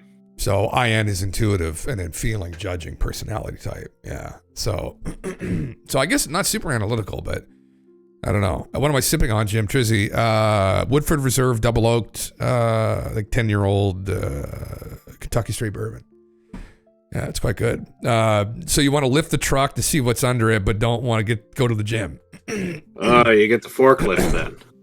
Asmer, we get the horse milk. All right, we drank the horse milk. We get strong as fuck, and then we just throw the fucking truck over. We'll skip all the working out part. All right, like Or as you said, you pay someone else to lift the truck for you. Pay someone else to lift the truck for you. That's exactly what I'm looking to do, though. I'll pay them to blow their spine out, right? Or their brain, or whatever the fuck they're going to run into with this, because there might be some things they run into that could be problematic, actually. I don't want to necessarily deal with myself. That's maybe a little bit dark, but that's getting deeper into this, and I really want to get into it right now. But so they might run into that shit, and then they can figure that out, and then I'd just be like, oh, that's fucking, what a crazy coincidence you ran into all that. And then you're like, wow. And then you know, go on my way and be like, oh, fuck. And then they're like, fuck. What did I run into? And then it's like, I maybe kind of got kind of an answer. Anyway, your ENFP, what's that stand for? Is that the green one, or is it a blue or purple, or what the fuck are the personalities? Extrovert, intuitive, feeling, perceiving, I think. Is it Myers-Briggs? Where the fuck is Myers-Briggs at? Right here. Myers. What the fuck? That's not it. Give me the fun site with all the fucking, there you go, free personality tests. This is it right here. The archetypes. They're all like, I got fucking dark one on, for Christ's sake. They're all like fucked up, but yeah. Your ENF P. Oh, right there. You're a campaigner. Enthusiastic, creative, and sociable free spirits who can always find a reason to smile. Yeah, interesting. Yeah. I'm this guy here, the fucking quiet and mystical, yet very, I don't come across as very quiet right now. I am a very reserved person, though, normally. I'm not a very, like, extroverted person publicly. I'm usually quite reserved. But quiet and mystical, yet very inspiring and tireless idealists. And sometimes we struggle to be an idealist. That's just all the poverty that I'm dealing with, though. If I wasn't so fucking poor, I'd probably be far more idealistic, but a little bit pessimistic lately, fucking. Well, the idealism is just holding certain values, and you think things ought to be this way. And that based on your own personal worldview, that you're generally going to try to live your life based on those ideals. Well, like a tireless idealist might imply, like, you know, some kind of like, this is a description. They tend to approach life with a deep thoughtfulness and imagination, their inner vision, personal values, and a quiet, principled version of humanism guiding them in all things. Yeah, principled people. Yeah, I guess you're not wrong, though. Yeah, I guess so. But, yeah. Anyway. Yeah. Yeah, okay. Fair enough. But I think the description is more like, what am I trying to say now? My brain. The fucking whiskey's hit my brain now, so I'm trying to fucking think. You're looking for the right answer, not an answer. It's true, though. Yeah. I'm trying to think about specifically what I was even going to say. But being a tireless idealist, there's a level of optimism implied there, I guess, that I don't know if I have all the time. I think that's kind of more broadly what they were trying to say. That they're like an optimistic person. They're like an advocate, and they're an inspiring advocate, and like they're optimists as well. They're generally like leader. Not full on, not maybe leader's not the right word, but I think when you think like an INFP, I think one of the names that came to mind was like Martin Luther King Jr. For the INFJ? No, INFJ. That's Martin Luther King. There you go. I think that was one. Lady Gaga. Oh yeah, just what I was looking to see on here. I think Adolf Hitler's on that list too. Adolf Hitler's, yeah, he is actually, he is on this list, yeah. You're not being put in any box, Aaron. No, you're just you. They're like, it's an archetype of a personality, I guess. Like, it's just to give a summary of who you are. But I agree, you should want to have you be your own thing as opposed to identify with just like something. Go like, oh well, I'm part of this group of the INFPs. You go like, well, it's more of just like, oh, that's a neat little analysis, but ultimately, you want to be who you want to be. Yeah, people are more complicated than these archetypes, but I think it's definitely intriguing. I think I've observed this in my own life though, where although we are our own people, if you want to, we can get like more woo to go back down to simulation theory and genetics. There are these. I do think there exists more broadly these archetypes that people kind of do fit within. Now, I also love fantasy archetypes as well, but I do genuinely believe, I would use the word belief here, that there are archetypes of people that people do fall within. I've encountered them in my own life time and time again. And, you know, I think within those archetypes, there's a lot of variation, obviously. People are still like their own people, and, you know, you can still kind of you can be uniquely you. But there are these archetypes. It would make sense. I mean, it makes sense. Like, and I think, you know, however it works with genetics and minds, and that there are these kinds of things that people fall into naturally. This was a Jungian concept originally. It was Carl Jung who kind of started using archetypes because he noticed that there would be groups of people, his clients, and they would kind of fall together. And his archetypes were a little bit different. They're almost more fantasy-based. But Myers-Briggs took the Jungian archetypes and they kind of put them into something a little bit more relatable and a little more complicated too. But I like this. I like this kind of view personally. When I read through this, I did think of myself a lot. Now, and I've read through all of them actually. And I did align with what's described here a little bit. But yeah, we're all on the spectrum, each with different chemical balances in the brain. I think so, man. I would agree. I do still think too, though, that genetically, it might be genetics ultimately determines it, but that there are these groups of people that can only fall within. Like how unique are all people? I mean, all people are literally unique, but you know, you even see it in people's looks to some degree too, where there are people that like kind of look same, they talk quite similarly, like the Joe Rogan guys. There's always like a Joe Rogan. You always know a Joe Rogan. Like there's always a fucking Joe Rogan person in your life. Yeah, that person. There's always that Joe Rogan guy. You know. Yeah. And I think he kind of pull up. You know what I'm talking about? Pull up that picture about the archetypes there. Jamie. Yeah, he's always going on about just like the chimpanzees. Holy fuck. And I mean, they'll fuck you up if you're not careful. It's literally. It's been a little while since I've watched Rogan, so yeah. I don't know if that was any good or not. It didn't really sound like him, but it's kind of. I got the vibe of him though, so that was probably good enough. Speech cadence I kind of got, but yeah, the voice I'd have to listen to him. Yeah. But anyway, it's Joe is he's one of those people. But yeah, anyway, I like it. I vibe with it. I've always kind of vibed with it. But yeah, the diplomats, these kinds of people. Yeah. Who knows? Maybe there's something spiritual about this too. I remember I told the story that the psychic, one of the psychics, when I talked with her, she said I was green. I was a green aura, and that people's players, or whatever souls you want to call it, I guess, in this context, do have some kind of an archetype as well, depending upon like what their goals are, and that the greens are usually healers of some kind. That's the kind of their role that they play, and then I noticed with the Myers-Briggs personality test, when I did it the first time I got the INFJ, I noticed that the broader archetype that the diplomats fall within is green as well. And I said, oh my. You're that's also interesting. strongly associated with the Restoration Druid as well. I did use Restoration Druid for a time, yes. I also did like green things for a time as well. I did like the herb, so I mean, it's that. Now, I don't know if I'd ever describe myself as a healer, but there you go.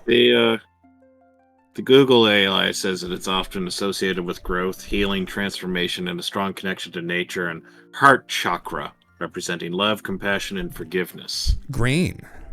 Yeah. Interesting. I would prefer the color purple, but that's just me. Yeah. The color of royalty. Color of royalty. You're told your aura was yellow-whitish, like overly bright yellow. Green is your favorite color. Interesting. Yeah, I would always choose really eccentric, flamboyant colors, like pink, like bright pink, like obnoxious colors, or like purple, or I would do gray. Gray was actually the gray-white, like would be the colors I would choose if I was being serious. Does that mean the missing genes and Astromare's thing were actually from planet Vegeta? And she was a member of the Saiyan race with the strong yellow golden aura. Brother, the door is open. I mean, yeah, is it Super Saiyans? Yeah, indigo violet for you, Aaron. Is how it is. Interesting. Yeah, very interesting. Yeah. How the fuck do you guys know I don't know what my aura color is. You have to go That's why- talk how to do a I- psychic. Galen TV, you have to go talk. I can I look. don't know. I don't want to. I don't want to know that bad. I don't wanna know can. that I can bad. literally recommend you do a psychic if you want. She's a little bit expensive. Though. Yeah. I don't want to spend. I'd rather keep my money and be ignorant. She's gonna try and hypnotize you, and you have to try and resist. Is the thing. She tried to hypnotize me. It didn't work. She hypnotized my partner, and it worked. She got hypnotized. Is that right? Yeah, it was over. It was remotely too. It was over the computer. Yeah, she did it. It was remote. She hypnotized her. Mm. Yeah, it was. She was able to do it. She recollected a past life too. Actually, she recollected a past life. I remember you telling this now. Yeah, I don't know if maybe she just wanted me to tell what the past life was, but anyway, yeah. Oh, this is probably like 2 years ago, something like that. She said there was something like attached to her too, something like negative. So that's interesting. I will say I've been kind of thinking a little bit. I remember a little while, like maybe a month ago when we were doing this, or like a little bit over a month ago. You asked me the question to look for like I think it was like cosmic signs or something. And one of the questions you posed is that if I was thinking about moving to Ireland, and I was over it, and then I went to a cafe, and I saw the Irish flag raised up, that would be, and that I would interpret that as a sign. I remember you asking me, would you consider that coincidence or a sign? I said it would absolutely be coincidence. I've been thinking about that lately. Have you? Has it shifted your worldview? I definitely would have taken that as a sign, because I've been paying attention to this now, and I did not realize how many decisions I base on just like, okay, well, if this condition is met, then this is what I'm going to do, and it's just some like abstract like thing that has nothing to do with anything. It would be like, if I go, and it would be not this exactly, but it would just be, it might almost be just like, okay, well, if I rolled like this D20 that I have sitting next to me, and it comes up on an even number, then that means that I should go do my homework or something now. And it'll come up an odd number. I go, oh, I guess we're not doing it now. Really? But, well, there you go. See, like you're much more in tune with the universe than you thought, right? I did not. Even. I would not have ever guessed that much until I started paying attention to it. But yeah, I definitely do things like that. You're not ignorant to mystical experience. You don't know. There's so much. I wouldn't go that far. I'm pretty ignorant to mystical experience. You're ignorant to mystical experience. You shouldn't be though. You have to let it happen. I'm trying not to be. I'm trying not to be now. Yeah. I'll read through the comments now. It's interesting because Michelle is shock or a fire. My dreams tend to have this ancient flame version of me that comes out when I'm in danger. It feels like a merciless ancient guardian separate from my own consciousness. So, like if you had an eternal twin, like another past life, Astromeer, where you served as such. I remember there was that lady, which I always thought was really fascinating in Egypt. And we brought her up here before. Her name's something Septepi or something. And she was actually involved in restoring a temple in Egypt. And the Egyptologists didn't know what to think. They just listened to her and they worked with her. Like she may have even became officially an Egyptologist, if I recall correctly. But she claimed to have had a really vivid vision, I think, when she was younger. And it's after she hit her head. She hit her head, I think, is actually what happened. And she recalled this life back when she lived in Egypt as this Egyptian priestess of this pharaoh. And she recalled the area. She actually was in a romantic relationship with the pharaoh or something, but she was involved in the area back before it was demolished. And it was her life's passion.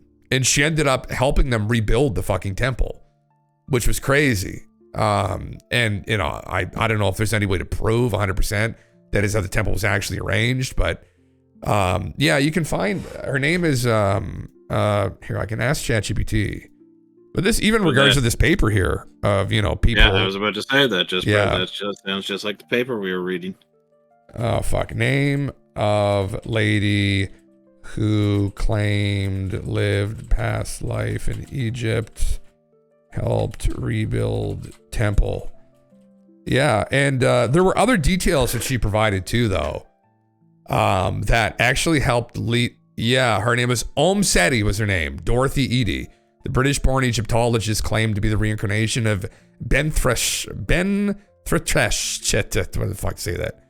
An ancient Egyptian priestess. Her assertions led her work to extensively in Egypt, which contributed to the restoration of the temple of Seti I at Abydos. There were some other weird coincidences with her where she just had these intuitions on things that turned out to be true. And she attributed it to this knowledge of this past life that she had lived. There's tons of instances of this, far more than I think people think.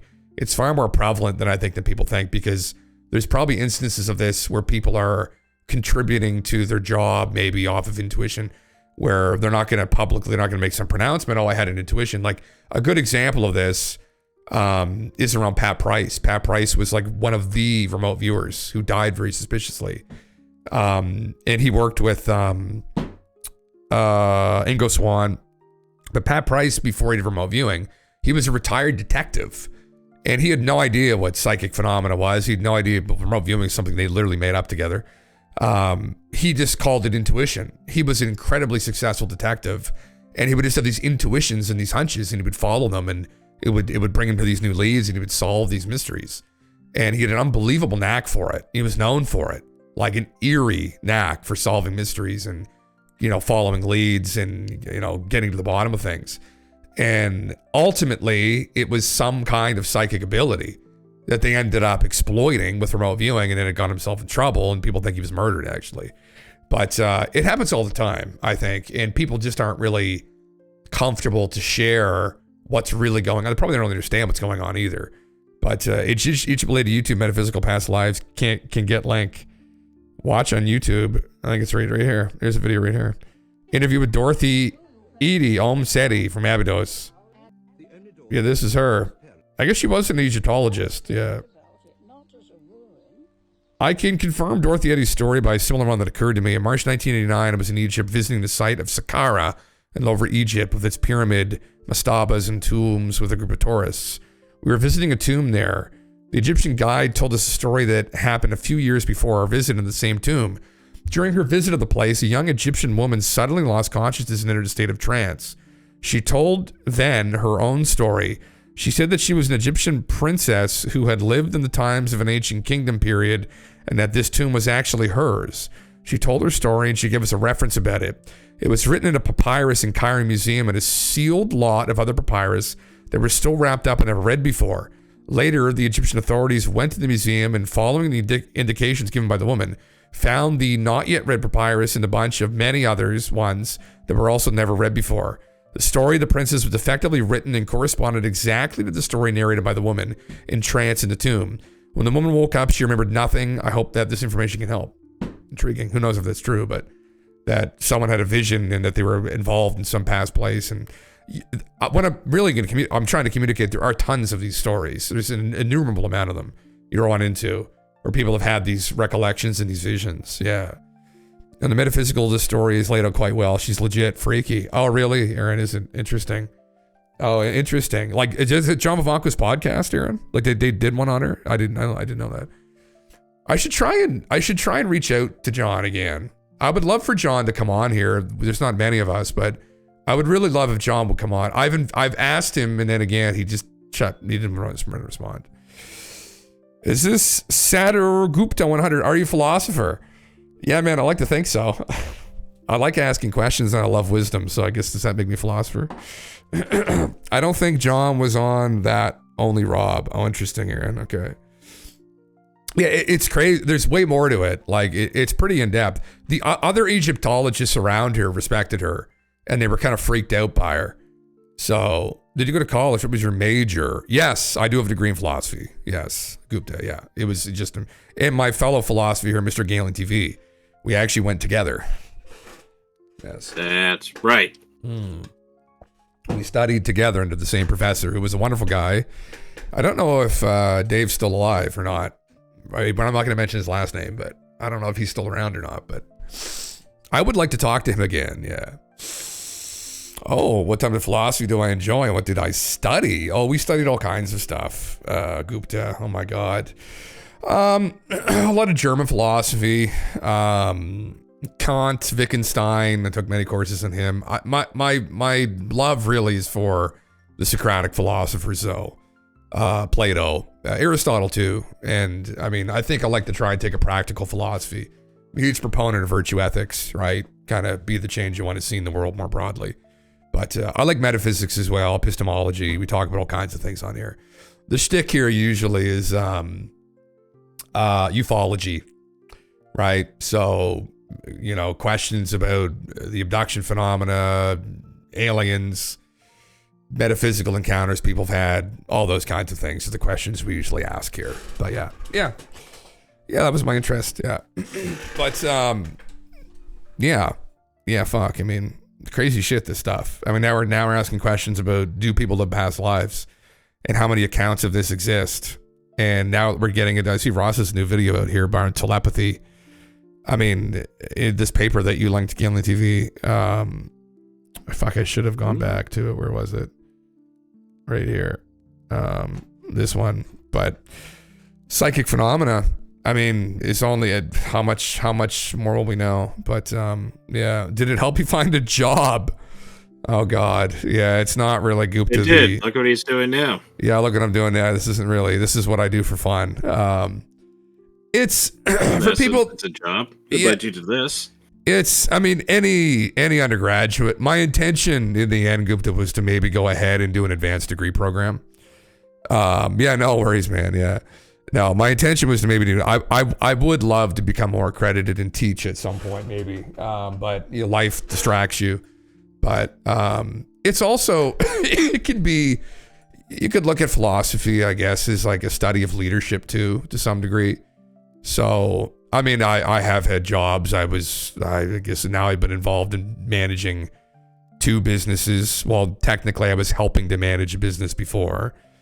And then the last job I had, I was managing a business. But it's just more generally kind of, you could look at it depending upon what you're doing within it. But it is a study of leadership. So if you're in any kind of manager type role, it helps you kind of deal with people, I guess, and kind of be a manager and manage personalities and whatnot. But yeah, a lot of jobs is the journey. That's exactly it, man. Yeah, we were watching the Deepak Chopra interview, which detoured here.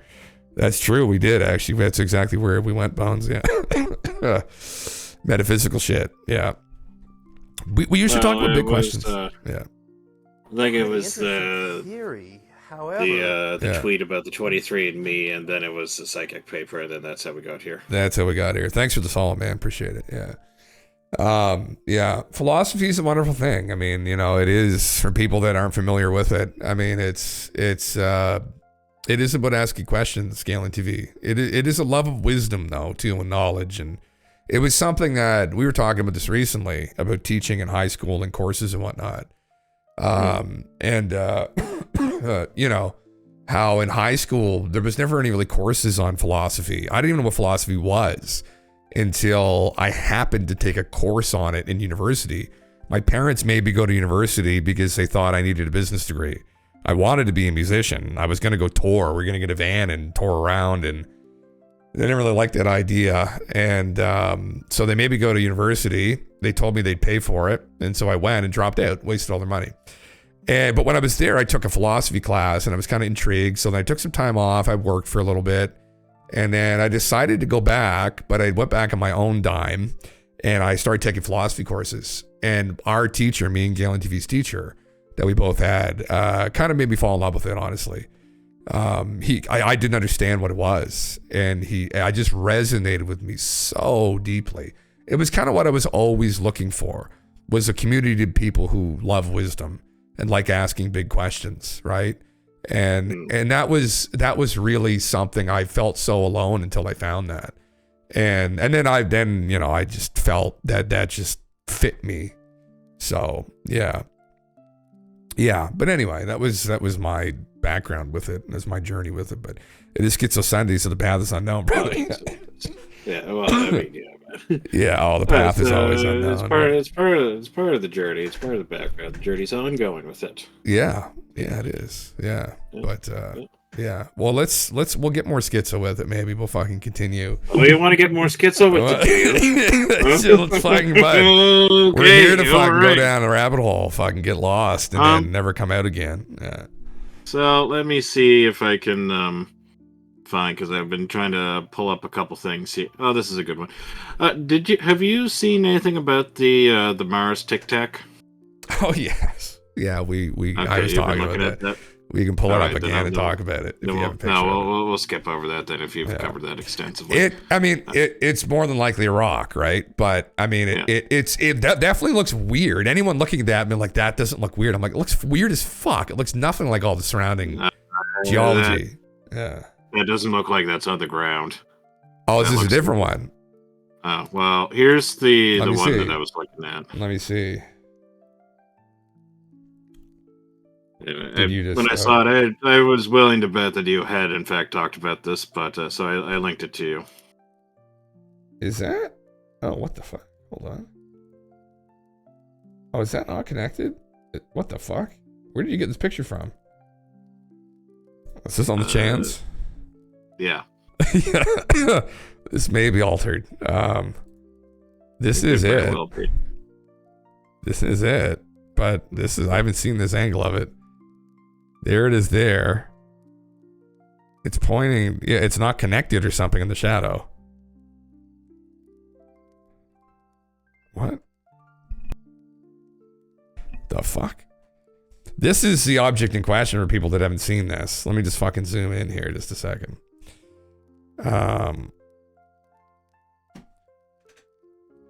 Yeah, I mean it just looks it looks so weird. It could be an artifact of compression. It probably isn't though, because all the other surrounding images are not. It could just be light and shadow. It could be a whole host of things, but this is yeah, two suns. Oh no, rather. that's just harsh quality. That's the I think they may have fucked with those motherfuckers. Fucked with this, like. Do you think all? That's weird. One of the pictures I had opened up and I closed it and I opened back up and I can't do it now. Oh wait, no, I see what happened. Is it taken there yet? Do you think all classes of public school should be taught with philosophy as a base, or at least in mind? Absolutely, Gupta. I think everyone should take a class in philosophy. I think everyone should take a class like in critical thinking, at least in school. That should absolutely be something that should be baseline, like how to think critically, right? How to think logically, how to look at things critically, how to look at ideas critically, right? That's a foundation of thinking, and you could think of philosophy, like especially in logic, but it's a foundation of good thinking, right? And that everything else rests upon that foundation, right? And I think they were trying to use math to fill that gap, but really, I think a class on not with that high school math. No. I think really when you think about it, teaching kids how to think properly and think well should be a priority, right? And the fact that it's not, and they're just throwing all this shit down people's throats, like it just. So yes, absolutely, that at the very least should be. They don't need to get all metaphysical and start questioning existence and asking questions about those things, but I mean that can be for the later years. But I think absolutely a class in critical thinking would be absolutely necessary. Yeah, there's a lapse in that now. I mean, the general public has a hard time with critical thinking. GALENTV has controlled opposition, sending you doctored photos. They got to him, Jim, the MK Ultra, and him using that giant horny bird. Oh fuck, golf's on to you, GALENTV. Yeah, that bird's been causing us a bit of trouble. Holy fuck! We spoke it into existence, and it's just been tearing things up ever since. Fucking tore up fucking the bussy, tore up the fucking photo. Yeah. God damn it. Yeah, this is look at this. Yeah, this may be real. I don't know. What the fuck? That's very strange. It definitely looks weird. I mean, there's people on Twitter trying to be like, this is obviously just a rock, you're idiots. I'm like, well, it's probably, but you don't know definitively that's all it is. Again, this is a problem with critical thinking where people are like, oh, it's absolutely 100% a rock. You don't know it's 100% a fucking rock. Here's another picture, but it's black and white. Yeah. Oh yeah. That's another instance of it. There's a shadow again though. Yeah, you can see the shadow though. Okay, well that's a little more weird though. Like, there's the object. Like, are we seeing the same thing I'm seeing here? Where like you can see the shadow is disconnected from the rock, or some kind of optical illusion? That's why I brought it up with this. I don't know. That doesn't look like a rock to me. Is it just floating there? Yeah, because the the picture of the Right. Mars figure sitting on the ledge.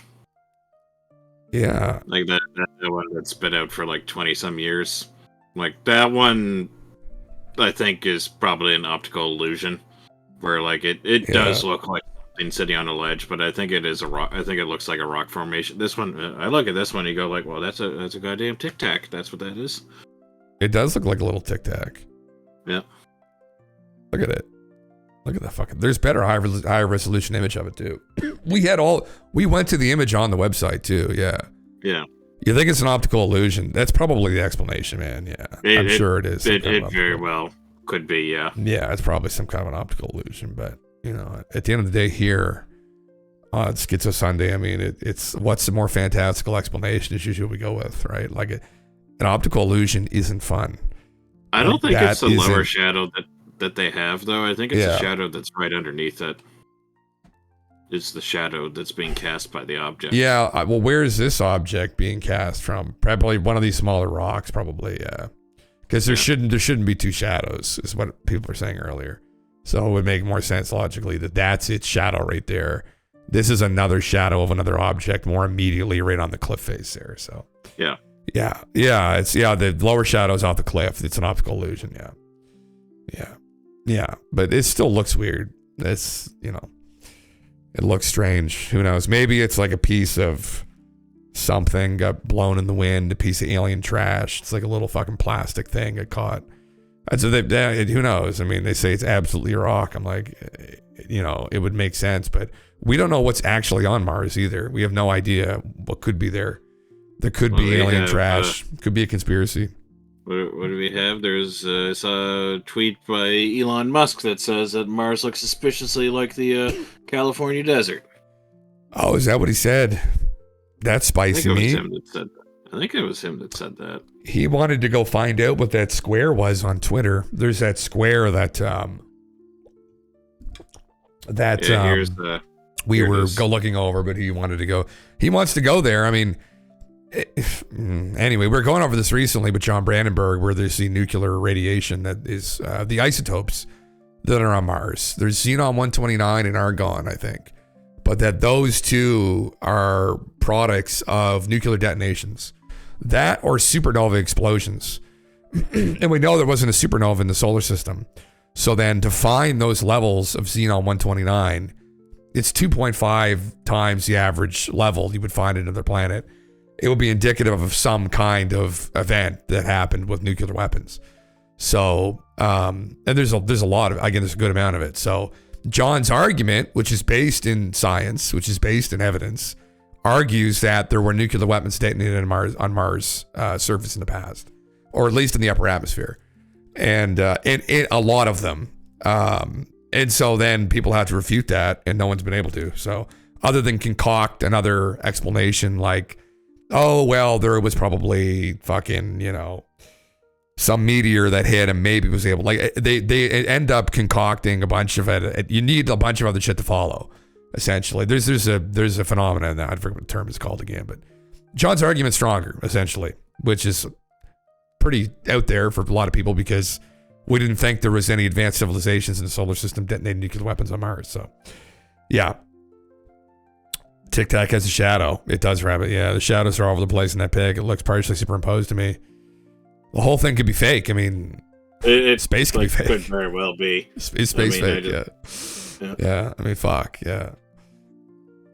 What was this? I saw Tic Tac and Mars, and I thought, we were just talking about Mars slop on Friday. We were just talking about fucking Mars slop. Yeah, I'm always ready to fucking put that in the bucket. Fucking is some Mars slop. I'll always have a good feeding if it's Mars slops in the bucket. It'll be a good feeding time.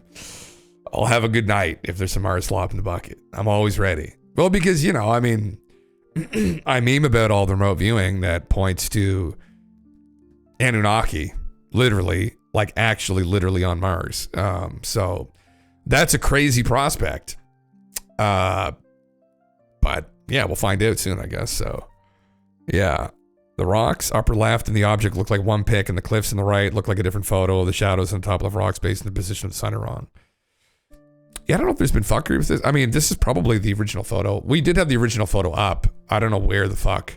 it. shadow from the Tic Tac looks like a little bit out of place too, because I think the shadow then would be like a little bit further, I guess, down from the Tic Tac if it's the one that's like directly underneath it, based on like how the shadows of the other ones are. So it does look like it's out of place. It could absolutely have been tinkered with.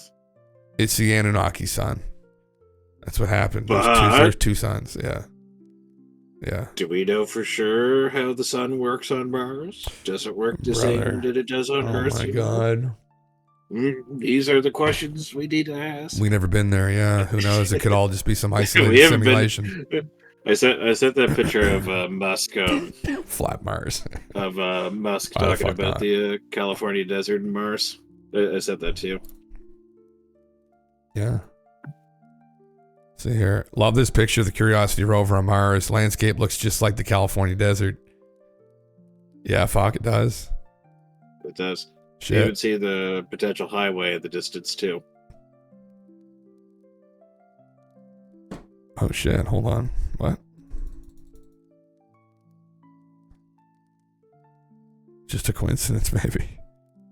Just a coincidence. I think it's just the angle. Yeah, it's probably just you kind of see like on the horizon. It kind of looks like it's like could be a highway though. What would we do if we found out the stupid motherfuckers actually never made it there and they're just somewhere in California? There was. What a debate that would be. Yeah. There was a picture that of was it in Greenland or Alaska? I can't remember what it was, but there was a landscape that was a supposed picture from the Mars rover. Yeah. And then they took a picture that was pretty much identical to what the Mars rover one was. And then they showed the same picture again with like the tint, with like the red tint.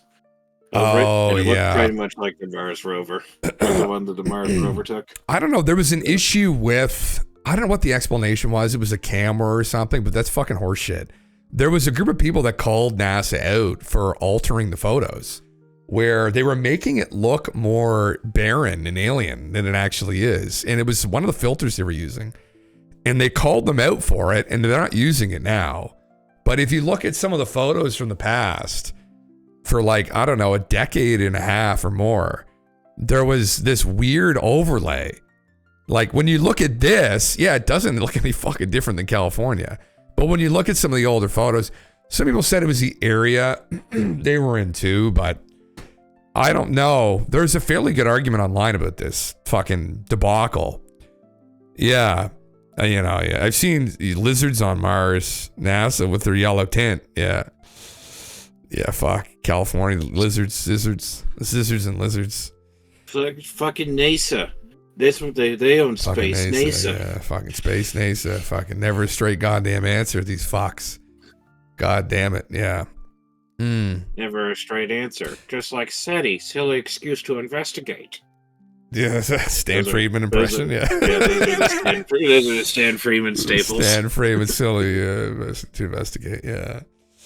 Oh, fuck. Check this out, Jim Russell. Yes. Remember last week we read the story about the guy with the dream about the spaceships invading after nukes were detonated over the Gulf of Mexico?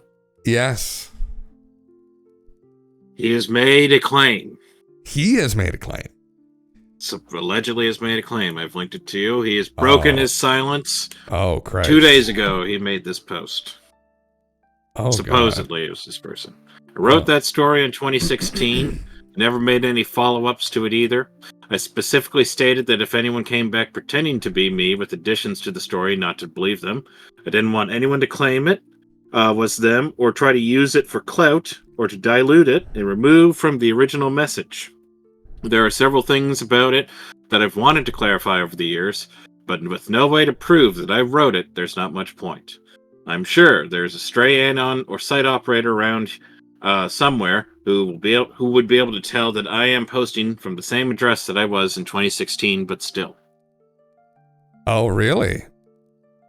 For people that don't know, this was a famous post on 4chan that a gentleman had made that we read out last week that there is supposedly, well, he had this set of dreams. What he predicted, like 9/11 back when he was a kid. His mom had like psychic ability.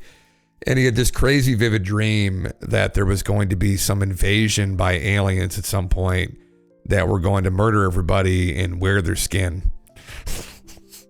And that this is going to happen after an attack by Russia in the Gulf of Mexico. And that things were going to escalate geopolitically at that point. All this was going to start happening after the deorbiting of the space station. We brought it up because Elon had just mentioned that the space station needs to be deorbited. There was a leak actually on 4chan, which I might believe, back in November, that there's issues with the space station and it's in the process of deorbiting now anyway, and that this is happening. So when was this posted? When was it in 2016, right? GALENTV. So yep. Almost a decade ago. And so people have been like eagerly anticipating this day who've humored this schizo story. It was fairly elaborate, the whole dream that he had. Obviously, the dream was horrifying, and hopefully the fuck that doesn't happen where these alien ships show up and just murder everybody. We talked about that because we were talking about this other schizo post where this young guy from Tunisia met this ex-military guy, and he had said the MJ-12 were going to fake an alien invasion, and they were going to use these androids they created back in the 70s to like fake it. And then, you know, who knows what they were going to do. So, oh shit. Yeah, so the thread that this guy posted in was made by that other guy from the story about the guy from Tunisia. Yeah. Oh, really? Okay. Yeah, I just saw that now. So he posted another one then, because that's from the 14th. Yeah. That's from Friday. Yeah, he posted another one. Oh, Jesus. I'm looking at this now. This guy is like all about this story that he thinks is all in on this on that Project Bluebeam is going to kill everybody or kill 60% of the population. Well, maybe I'll let you scroll through quick. I mean, for people that again don't know the story, it's a popular story in ufology that it's called Project Bluebeam, and it was a real project that back in the late 60s, I believe, they were kind of hypothesized about using holographic technology to like maybe fake an alien invasion. And people have hung on that ever since, and they've thought maybe in more modern times that the global elite would use this as like the ultimate boogeyman, that they would fake an alien, because people think they faked 9/11, right? As an excuse to go and attack the Middle East and finally get rid of Saddam, which Saddam had nothing to do with 9/11. You notice they went and they fucking killed him anyway. And then, you know, go over and exploit the resources, which is what they really wanted. And the ultimate boogeyman will be space, to conquer space. And then so they would use an alien invasion, a fake one, as a pretext to weaponize space and also reunite people under one world government, right? Because that'd be the one thing. They're like, all governments must come together. Now, people would think that to do that, there'd have to be a legitimate threat involved. So they would actually have to do something like attack people or do the aliens, the fake aliens would have to do something. So then people started thinking, oh my God, what would they do? And then this post came up. So yeah. Painting your roof blue as you speak. Fuck it. Frank, disguise your roof, blend in with the sky. Well, no, that was a meme, wasn't it, Aaron, about the fucking Maui fires and like space lasers and shit? Isn't that what it was about? Yeah. There's like a color, like to deflect. They would use like space lasers or some shit, or rods of God or some space weapon, to attack people. And they've got these. People think they have space weapons anyway, so they would just use these and blame it on the aliens. Oh my God, someone took out fucking New Jersey with a fucking giant, ballistic weapon, or, and really just a rod of God from some satellite. But they'd blame it on the aliens and be like, oh, Skinny Bob fucking blew up fucking New Jersey. Yeah, they're testing. Well, what if you painted your roof like that, like green screen color, and then, maybe they think that it's just ground. That's another option. Green screen green. I don't know. Maybe they think, hey, we don't want to blow up any houses. We'll just hit the ground. So it appears that we're in for a little bit of treat here. This guy has posted follow-ups. Oh, Christ. Alleged follow-ups to his thing. If you would like to delve in. All right. Well, we might as well. I mean, we've already taken a couple swallows of this slop before. What's another couple fucking bites? Well, listen, we're gonna puke it up in the bucket and eat it again next week anyway. So fucking let's do it. So long as we're not choking on the slop, I think we're good. Oh, brother, we choke on it. It's all right. We just gurgle it. It's all right.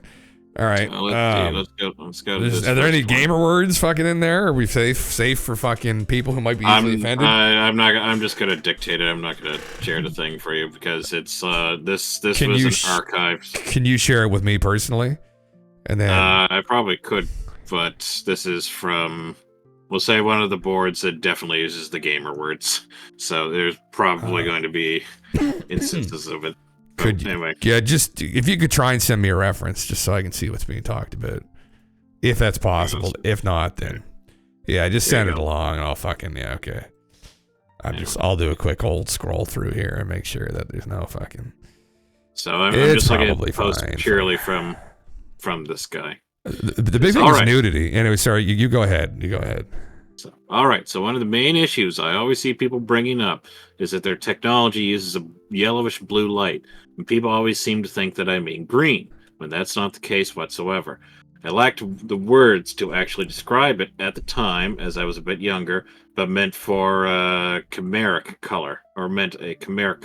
It's both blue and yellow at the same time, due to it being a compound color that the human eye is incapable of properly processing due to humans only seeing 3 primary colors, similar to how cows and dogs only see 2 primary colors.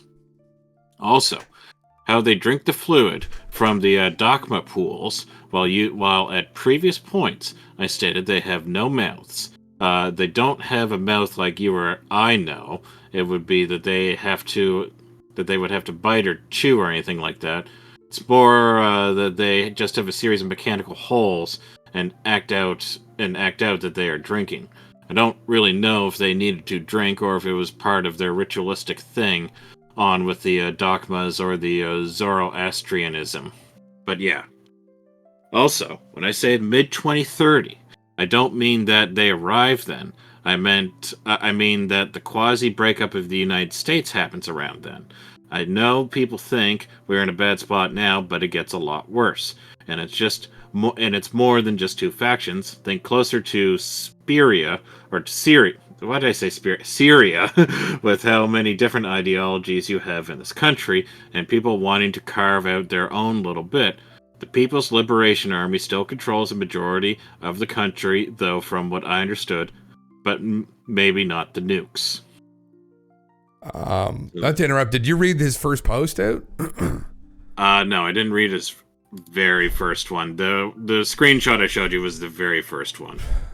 Okay, I was just going to say...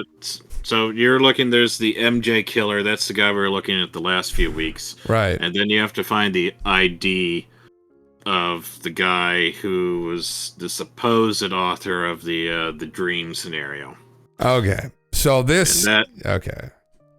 Yeah, with that guy, you just do like a control find of that guy's ID, which was MHM/VPQY. You just follow along with those posts. Okay, so I never posted about World War III or the Civil War much because I thought it was not going to happen. I thought we'll just jump into the fake alien invasion in 2026. But if you keep up with now the news these days, you'll see it's going down. World War III will start by the dipshit spray tan in chief over Israel.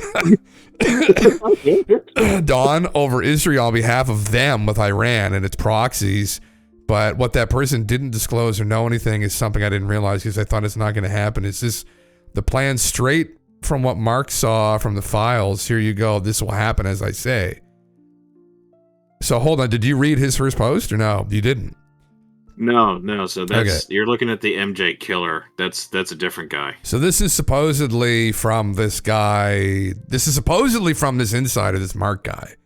So 2025 timeline. James Webb. Is that JWST? Is that James Webb? No, that's not James Webb Telescope. What's JWST? Announcement. James Webb Space Telescope? Is it the James Webb Space Telescope? I think it might be. Announcement. Israel breaks the ceasefire, resumes its genocide. This is not in the operation plan or the files, but added because it's the obvious part of this point. Israel strikes Iran. Iran retaliates, and Trump strikes back with his Israel masters. Iran then strikes every single oil and gas field in the Persian Gulf and all their energy infrastructure and blockade the Strait of Hormuz. As a result, oil prices are sky high, blackouts throughout Africa and some Middle Eastern states and the third world. America arrives at 2 aircraft carriers in front of the Strait and a third in the Red Sea. At least 2 aircraft carriers get sunk. There's a reason. Millennium Challenge 2002 Iran war game was leaked. MJ-12 did that on purpose to give Iran an insight to how to dismantle the U.S. naval power through hit and run suicide tactics. They don't follow the exact plan, but innovate on it. There's a reason why Trump, Hegseth, and Rubio are all in control. They're the perfect war hawks, the perfect puppets, and they will literally destroy America all for the sake of Israel. Oh, that sounds kind of crazy. The U.S. tries amphibious invasion. The first one fails. Mass casualties will be massive as a result of the failed assault. Okay, right before America secures the oil fields and starts to head inland on Iran, a civil war breaks out in the United States. America, courtesy of MJ-12. This is like top 10, level 10 schizo, yeah. How would you say, huh? Sorry? Oh, yeah, it's definitely out there, yeah. Yeah, this is fucking, yeah. This guy's perfect for today's stream, Sam. Yeah, this guy's literally the perfect schizo. We have a philosophy question. We're just dipping our toes in, with the academic paper. Now we're in the meat of it. We have a philosophy question. How often would you say the philosophy you studied in college got ethical or emotional? GALENTV. Ethical. I took courses on ethics, so quite a bit. Yeah. Emotional. There was the abortion, the healthcare ethics, abortion. Fuck. Yeah, the healthcare ethics. It's about. Yeah, there's like 2 stories I want to tell. I'm just on. I could probably talk about one of them. The other one, I'm not sure I could just talk about. Yeah. If you want to take a little tangent on that, I'll tell you. We'll just do that. Yeah. I've told you. I think I told you both of them. Yeah. But the good news is the funnier one is the one I definitely could talk about.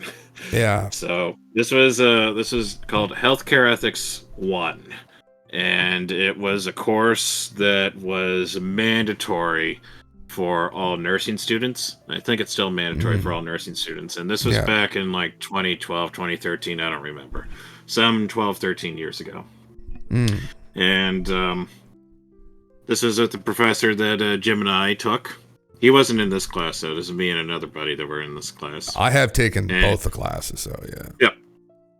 Anyway, so one of the questions that I can't remember how the conversation got to this point.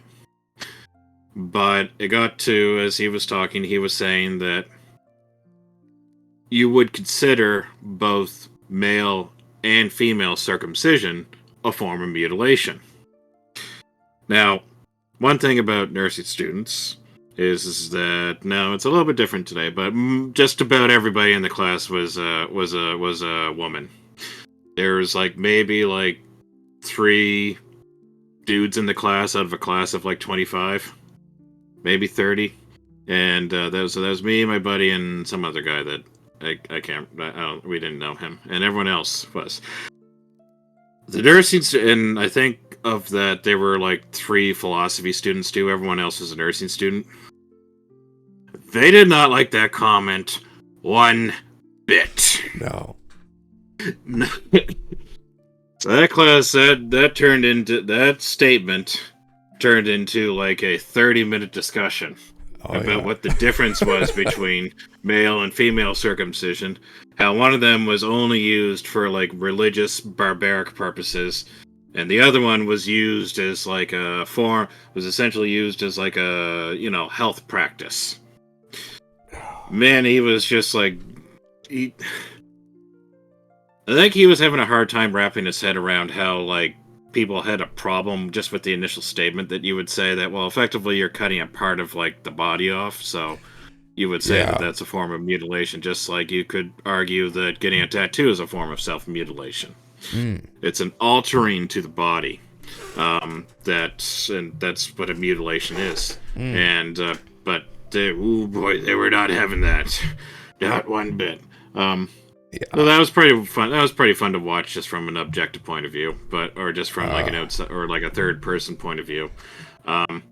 They're going into great detail about the differences between them. Effectively female mutilation. Well, geez, that prevents a woman from being able to have an orgasm and whatnot, and how that there's no any use, whereas there's health merits to male circumcision, and I remember the look on his face. I was just going, what the fuck? For like the first 5 minutes. He was always leave the mud flaps on your bike. Yeah, brother. Amen. He was a ethicist. He sat on the healthcare ethics board of our big hospital here. And so he was involved in, when you do that, you take a job as an ethicist, like you are involved with some heavy shit sometimes. So there was a story I remember he told us that, and I won't mention obviously any names, although he tried to be anonymous with it, but it was hard to be because anyway, I'm not going to get into it, but this gentleman came in to do surgery. It was a very important surgery. It could have been like a life-saving surgery for him. And somehow, I think it may have had to have been legally disclosed to them. I don't know if it was though, but I think one of the nurses found out that this man was HIV positive, and that freaked them all out. They didn't want to be involved with the surgery because it's a lot of blood, right? They're cutting him open, so they were very scared to be involved, and they were outright saying, "We have a right not to participate in this." And what was going to happen is there weren't going to be any nurses in the room, which you can't have. And so the question was, and this would be the question. So if you ask, you can say, well, Jim, GALENTV, what would you do as a philosopher? If you went and you became more accredited, the both of us would get a PhD.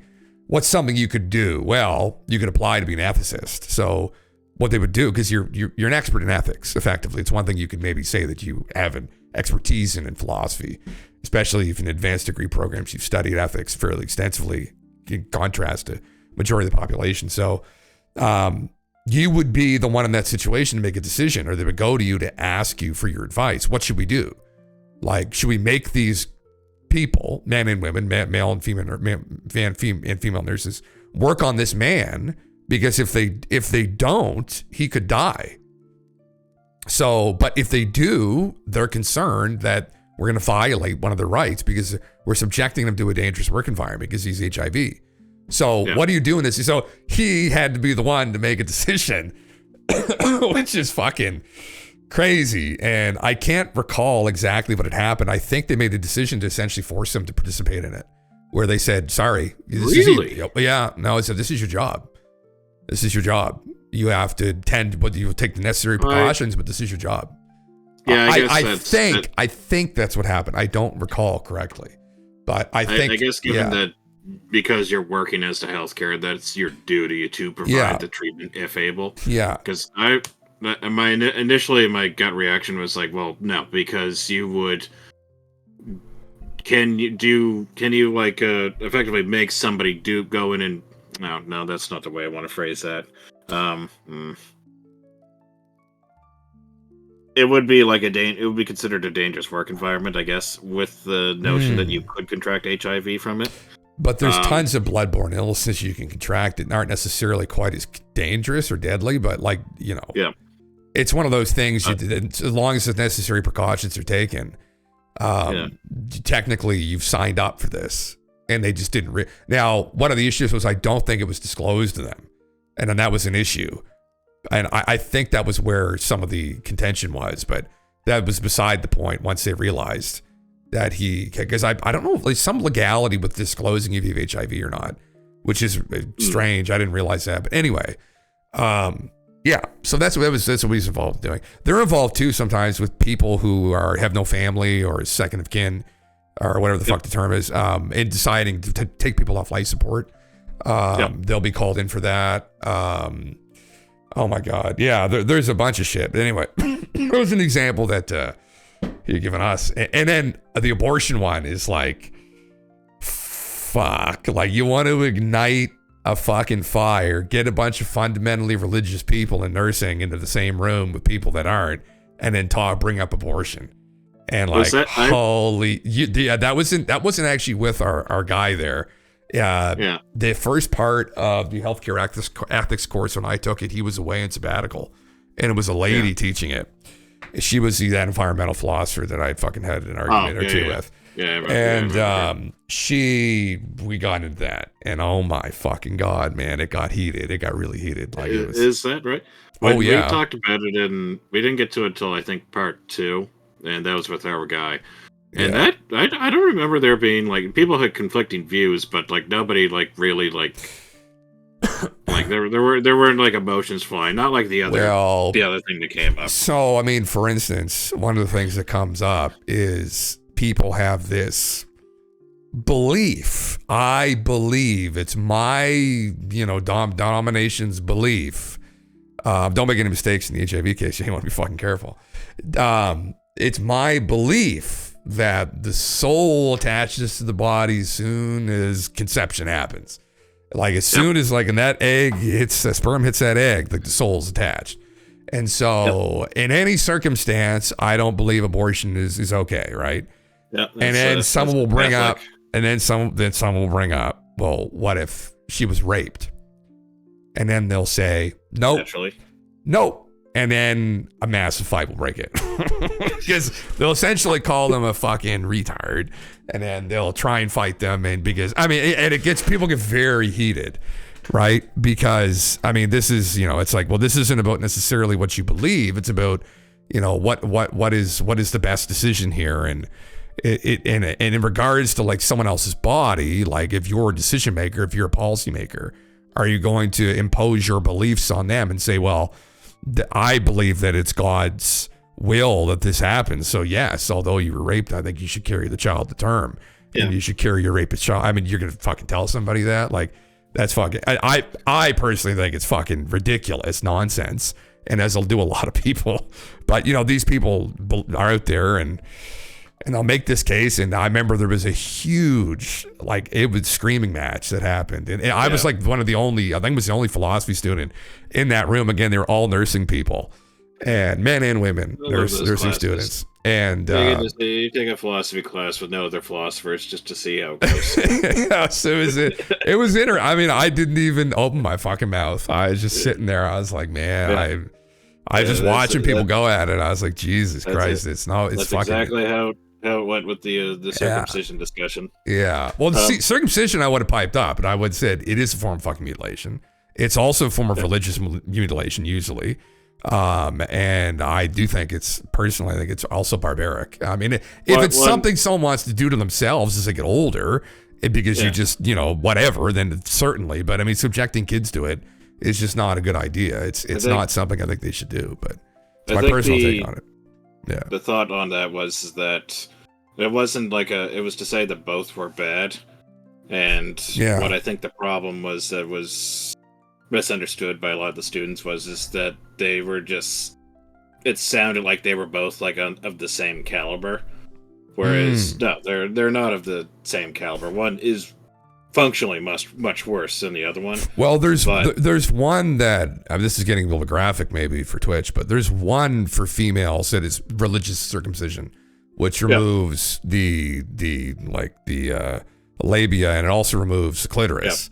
And the religious one with males back in the day used to be done pretty brutally, and I'm not even going to get into it on here, but then there was like some sucking of the baby's penis after to stop the bleeding, and that was something else that fucking our old buddy there used to talk about a lot. So it was pretty barbaric in and of itself, and there were constantly complications from it too, and infections, and there's still today constantly complications, and men will lose their penises, boys will lose their penises from the complications still due to infection. So there's another version of the female circumcision that does not remove clitoris. It just removes like the excess skin, which is similar to but it's the religious practice one, which is a problem really in both cases, honestly. But the aesthetic one is more common, I think, they're just trimming off the roast beef, are they? Oh, Jesus Christ, yeah. Mad Misery just came into the chat. Bad time to come into it. We were talking about medical ethics cases, Mad Misery, that we used to have. Because Gupta was asking us in philosophy, did things get ethical or emotional? And Galen was telling the story about there's a couple of emotional stories that people had. Ethical, I mean, like that's like part of the practice. That's part of the profession. But there's one. I think I can talk about the other story because the other so because it kind of like falls in line with like a little bit of like abortion, not quite abortion, but kind of like along the same lines of that. So one of the things that we have, well, one thing to note just on the before that, I think in Canada, I think the legal acknowledgement is that effectively somebody can't like piggyback off of someone else's life just so they could survive.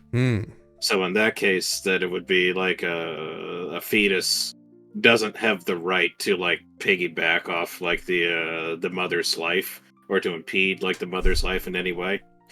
So that's where the thought of like the abortion comes in with the ethics. Is that you would say because the fetus at that point doesn't have the claim that to like effectively, I use the phrase piggyback off the life of the mother, that's where like I think the thought with the ethics is that's where it comes in being okay. Jesus. Did you talk the shard of glass in Africa? They do it. They used to use, well, and I think it was their pinky nail is what they would use for the skin of some of the boys' penises, where they'd sharpen a pinky nail, supposedly. They'd sharpen it and they'd harden it and they'd have a sharp pinky nail, and that's how they cut the foreskin off. I don't know. Supposedly that was done. I mean, I don't think it's obviously not done anymore, but that was the other. I was just fucking crazy, man. Like, what the fuck? Check this one out. This one got into one. There was between this boy and this girl, and the guy I think was just like kind of trying to do the sarcastic thing, and oh boy, that girl did not care for this one bit. So the claim goes to here in Canada. There's like you know how we have like certain like indigenous laws for indigenous people. So here's what this scenario went down as is that should like Canada like pay for reparations for like damages done to the indigenous people, and it's a big deal in Canada. It's a big deal in Canada. At that time too, was was that when the claims were coming out about the children and whatnot? Yeah. This would have been just before the. Oh my God, what are those called? You did take medical ethics with me. Yes, you did, Madam Misery. We did take medical ethics together the first time. That was in the class where they talked about abortion, actually. We were in there together. I don't know.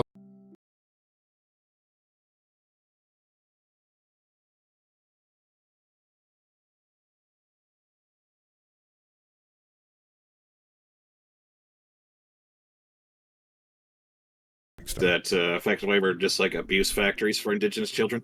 Yes. Oh, did you hear any of that? No, I didn't. My mic cut off. I was just saying that me and Madam Misery did take medical ethics together. What was what's the name of the schools that they sent the indigenous kids to that were run by the Catholic Church? Start with an R. Residential school. Residential schools. Yes. Residential schools. That was it. Yeah. That was it. Fuck. Yeah. So it was far long before that. This would have been around 2013, I think. Yeah. That's when I took this one. But no. So this was a little bit before that. But anyway, the idea of that was one of the questions that came up with ethics is that this was something that there isn't anyone that was alive right now that did like any of the things that the government of Canada did to like any of the indigenous people. Yeah. So question is why is it that should we continue to like pay into like these or owe this like debt to like the indigenous people? So there are a couple people that were just like, well, absolutely, what Canada did was wrong. And there's a guy that came up with, and I thought I've only ever heard one good retort to this argument, and it was my mom actually was the one that came up with it, but I can't remember what she said off the top of my head. I might remember when I go through it. But he's the only one that ever actually had a good answer to this. You forgot it. Yeah, and I completely forget it. Fuck. So here's what the guy came up. This is the argument the guy came up with. Okay, well, suppose that my mother was like a product of like a rape from like my grandmother. My grandmother was raped as like as a child. You know, early on she became pregnant, and then she had my mother, and then my mother had me. And I found the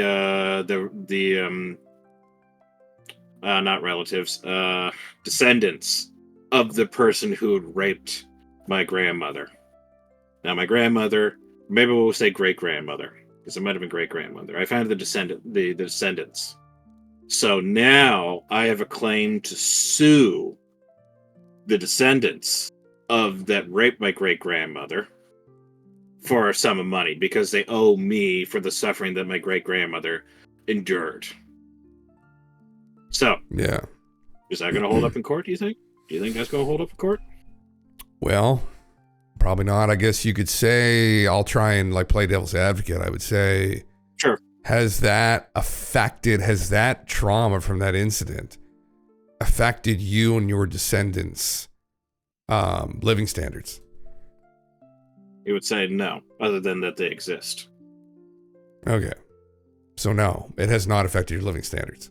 So that would be the thought is that does the trauma that your great grandmother had, does that have any impact on your life currently? Yes. Yeah.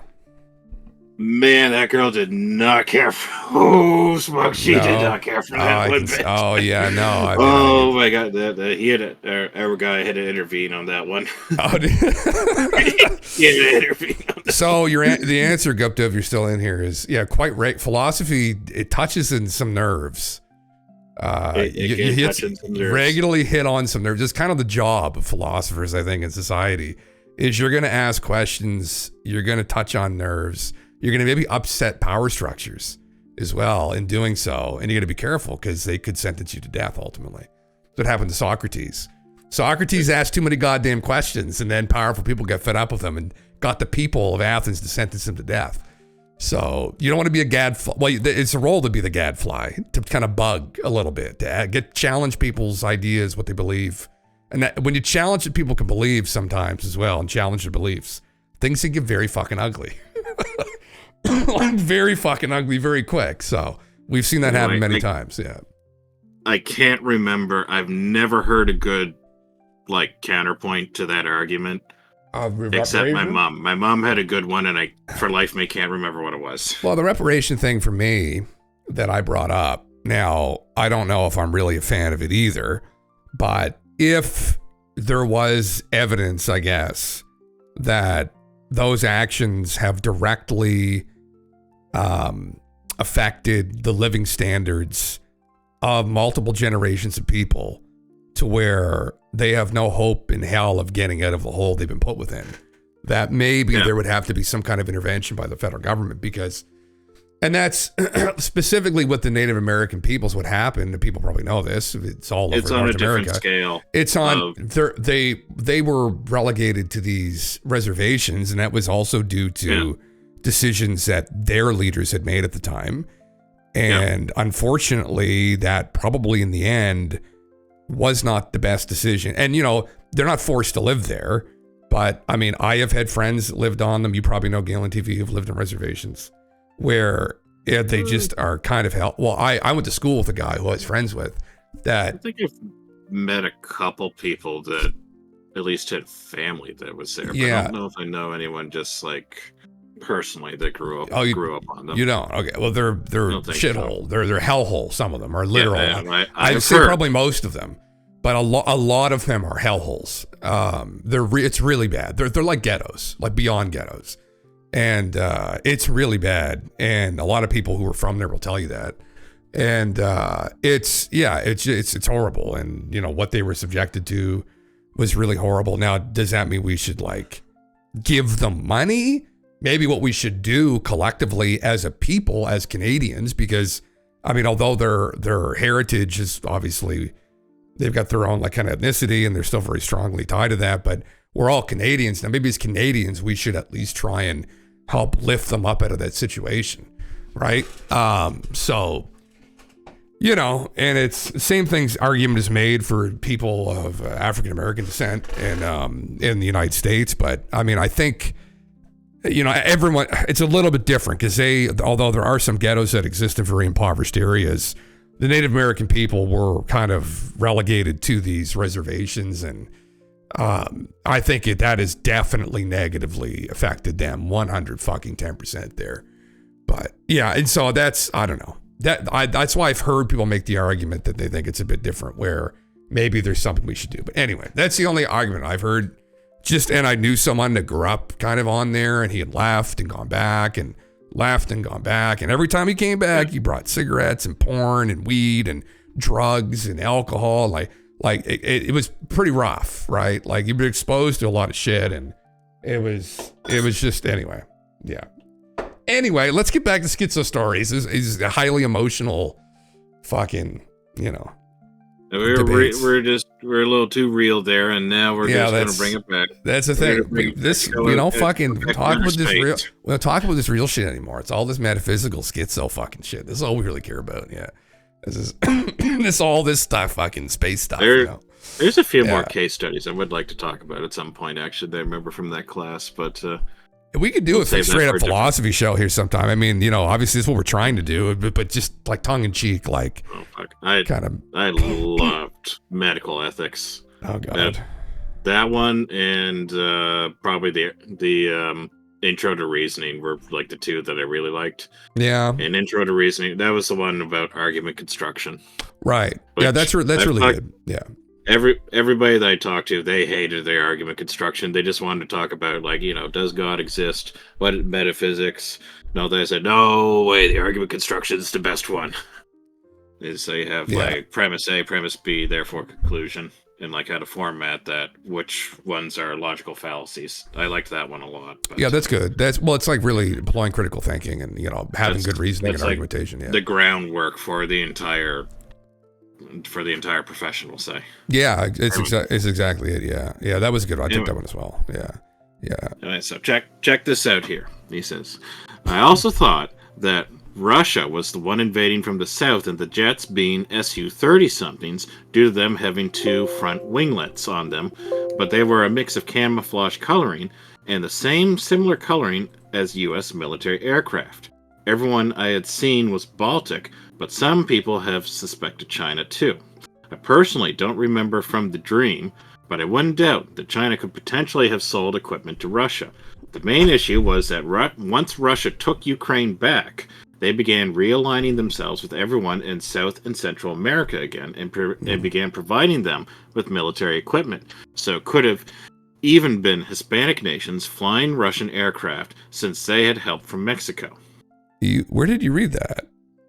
Was that you have to I'm just looking search through. By you have to search by is a ID tag. Sorry, I just found it right now. Yeah. So Madam Misery did carry me through philosophy of film. That was with another professor who I had a hard time dealing with, and so I'm not a big film guy. It was all these old films and like. I don't fucking know. I have a hard time with movies. That's where I learned about Jimmy Stewart and the meme that Jimmy Stewart is. And then they made those Simpsons jokes even better. Yeah, Madam Misery loves the old film. She loves the film stuff. I'm not big into film stuff. Yeah, I just fucking. I took that class with your brother. Actually, your brother. There's me, another one of my friends, and your brother. We were the three. We took that class every Thursday night. Fucking Christ! I can't imagine him in that class. It'd be like even worse. It'd be like me times 10. Fucking did he sit through those fucking movies?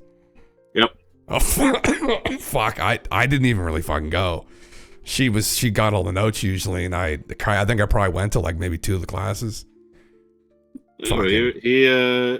He went to most of them, from what I remember, because I think I went to just about, because that was my last class of the week, because I didn't have class on Friday, and that was on Thursday night. Oh yeah, so that was kind of like. Now, I mean, I probably didn't do as much work as I could have, because I didn't read like any of the textbook or anything. But I didn't even buy the fucking textbook for some of those courses. I just didn't even fucking like some of that shit. Like I just didn't fucking. Yeah, for me, it wasn't interesting. Yeah. Yeah, this is where Gruswap was born. Yeah, that's what I was doing, man. I would go home. I'd be, this is what we're fucking reading now. It'd be like fucking, talking about fucking old films. I'm like, bro, we're talking about fucking, the fucking Raelians fucking coming down and teaching people about, you know, galactic wisdom or whatever the fuck's happening here. Some schizo guy's fucking dream from 10 years ago. People, look at this fucking thread, for Christ's sake. Look at this fucking thread. Oh, Jesus Christ. Christ. Was that movie called The Philadelphia Story or something? Yeah. Jimmy Stewart, Katharine Hepburn, and you're not watching that or watching Jimmy Stewart going, I love you, Tracy. I'm in love with you. You went home and said, no, we're going to watch Bohemian Grove and we're going to see what they're doing there. Listen, what's going on, Bohemian Grove? Give me the bucket of Greer slop any day over that. I'll gladly eat fucking regurgitated Greer slop.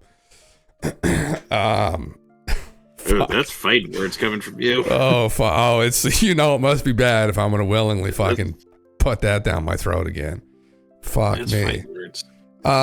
So, I mean, what the fuck's going on with this? So, this is obviously level 10 schizo fucking post here.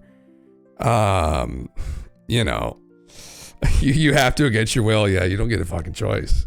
You just have to listen to the fucking schizo stories. Let's see what we got. I mean, what is new? Is there anything spicy? I said I loved the story when we first went over it. I vibed with the story. I had a vibe. Well, that's what I'm trying. That's what I've been reading is the new stuff. But we get sidetracked anyway. So this guy says that he says also, yes, not just your skin. They will force you to drink from the pool, and they have some material mixed into the human blood, and it will stop resisting. And then the material in the pool will slowly rewrites your brain more or less. There's no resisting it because it's like programming a hard drive to all zeros and rewriting it. But they won't send you after others immediately. They have to do the configurations to fully turn you into one, since all of them that exist were created using dead bodies in the first place, that the meat and bones were converted into some kind of metal. So that's not... So it sounds like they were just like that's like their reproduction is that they just like turn whatever species, they reconfigure it into one of this particular scavenging species.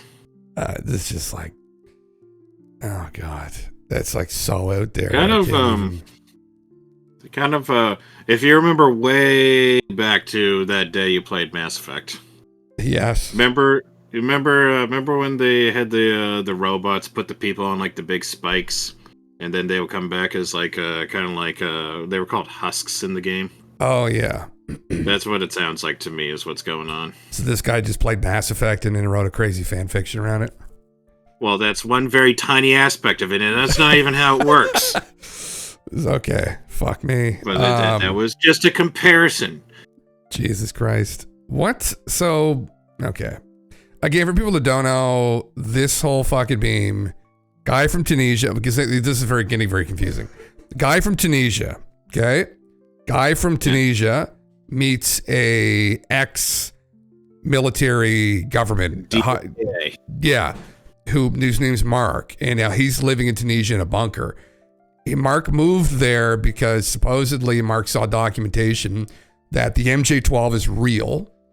And so the Majestic 12 group is real, and they're effectively puppeting the West, and that their intention ultimately is to try and drop the world population because they want to try and get into this Galactic Federation.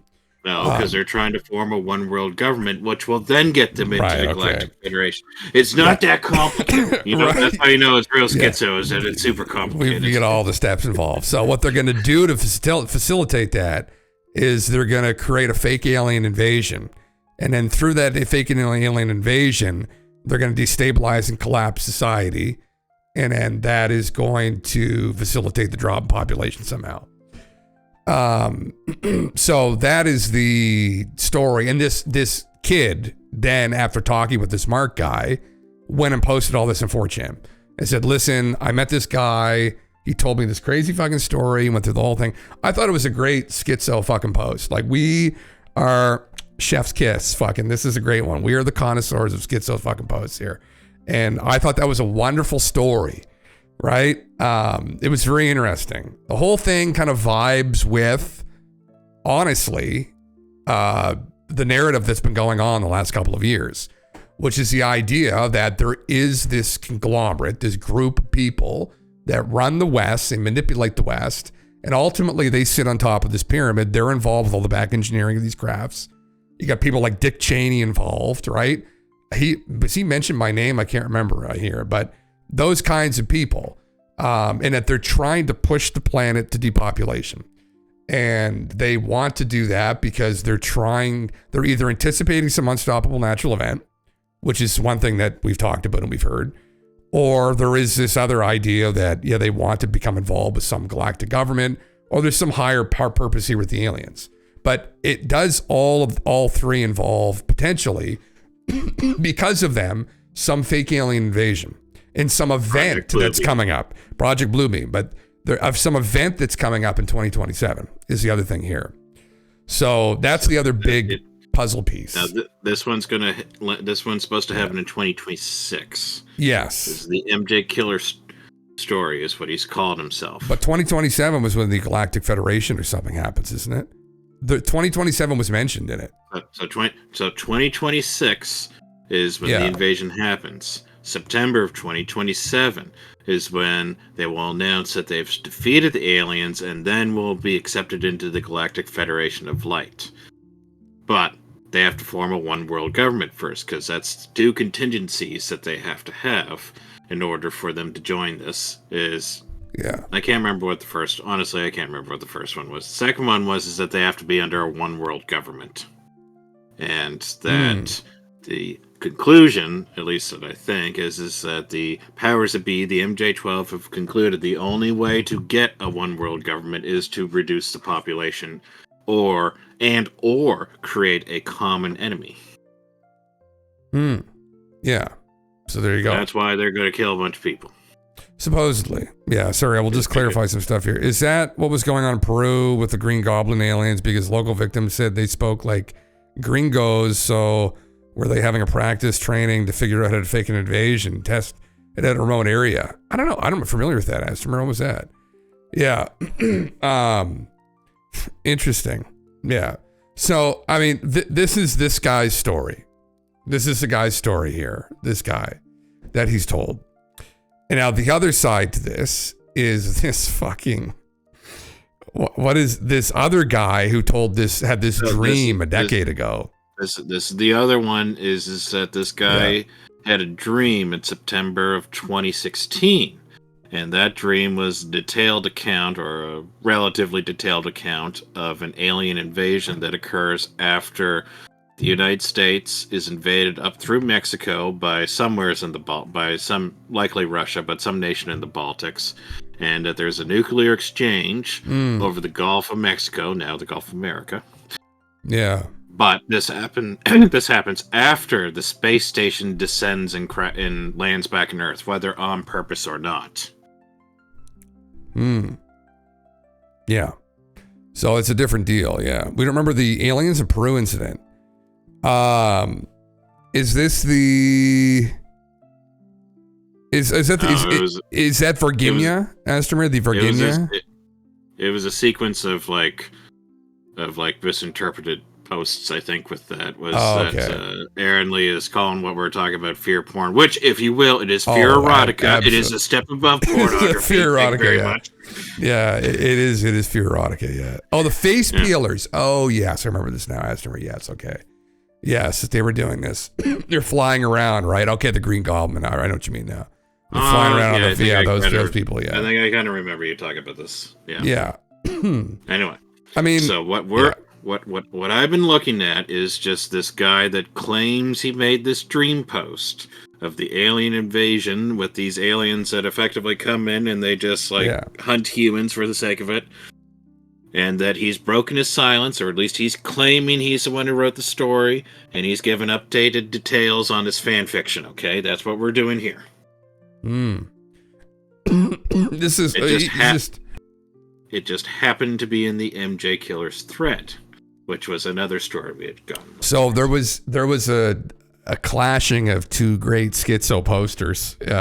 One from 10 years ago, who has now been summoned to contend with this other schizo poster. It was a convergent of schizo posting, Holy fuck. which has now created what we are at now, and that is we're Yeah. getting updates on the fan stories. So one of the TLDRs in Miss MJ Killer too is what Buddy told him, and I think, and this is a hard, for us always. I mean, these are just fun stories we talk about on Sundays. But I mean, he said essentially when he worked in the U.S. government, he saw a file of a secret plan to kill off most humans, and he is not alone. There have been other people. If that's true, that is a theme, that there is a depopulation event. And it's not just from completely schizo people either, unfortunately. And so now how they would facilitate that, I don't know. But so that in and of itself is not too out there from what we've heard. Now, obviously, getting in the whole fake alien invasion thing is fucking a little bit like more out there. So Yeah. Well, if you allow me, hold on just a second. Get character. Well, Jim, it's not that out there when you really start to look at it. Jesus. Okay. Yeah. Fucking Christ, yeah. Really though. Oh, I'm reading through your post, Astor. Okay. So the guy in Peru said they were gringos dressed like aliens and they had high-tech medical chemicals to separate skin. When she struggled, one of them was cursing out with a gringo accent. She was trying to piece together if it's real. It might lend credibility to fake alien invasion. Oh, that's interesting. So they were peeling people's face off with chemicals, is what they said. Ew. And they called them face peelers, but they were humans. Interesting. Interesting. The Georgia Guidestones, man, that's exactly it. Yeah. Yeah, it's more soothing in David Childress' voice. Just like trying to gather like a series of like faces. So if like one guy committed like a crime, you would just like swap faces out. Oh, God. Ooh. Just crazy fucking nonsense. He said, after 2027, we become officially part of the Galactic Federation of Light. There's a lot of problems. We don't even need to go. We've gone over the amount of problems with this. No, it's right there, Jim. Okay, it's 2027 is when the deadline to join the Galactic Federation of Light, because if we don't join by them, the Trantaloids will come and destroy the Earth. Pretty interesting theory. However, yeah, it's literally perfect. Perfect there. Yeah. Holy fuck. Yeah. Might lend credibility to fake alien invasion. Tastia. Gringo Spanish test for American, man. Yeah. It could be military exercises. Jesus Christ. Yeah. I mean, he had mentioned things like, a big red flag is, what's his name again? Buddy from Venus. Valiant Thor. Valiant Thor is a massive red flag in any story, in my personal opinion. Valiant Thor is a massive red flag. Now, the question though, which is interesting, is trying to discern what this young guy has read online and what this guy has told him. Now, the whole thing could be horseshit. I don't know. We have no way to know for sure, but it's just we keep hearing this time and again. So, yeah, I'll destroy this. And this is, again, there's other stories about some event happening in the next couple of years. And this 2027 has become the new 2012, sorry, in many different communities. Yeah, it's become the new 2012. Yeah. You don't want to say horseshit.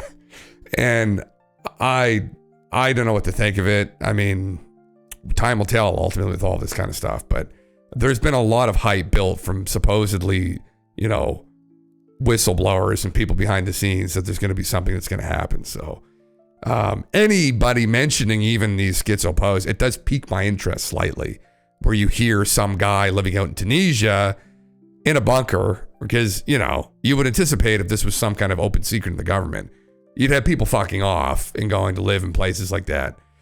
And it's just one of those, it's one of those posts you keep in the back of my mind where I'm like, okay, interesting.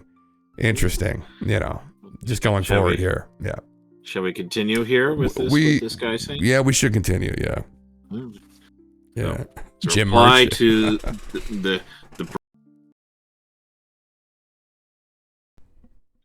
breakup lasted a very long time. It was a long period of slow deterioration of the country. We just kind of sleepwalked into a civil war without being aware of it until we were already in it. There were still pretty numerous pockets here and there around the country whenever the U.S. had been invaded through the South. It's why we had been watching the news in the first place, because we were watching what was going on with the war in other parts of the country. It was the mid-2030s before people actually even accepted that it was a civil war. Interesting. So this guy's timeline does not line up with this other gentleman's timeline. No, so this was this dream timeline is we still got a few years. Yeah. Who's going to be right, though? The guy at the dream or the guy supposedly has talked to a military insider? Well, the guy's track record with the dream is that he did predict 9/11, or he claims to have predicted 9/11. Yes. And the track record with MJ Killer is, well, frankly, not good. He doesn't have a track record. No, he doesn't. He's a new player on the scene. He's a new guy on the block, new schizo on the block. Listen, is he going to end up in a chopping block? Like, yeah. Don't Although I will say he is like quadrupled down on everything that he's been going on about. So, because he's still posting regularly. And people are very much involved with him now, which is very interesting. Now, I mean, he posts like a schizo. That's the one thing where absolutely posts like a schizo. Posts like an absolute schizo. It was tough to read that first thing. You had to really like clean up a lot of the stuff. That's what's funny though, is he just posts like a schizo, but then he'll have these green texts that are very well written. Yeah. So he has this stuff that's pre-prepared too. So he's posting something, you know, and I mean, you're never going to get this guy on there, but like if he could corroborate even a little bit or show some kind of anecdotes and proof that he's actually involved with one of these guys. You know what? It'd be very useful. I bet you could get this guy from Tunisia on the air. I bet you if Jim Russell reached out to him, I bet he'd come. You know what I don't want to do is post a stream on 4chan. Because no, you would have fuck to ask, knows who's gonna come. Oh yeah, that's right. You would have to like get his like Twitter handle or something. Please don't. Yeah. Yeah. Listen, we've both been on the chans before. I mean, actually, poll is where I would usually go and check stuff. Some of the boards I don't even go to because it's so bad. But like X is where I would go occasionally as well. They're usually pretty good. This thread we're monitoring is from poll. And so where has he been posting? You know, X or poll? Both. He's posting to both. Both. Yeah. I mean, listen. Honestly, I would actually talk with him because I would like to talk to Mark if he's a real person. Yeah. And now he would never come on here live, but if he's a real guy and he can prove that to us that he's a real guy, then this would get way more interesting. I bet you could track down this Tunisian guy. I bet you could get. Wouldn't even fucking need to. We could just get him in the Discord. I could talk to him. Yeah, I bet you could. Yeah. The stream guy, I don't think you're getting him. I don't think, nor would I think that guy wants to. I bet you could get this Tunisian guy. The dream guy, I don't put a lot of stock in, but this guy, for whatever reason, this is just between us. My intuition is that there may be something to this. And that's just when you read it out. I think I mentioned that to you, where there's something you about... talked about the emotion that he wrote with. Yeah. There's something about just the story, too, to me, that seems a little bit more interesting, we'll say, as opposed to some of these other stories where, I don't know, he sounds like someone that was told something and he's trying to reiterate the story to us. But, I mean, obviously, I don't really care about his interpretation of it. I care about where this came from. So can we get a voice changer too and a helmet? Oh, Jesus Christ. I wouldn't have a problem. I mean, you know, like, I'm assuming he's still in Tunisia. I can tell that he's young. I think he's admitted that he's young already.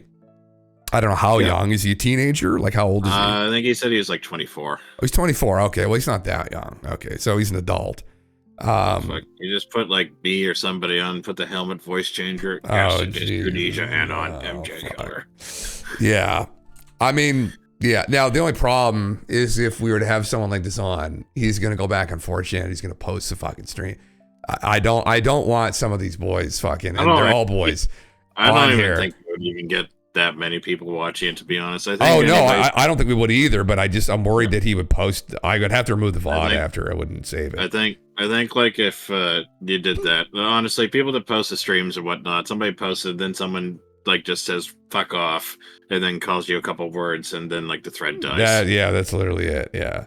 That's usually what it is. Yeah. Anyway, it's one of these things. Listen. We're always sniffing around for spicy shit, right? I'm always sniffing around for that shit that flies under the radar. It's kind of what we do, what I do too, is I'm always looking for that. And you know, you hear things, you hear rustling, That's what we look for, a rustling, right? A rustling in the bush. and then we grab that and we see what it is. What could it be? Right? We pull out a Greer. We say, oh, there he is again with his bicycle seat. But you know, vibration in the slop bucket. That's what we're looking for, a rustling, a vibration in the slop bucket. That Jim Rustling, yes. Precisely, guys. And yeah. This is the next part. This dream guy says, the important part you need to understand here isn't so much the timeline or even the nuclear war. Even if 2040 comes around with no civil war and no nuclear war, point is they are waiting.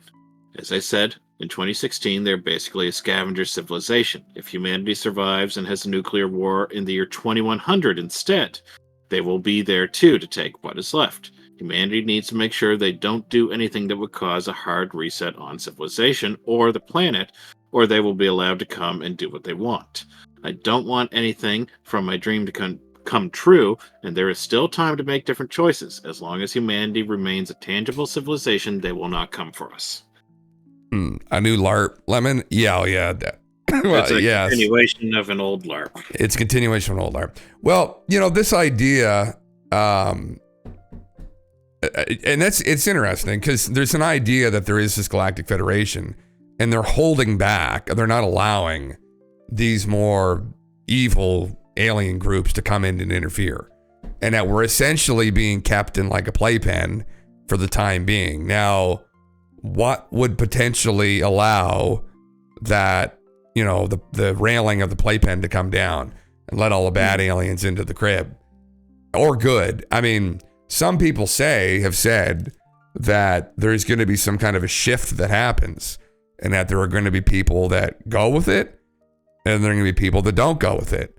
And essentially the people that don't go with it are going to be left to their own devices, and whatever the fuck that means. But the people that go will kind of ascend or go with whatever, the new aliens, whatever the fuck, the good aliens. But the people that are left get left to their own devices. What does that mean? Maybe once that happens, whatever that is, then they allow it's a free for all. So I mean that's a terrifying prospect, that there are space pirates out there and that they would just let them come and take everything. But who knows? I mean, what I would really love to know, because I know that there are definitely people out there who have fucked off and that maybe have seen and heard some pretty serious shit. And that's floated around. And so, like, what is that? Like, everybody's heard that. Everybody, I'm sure tons of these very big content creators have heard this directly from some of these people like Lou, but they've heard some shit that there is something coming. Like there's some kind of an event or something's going to happen. And I don't know what that is. Maybe it is this kind of invasion. It's something to do with the Galactic Federation. It's something to do with MJ12. My intuition on it is it's all three. That there's something to do with the global elite. There's something to do with population collapse. And there's something to do with ETs. And it's something that's going to be happening fairly soon. And that's like a pretty serious statement. Like that's not horseshit, I don't think. That's actual like real shit. It's the real shit, right? That's not the Greer bucket. And so how do you move forward with that? 2 to 20 weeks, right? It happens in 2 to the 20 weeks. Oh, maybe. Corbett was talking about that ship. Oh yeah, the lizards want us on the planet. They would like it back. Dulcie. Well, yeah, Aaron, who knows, man, right? I mean, I don't know. I mean, in my personal opinion, Is there more Dulcie slop? We always have time for Dulcie Slop. Oh, no, I said, is there more Dulcie Slop out there? No, Man, I'm not yet. definitely big on Dulcie Slop. My personal intuition, it's something to do with a natural event. And that I think that there's an elite that have a foreknowledge of some kind of an event that's pending. That's my personal intuition on it. And I wouldn't, it's not based on a lot of solid evidence, let's say. But I think there's some kind of an event that they're aware of. I don't know how they acquired this knowledge, but that they're aware of it and they're acting in accordance with the event. Now, that event could be anything. That event could be this Galactic Federation narrative. It could be another invasion of aliens, or maybe there is some timeline. Maybe we've run out of time at some point and they take the guardrails off the playpen. Maybe it's some kind of spiritual event. I don't know. My inclination is that it's towards some kind of catastrophe, because there have been remote viewers, some of whom I've talked to, that have seen this time and again coming, and that there are anecdotes from them constantly that anytime they view anything alien, it's them monitoring changes that are going to happen. John Vivanco, we just watched this video, was on that metaphysical podcast, and they remote viewed the Jersey drones, and they saw that the military was monitoring their monitoring, and what they were monitoring, which they remote viewed supposedly, was movements in plate tectonics. And this is what the aliens were looking at, whatever group, and that they were anticipating some kind of a cataclysm that was going to happen. And they were watching to see, and the quote was, they literally got, "Is it beginning?" And that's what they were looking at. And they had monitoring stations set up in the ground. And the drones supposedly were monitoring this.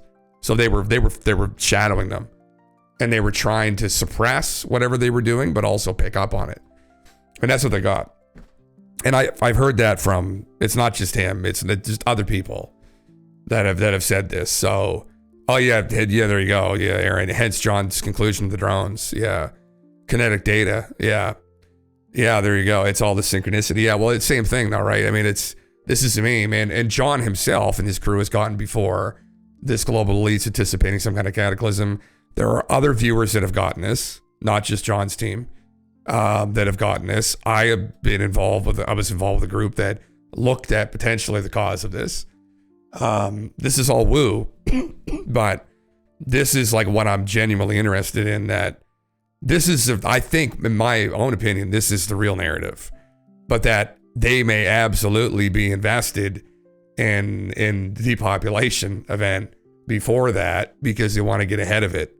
So whatever that may be, and there might even be some Galactic Federation involved. Ultimately, we've heard anecdotes from fairly accredited people like Jaime Shed about this.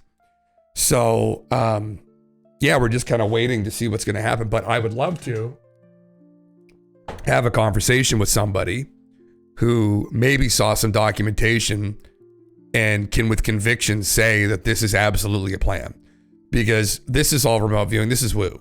If there's absolute documentation that they wanted to do something like this, that would change the dynamic of this greatly.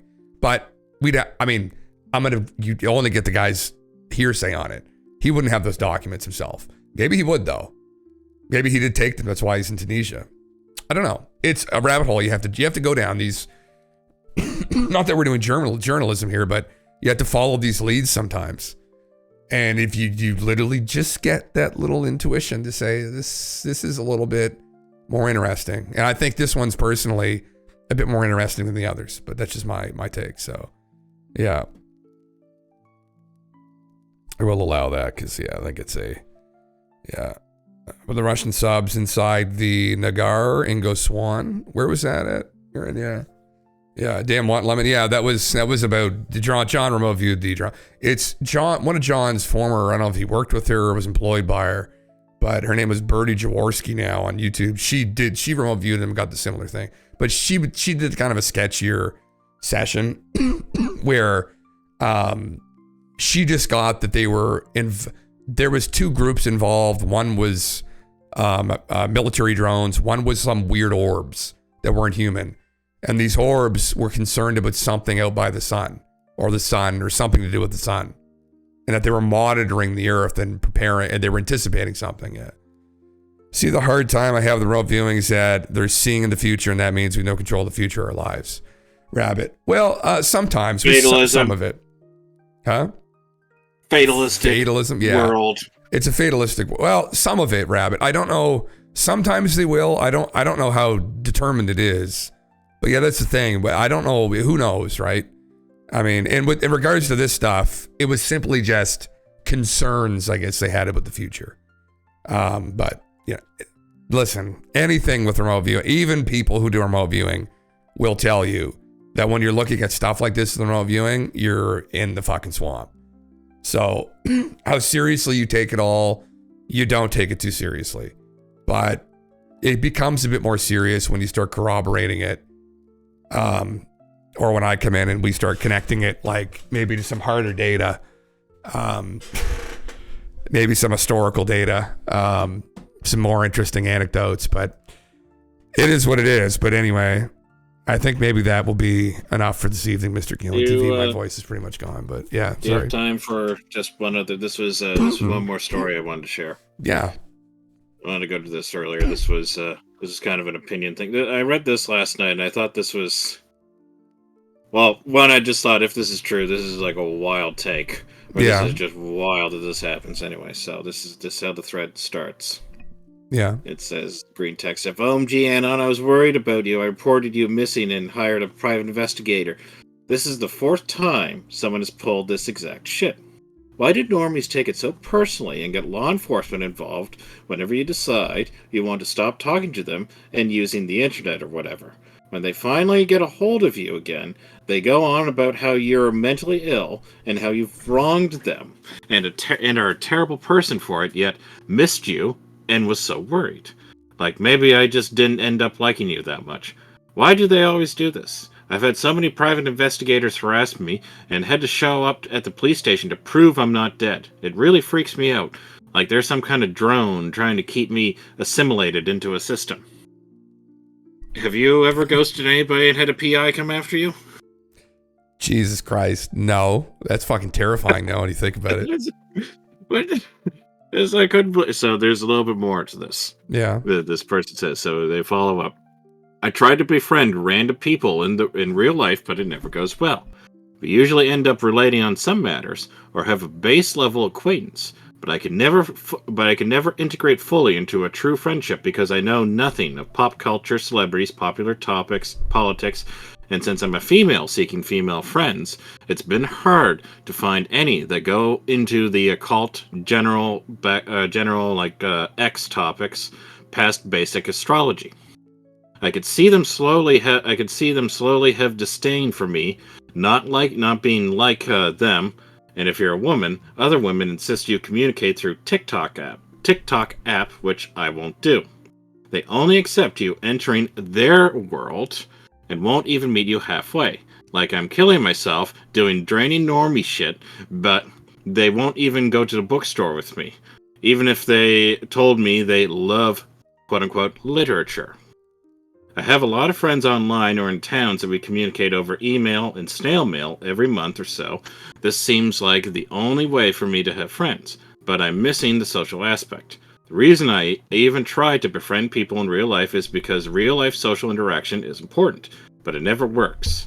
I don't want to bar hop, talk about Sabrina Carpenter, Chapel Roan, Sabrina Carpenter, take selfies for Instagram and fake poses and that stuff makes me want to kill myself.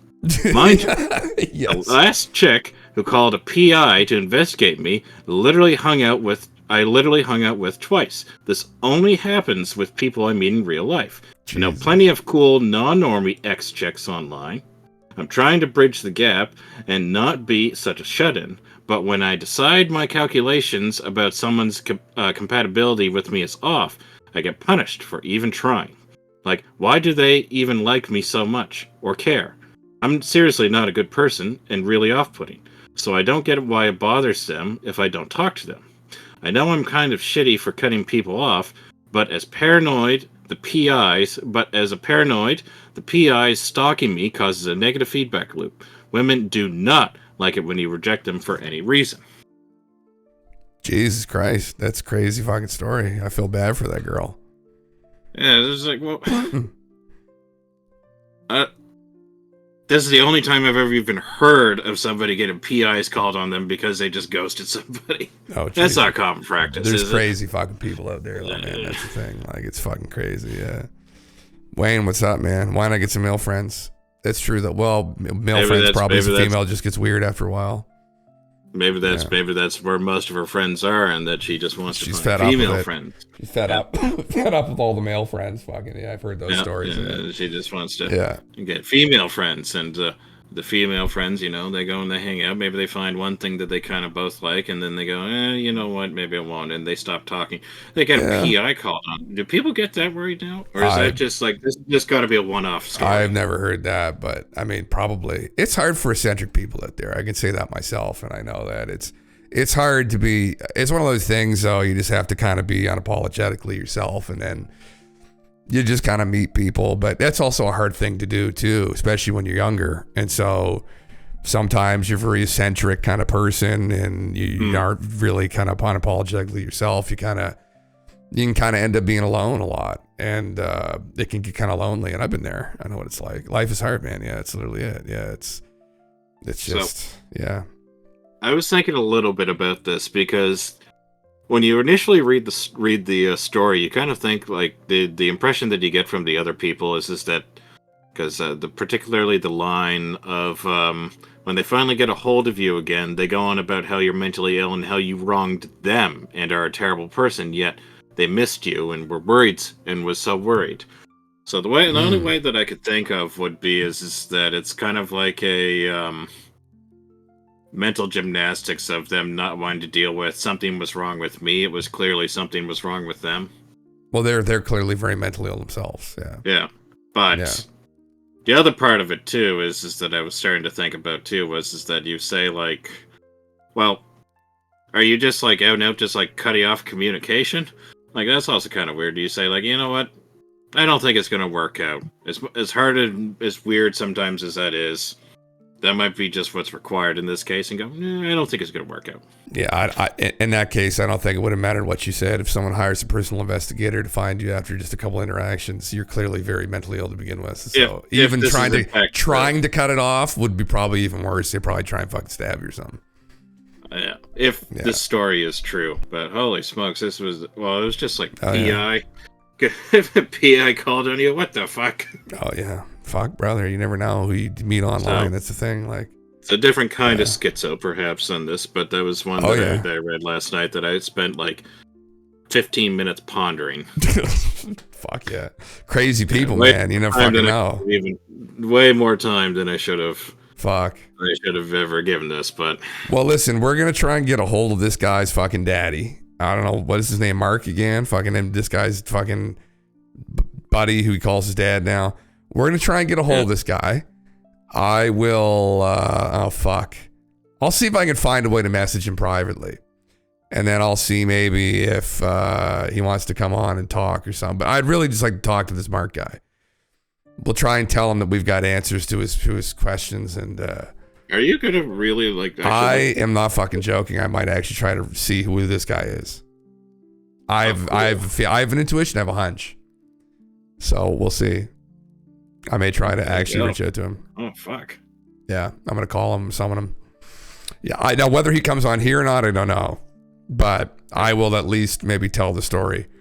I'll carry along, reiterate how this goes. But what I want to get to the bottom of is this 2027 horse shit. I want to get to the bottom of this. I think there may be something to it. I don't know what that is. But I want to get to the bottom of it. And if I can get to somebody that actually has some answers, that'd be wonderful. So that's the mission statement going forward here for the next couple weeks is I'm going to try and actually get to the bottom of this shit. So, listen, we've had all kinds of slop in the bucket. I think it's time that we have some quality slop, you know, to eat from. So, yeah, more like Colts or slop when he's on amphetamines. Holy fuck Christ. All right. Well, Mr. GALENTV, thank you for coming around this evening. Oh, thanks, sir. Thanks for having me. I heard a expression actually the other day with respect to slop, and you say, Pigs eat well. Hogs get slaughtered. Jesus Christ. On that note, sleep tight, everybody. We'll see you again tomorrow night. So until then, peace.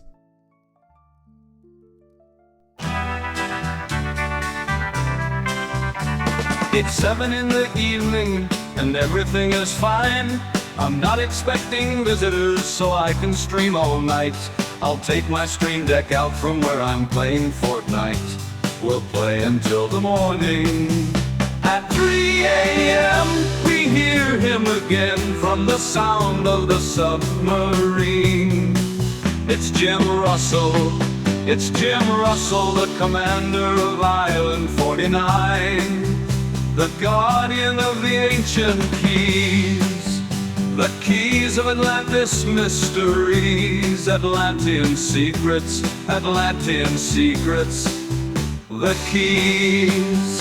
My dudes, let's follow in order to let go.